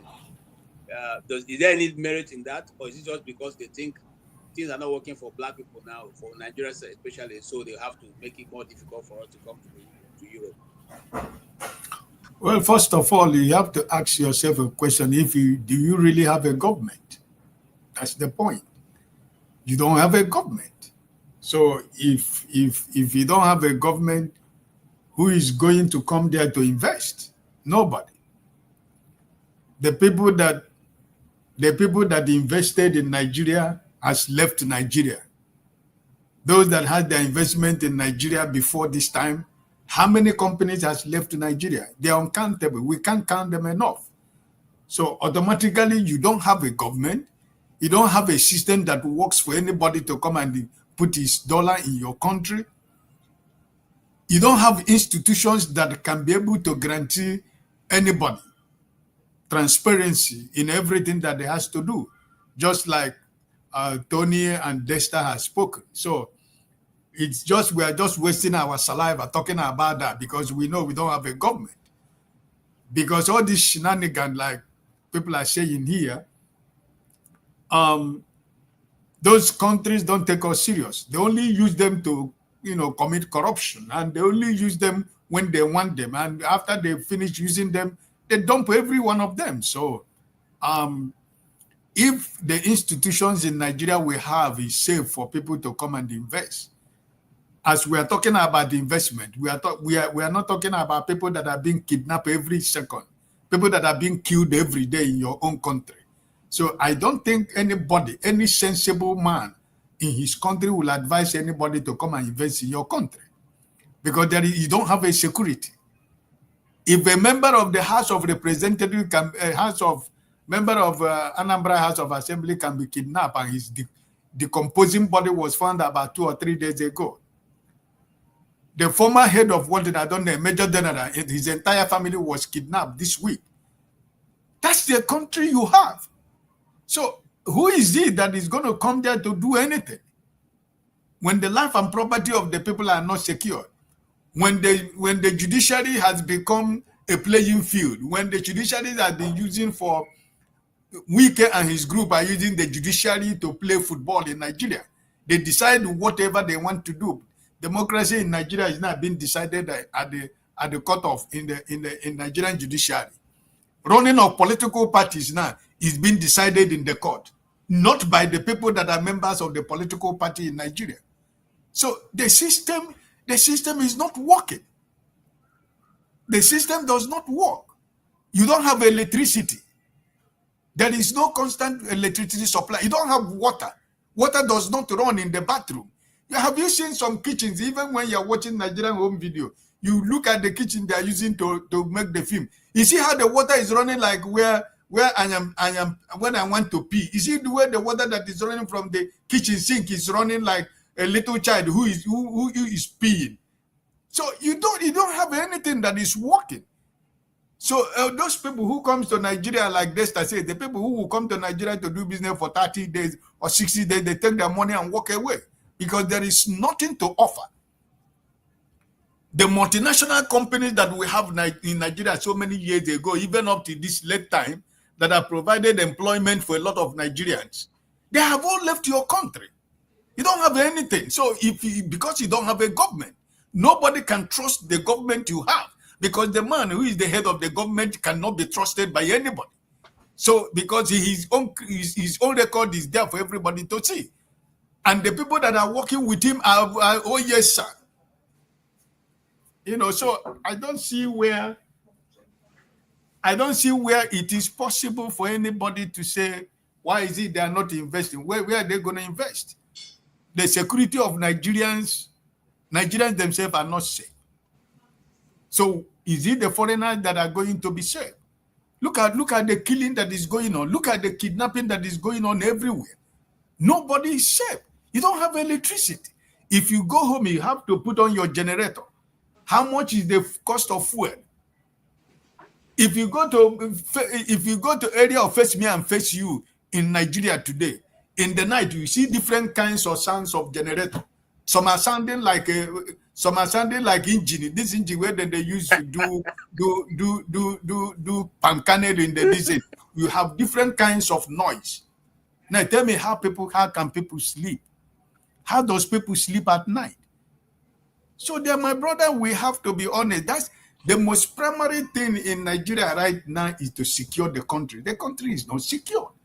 And because we don't have a government, with the people that we have in government are unserious people who are there for themselves. You see the kind of debate they're making in the National Assembly with your Senate president and the minority leader of PDP about they leave all the problems Nigeria is facing, but they are doing campaign of those who are defecting to APC. The question that I used to ask myself sometimes when I go to sleep before I close my eyes, how any honest, genuine, sincere Nigerian politician that said that he is not that in politics for his own personal use can think about leaving wherever he is to join APC? Because this is what actually I really do not understand. That an honest and dedicated Nigerian would decide that this is a party that you think you are going to enjoy. If you are thinking about serving me, if you are thinking about serving your people, the same government that have been there for 8 years, and this is the same government that are putting us into the ground, and that is what your representative will stand at the National Assembly, and they will decide that they are not decamping to APC. I mean, this is not a country. We don't live in a country. We are living in a banana republic where anything goes. We don't live in a country. Everything goes in your country. So don't talk about people who are investing in America. America will only use people like your president because they know they have his file. Whatever they tell him to do, he's going to do that. He doesn't have a choice. Okay. So don't expect any investment. Your phone is ringing. All right. Thank you so much. Local P, coming to you, sir. What is the reason why our dear sister, whom I love so much, Madam Kemi Badenoch, wants to give us additional years before we become British citizens? By the way, what is great about Britain?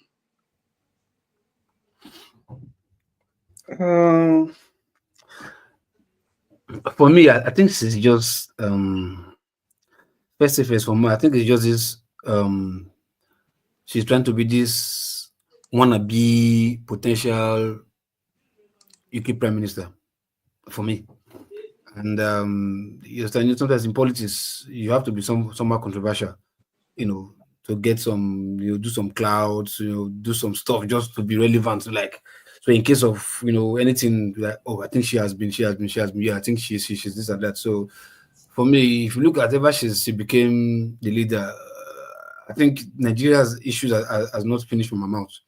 It's just this last one that probably since that guy bought her the shoe of her brother and the wristwatch, she stopped talking about Nigeria, and now the next one is to go for migration, which indirectly might still be a shot at Nigerians like you are coming here still. So let me try and take a little bit further. So I'm talking to you, but indirectly. I think, though I won't lie, every UK citizen here knows that UK citizens are flying out, as in not the migrant citizens. I mean the original UK British, because sometimes you can be a UK citizen but you're not British. So like British citizens, because British citizens are different from UK citizens. Some people understand what I mean. And many of them are leaving. The economy is going down. I won't lie to you. Many of them old ones, professionals, they are living, going to as far as Australia, where they pay more, where they get more money and get where, while those who can go to that far, they go to Europe, like Spain and Italy, where they get good summer, Portugal, they get good summer, and buy houses there and start living there. You understand? Because they know the economy is going down.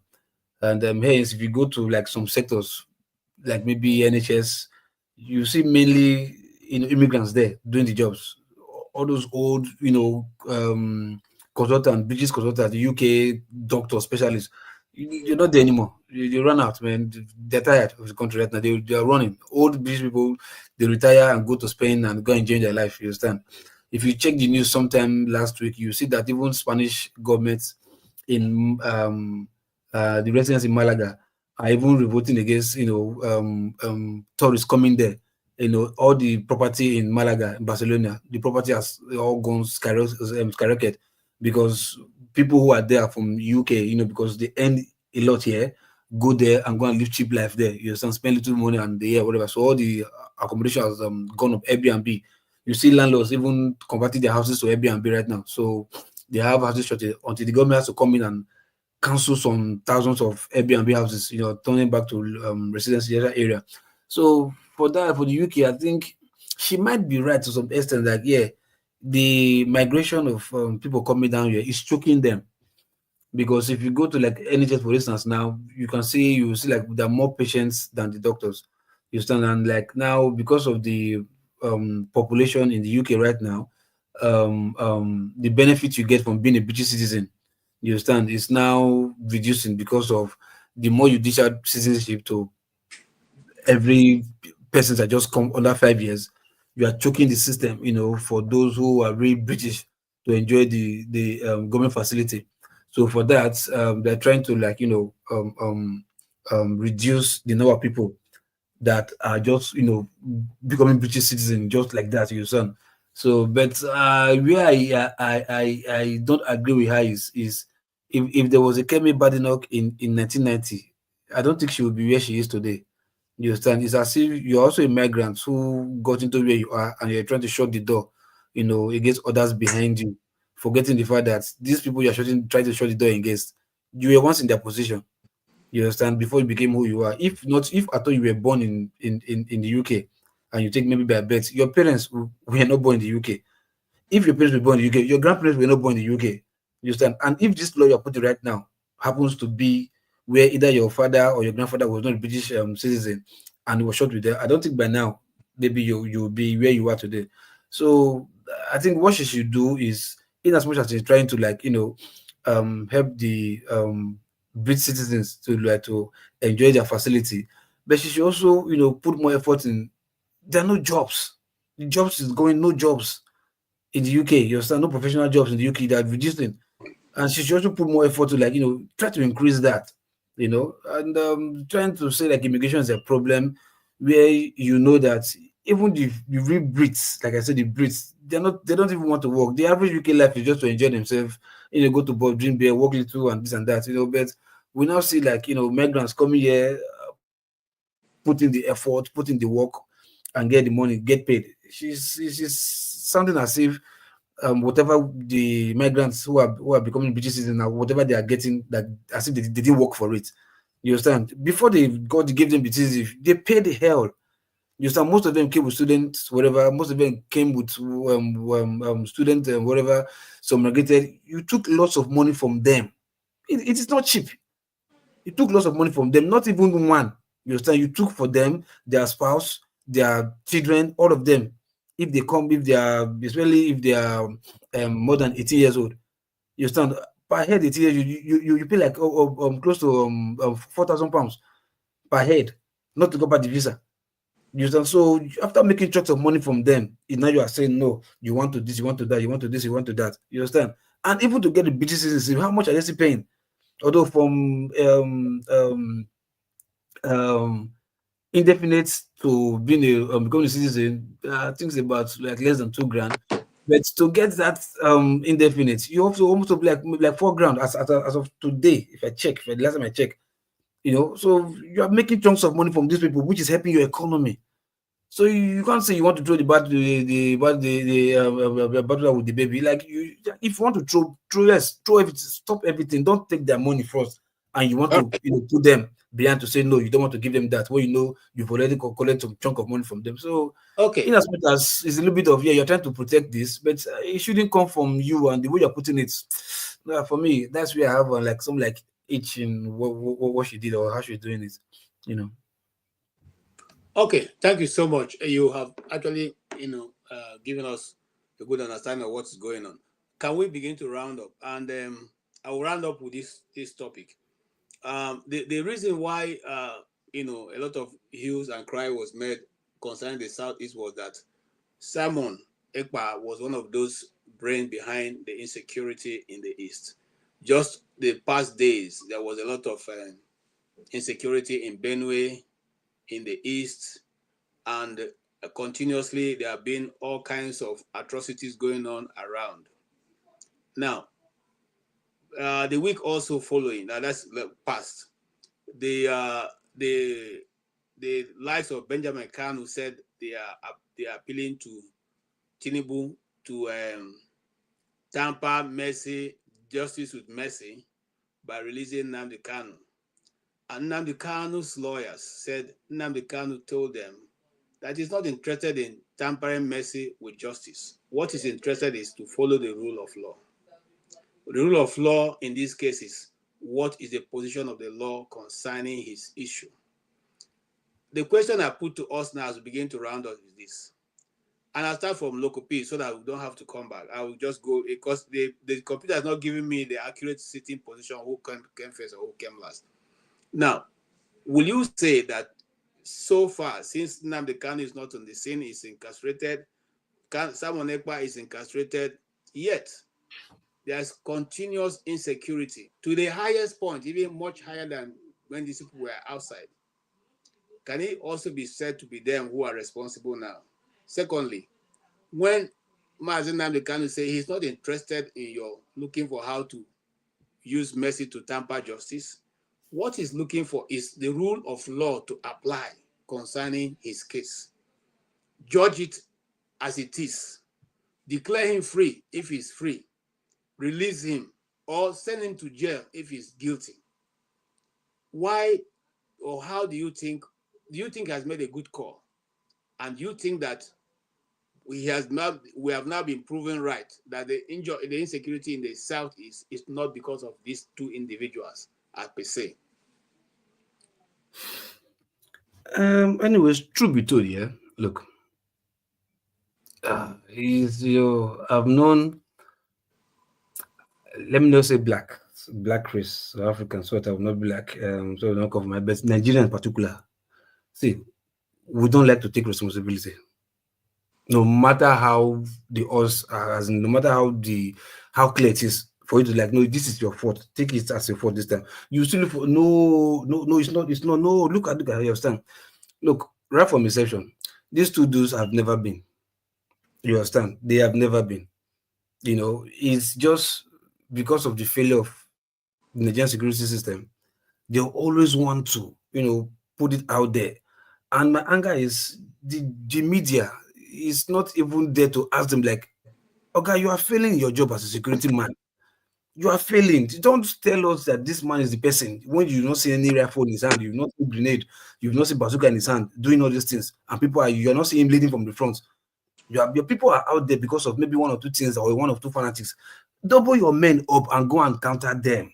Just do your job first. Stop blaming this is the person. You are still in his custody. So he's in the custody. You are still blaming him. That means you're just doing that. You don't just want to do anything. You just want to put something out there and just make people believe that. Yeah. And the stupid media, they also are the ones also finding these things this and that. Yeah, it is the policeman said. So the PR, what was his name? This just Adejobi. He said. Ask him the real question. Okay, don't you think it's a failure on your part? These guys in your custody, something is happening there, and you're still saying the same thing. Before he was arrested, you said this word. Now he's arrested, you're still saying the same thing.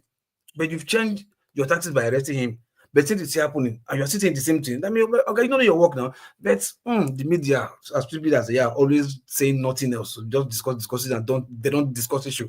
They only report and don't discuss issue. That's what we are. Same thing with Simon Ekpa. Somebody's elsewhere. How much does he have to share to all these boys that making them commit havoc? You don't get money. Don't be feeling it. You understand? So nothing. But you're just looking for excuse to like, hey, this and that is the one causing it. Meanwhile, they've never a time you said Operation Southeast Criminal una die today. Today. You've never done that. You've never. Whether police or army or civil joint task force, you've never put any effort to tackle these things. That's why, like, because they've not done that, that's why I always find the politicians there culpable of this are happening. Because trust me, security is big business all over the world. So imagine Nigeria where there's no rule of law. Like, it's catching out now. Look at what Chinese people are doing in the north, mining our whatever good, taking it out just like that. So not talk of security. So these guys are catching out day in, day out. The South government that they're not saying anything about the South say the whatever they're going to say reason of the Kano to stop. I don't understand. If you say stop and the boys refuse to stop, what will happen? Will it kill them? So people are making billions of naira from insecurity. The owner of the Kano will not come and say stop making these millions. Then the boss will not say okay, I will not make again. They decrease. Now that's the thing. Just like you're telling Nigeria there should be 247 lights. The boys who are making money from supply generator, they will sabotage you now. They won't for what? Why? How?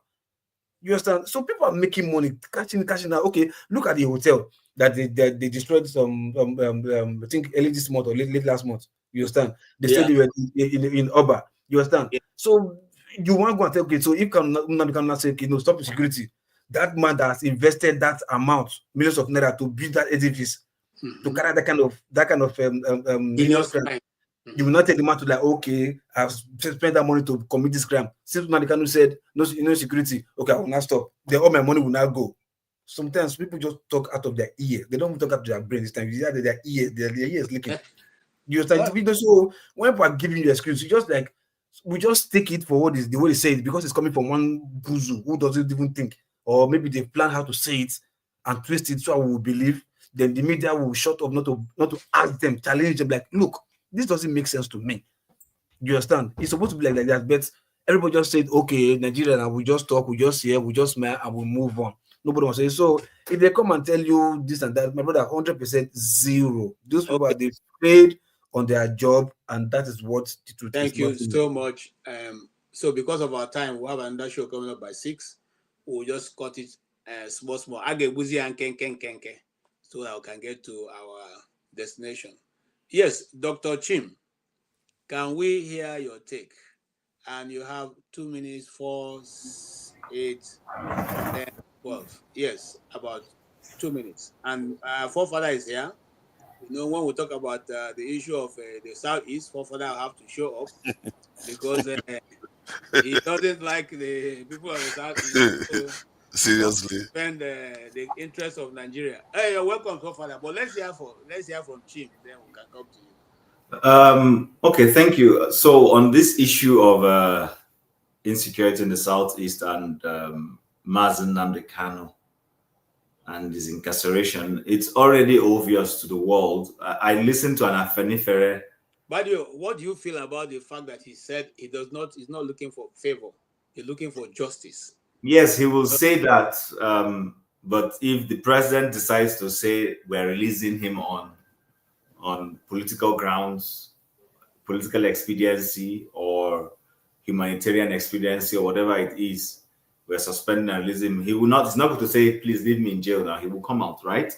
So a man's got to say what he's got to say to defend his pride. So that's on one leg. The fact remains that at the judicial level, there is a ruling that he should be released, but the federal government did not abide by it. So there is already what the lawyers call a lacuna? Lacuna. There for him, for the government to ride on to release him. It's now dependent on whether they want to do it or not. I would simply say, let's do it. Let them release this man. Let him go his way and go and take care of himself. on the insecurity and the allusion you made to for the fact, because I've heard this, you're not the first person. Someone person has earlier said it that, okay, I think it was Kenya that said insecurity has continued, even though Simon Ekpa is now in a cell somewhere in Finland. Let me draw our mind to the apartheid struggle. When the key elements who were the face of apartheid, most importantly, Nelson Mandela. Nelson Mandela was not the most important person. Remember, there were other key figures who died. But of course, when he came out of prison, those people who were ahead of him in the chain of command in the ANC were already gone. Like people like the former president's father, Mbeki's father. There's another guy, I've forgotten his name now. Steve Biko. Steve Biko, yes, Steve Biko was peculiar and all those other. Steve Biko was not, but Steve Biko was a youth wing person.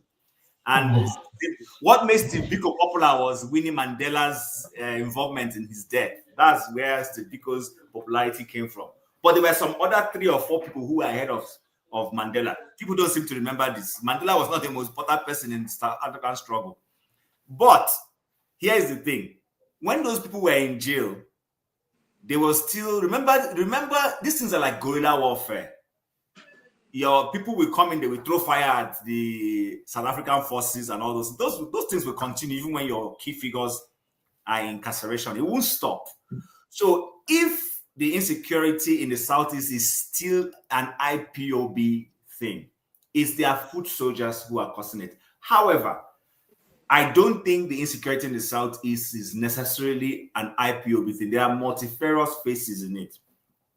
I believe there are people who are benefiting from insecurity across the country, whether it is in the Southwest, in the Southeast, or in the Northwest. There are elements who benefit from it. They only hide behind Fulani headsmen, IPOB, whatever you want to call it, to perpetuate those things. So I don't think that because Kano is out of the scene, or because Simon has been jailed in a Finnish prison, that will ultimately take away all the insecurity. Like Lokopi said, I don't think handling the insecurity in Nigeria is beyond our security operatives if they choose to do their jobs. If they're getting the support from the political leadership, they're giving them the tools and the necessary support to do their job. Remember, I will end here. Remember,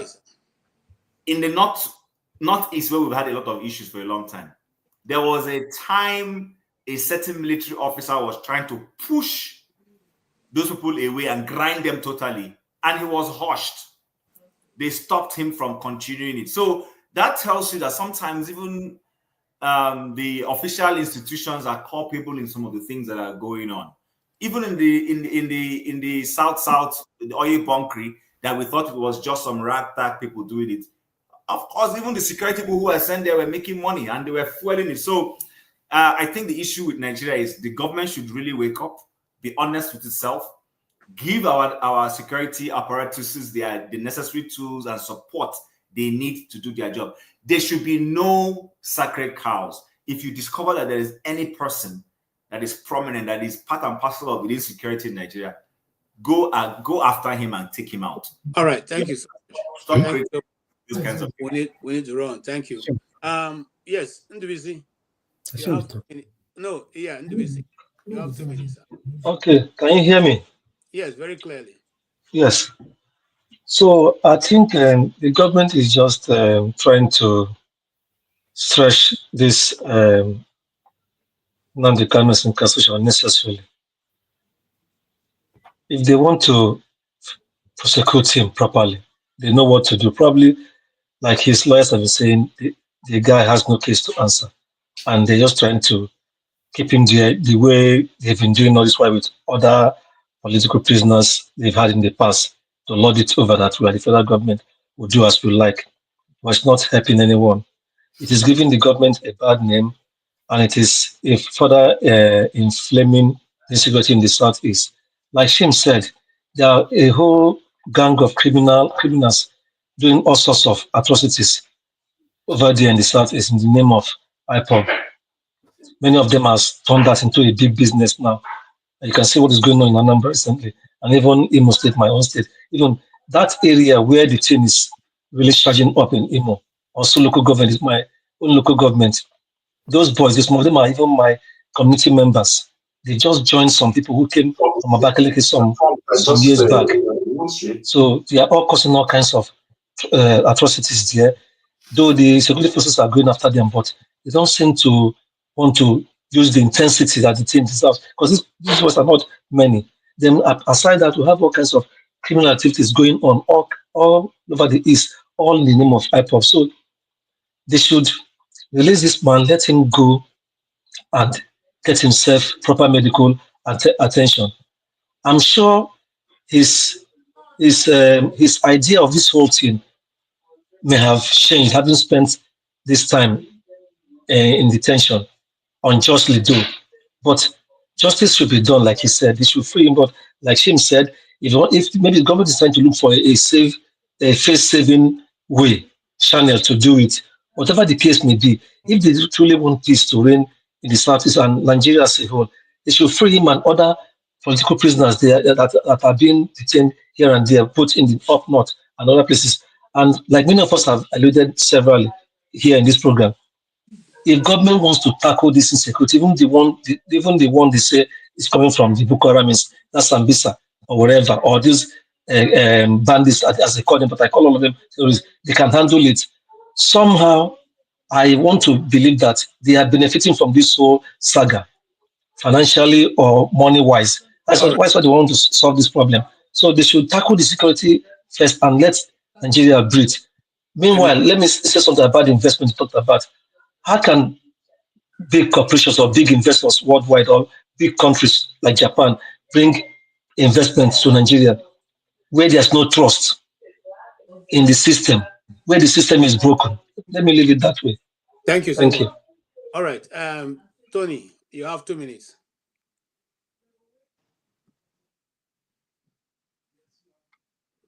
Unmute yourself, sir. Yes. Yeah. Okay. No, they can quickly. I think it's simple. You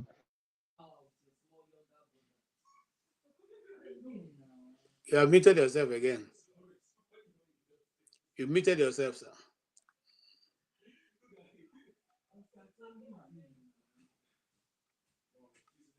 I can't unmute you. Why you turn yourself? Tony, you're muted. Tony, you're muted.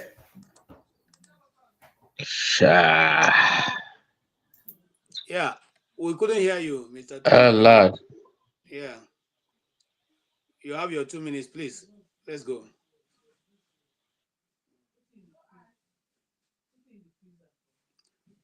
Okay, so let's move on because Tony seemed to have an issue. Dexter, please go ahead. Why Tony tries to sort himself out? Okay, yeah, thank you. I think it's a no-brainer, release Nnamdi Kanu, but it just tells you the direction this government wants to go. You understand? So I don't think they will. I think for the Tinubu I know, or for the present person in government I know, he will want to get something. He will want to get something in return. And the only reason Nnamdi Kanu has not been released is because Nnamdi Kanu has not been playing ball with the government. The idea that Nnamdi Kanu, if you release him, I don't think it will change. He will gain cult status, and I think the government is trying to douse that. But the longer you keep him, the longer he gains more cult status. But I think if Nigeria really wants to grow, then release him if you don't have anything against him. That's what I would say personally. On the insecurity in the southeast and all that, the truth is that the governors are benefiting. Look, governors make money from security votes. Governors make huge money from security votes. So, insecurity is a way of making money. So I think it's not easy. Like, I think there was a movie I was watching and there was a guy that started a business and he was asking the lady like, oh, this is nice. The lady told him, look, You are saying it's nice, but you see the money, this money, the moment you start getting it, you will find it difficult to pull out. And that's what happens in Nigeria. The moment you touch that money, that's why you see good people that get into politics and you expect them to do something good and they just change. Because the moment they touch that money and they take it, the only way you will not get corrupted is if you don't touch the money. If you don't take the money, then you would probably keep your sanity. But the moment you take it, it's gone. You won't stop. It doesn't stop. And that's why you have what is happening in River State and happening all over the place. Thank you. Thank you. Thank you so much. Uzo, you have 2 minutes. Okay. First of all, let me start from security in Southeast. It's obvious that I will tell you the truth is that since I think I talked to my people in Southeast, since the arrest of Samuel Eba, yeah, the tension about the sit at home, in the morning they will come to over the town and start shooting. People will start running all over the place. When I talk to my people, they say it's like the thing is paying off. One, but if is Samuel Eba the cause of insecurity in Nigeria, the answer is no. All right. So the cause of insecurity in Nigeria is a political undertone. It's our politicians. We all know where it's coming from. It's a battle of who controls who makes the more money. But actually, over there may be a lot of dance. When there's insecurity, people make money. As all of us are saying here, the best way to make money faster as you think is insecurity. If it's not, how will the governor of Igbo State, who from Oluzon, and the main insecurity in the country is from his own zone. The main war theater, the main war front is from his own zone, and that's where he come from. So how can I put that together? If from Osu, that's where the main security is out. That's where the fighting is going on, and that is his own zone, and that's the major players in Imo State politics. The major players are from that zone. The lack of, I think, Rogers, them, all the major players in Imo State politics are from that same zone. And that's where the whole thing is happening. So when I look at that, I'll say something is going on. All right? I'll say something is going on. It's not just ordinary, it's IPOB, is this. It's sure there is millions of groups. There are millions of groups, ravaging, just making money, kidnapping, doing sort of things. All right. So most of them are government sponsored. You all know that. Plus the security called Ubago, who are government missionaries. We all know that. So, but in terms of Badenoch, I think releasing him is like shit water. If you release him, trouble. The more you keep him, trouble. So they prefer to hold him than releasing him in a way that releasing him. I don't think what is holding him there. They have not agreed to terms. They can't just release. We all know what man they cannot stand for. They can't just wake up one day without finding him guilty or without and just release him. Okay. He must have an agreement. Say, do this, do not do that. Releasing him, no, I can't be released tomorrow if you agree on the terms that brought forth. That brought. In short, I would. The issue that is this thing is coming to the States next. I think next 2 weeks. Okay. One of his lawyers. So I will give you a feedback. Yeah. All right. Thank you so much. We would like to hear from the lawyer if you can get him across for us. Okay, let's move to Tony. Oh, sorry, not Tony now. Let's Ike, your call. Yeah. You have 2 minutes, Ike. Yeah, I know. I think that it is not good for anybody that Nnamdi Kanu is still there. The more is there, the more there is high tension everywhere.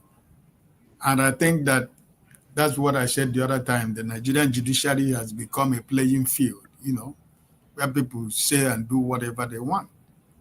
Nnamdi Kanu has been released by the court for a very long time, and I decided to keep him there. It's not serving the interest of anybody. But I know that sincerely, if they release Nnamdi Kanu tomorrow, there is going to be total peace restored in the Southeast. And if anybody is trying to wish away the popularity, the personality of Nnamdi Kanu in the Southeast. They are just making a very great mistake.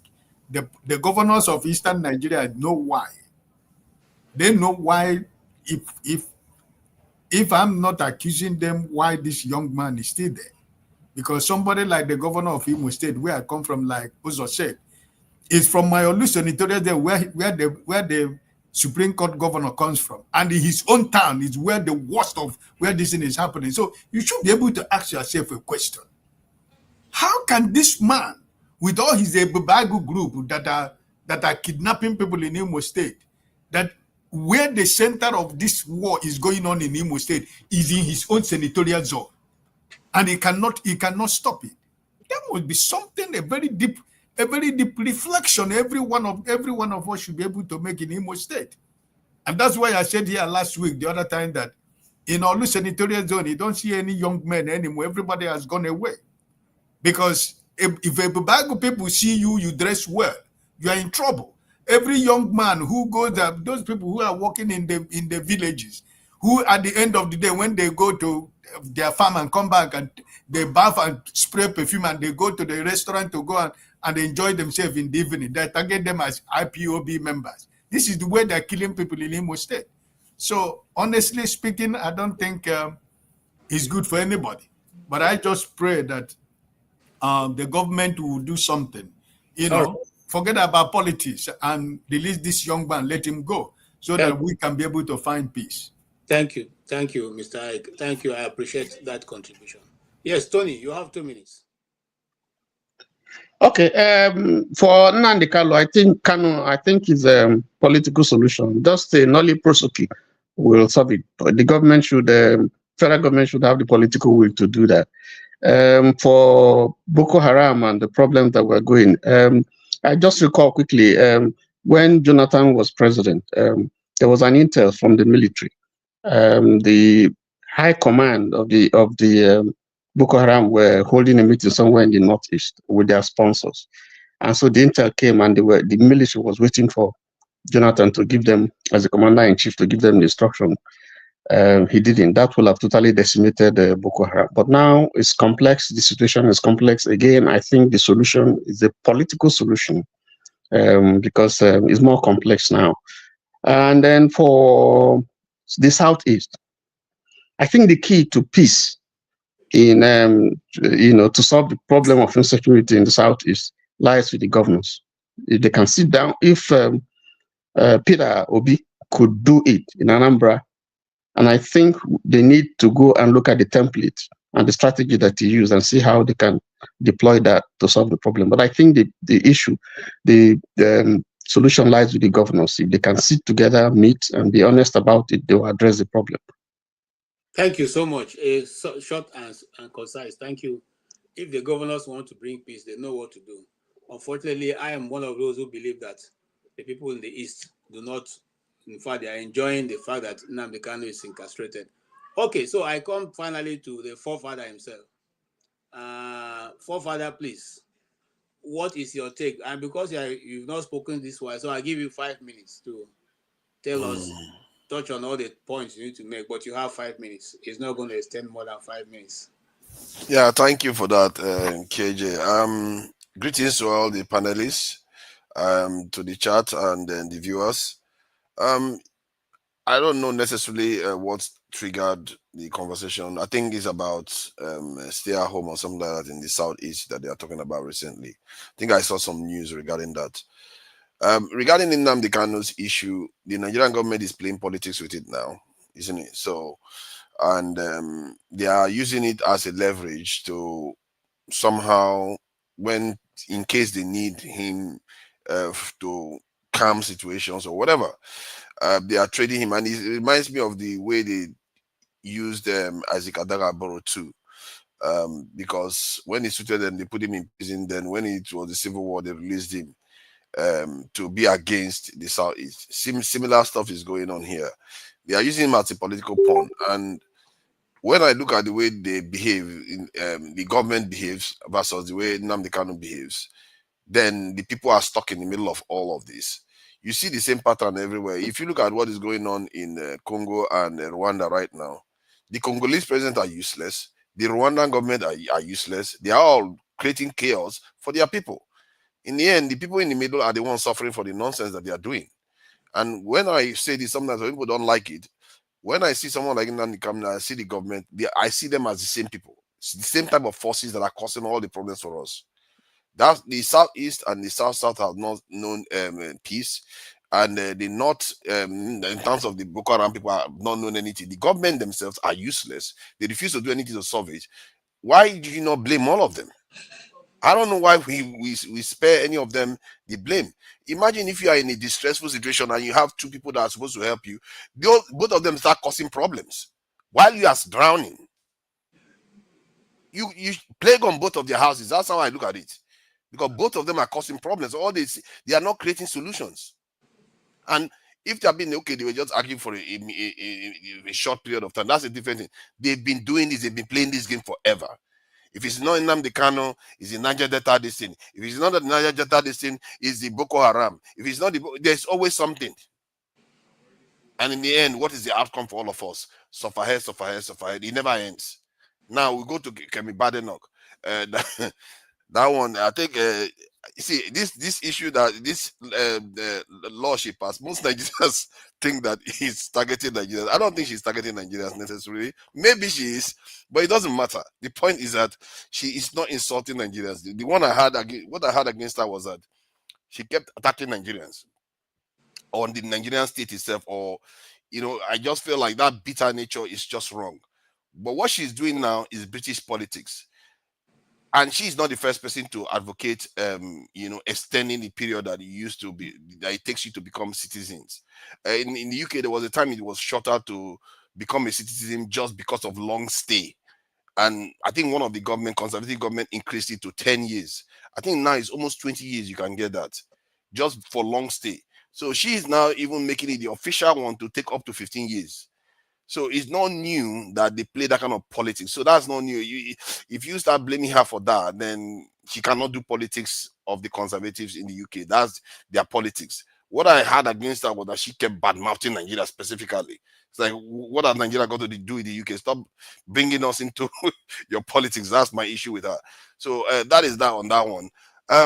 Regarding the creation of states in Nigeria, the instinct is just to throw it out, isn't it? You just throw everything that everybody, which I'm probably sympathetic to, throw all the nonsense out, because what is the point of trying to create more states when you cannot even organize the ones that you've got this properly? But because I'm also of the persuasion that the closer you get power to the people, the better it is. And who cares about what the world is doing? We have to invent our own ways out of these things. I'm also sympathetic to new ways of doing things that have never been done before. If somebody wants to create smaller states, that smaller, make the state smaller, it means that the power will be closer to people. We like to say that our governors control so many things. Well, what if they split the state into 2 or 3 and they make it smaller? Then you'll be closer to your governors. Sooner or later, every street will be a state. Every street will be a state. And then you don't have any excuse for not holding your representatives accountable anymore. So from that point of view, I tend to be sympathetic to it. But we all know that the bigger issue is that it may not make any difference anyway, because we have not gotten to a point whereby we feel empowered enough to hold our elected officials accountable. And I also think that we probably need to find a more representative way of governing ourselves that takes the power from the center. I really don't like the fact that there are too many powerhouses. You have to go to one Obi, you have to go to one Oni, or Imam, or whoever you have to go to. The power should belong to the people, and everybody should be represented at all times. That kind of government fosters stability, because if you have stability, then you can worry about other things. So in the next 2 years now, it's going to be all politics in Nigeria, and you are going to see all the divisions rise up again, and we are going to be here to see it happen now. So Those type of things, it shouldn't be happening. We have other things, bigger fishes to fry, to develop our environment and stop our people running to the UK and Kemi Badenoch passing laws that gives us a heartburn, all that kind of stuff. We don't need all that drama. So that's how I would leave it. I just hope that we start supporting more systems that empowers the people. I don't have any natural instinct to just be against creating more states. I don't have any natural instinct about. For me, I just feel like everybody needs to be represented. I support a presidential council system where all the regional regions of the country, political regions of the country, are represented in the center at all times. The president should be of the 6 regions. One person representing them on each of the year. They will just choose one person and they all make decisions together. That's how it's supposed to be, and everybody will feel represented. So thank you for the time. I know I've taken my 5 minutes. You have taken what? Kemi, I have a question for you, please, before we round up. Yes, sir. How many years does it take for one to become a citizen in the US? It's 10 years. How many? 10. 10. Yes. And the Britain now, Kemi is saying 15. It's dependent on the process you take. Yes. Uzo, you want to put more answer to that? How's it 10 years? That's what I said. It depends on the process that you take. Officially, it's 10 years. Officially, it's 10 years. But depending on the process that you take, mine was 13 years, but it officially was 10 years, and I have a reason why it was 13 years. Okay. It depends. You know, the good thing about the US is that they have many processes. It's not one way alone that leads to the market in the US. There are many ways. So okay. Let me ask: if you marry 5 years. 5 years. Sorry, I made a mistake. I was talking about immigration. It takes you 5 years. 5 years, not 10 years. That's a mistake. I was talking about immigration. If you're looking for an immigrant visa, it takes you 10 years. But for citizenship, 5 years. Okay, if you legally marry an American, it takes you 5 years. No, that's no.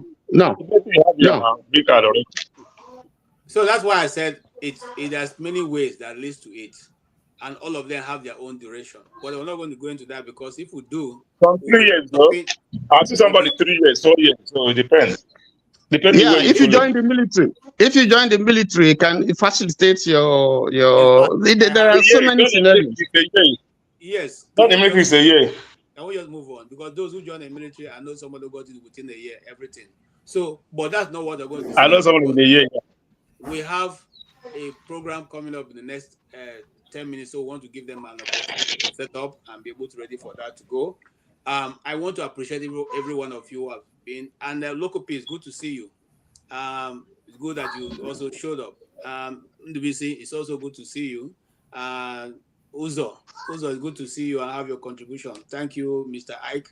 Thank you, Tony. Even though we don't agree in most places, when we have to do with American politics, but I love your politics. So I'm a free-minded person, so it doesn't matter. Your contributions are well valid, and I want to appreciate that. Thank you. Thank you also, Father. I like how you also bring in a variety of understanding and information for everybody. It's an open forum. It's nobody's, nobody has the right whose idea is all and all. No, you all contribute and we all join with it. As long as we are joined, we'll always be at peace with one another. The only time becomes difficult is when we're not talking. And I thank you for all your contribution. Until, let me not say until. Please, if you can, wait for the next broadcast, which will start at 6. And it will be Dr. Adama and Tokwe that will be handling that. It's an interesting live experience. Thank you, Mr. NDBC. It's an interesting discourse also. You don't have to put on your camera. So you can all even be behind and be doing your stuff and still be discussing on that or listening to it. I invite all of you to it. And until then, God keep you till we meet next week, Saturday. Bye-bye.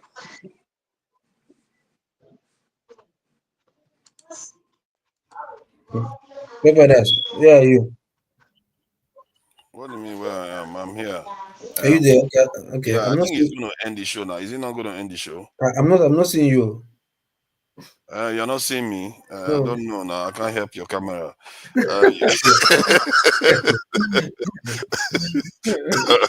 Right.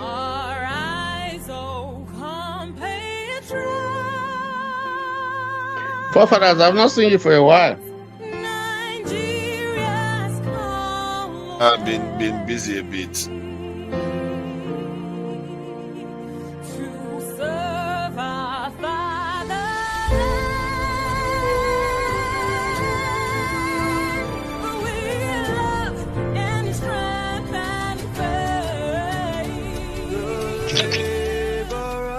Our heroes past shall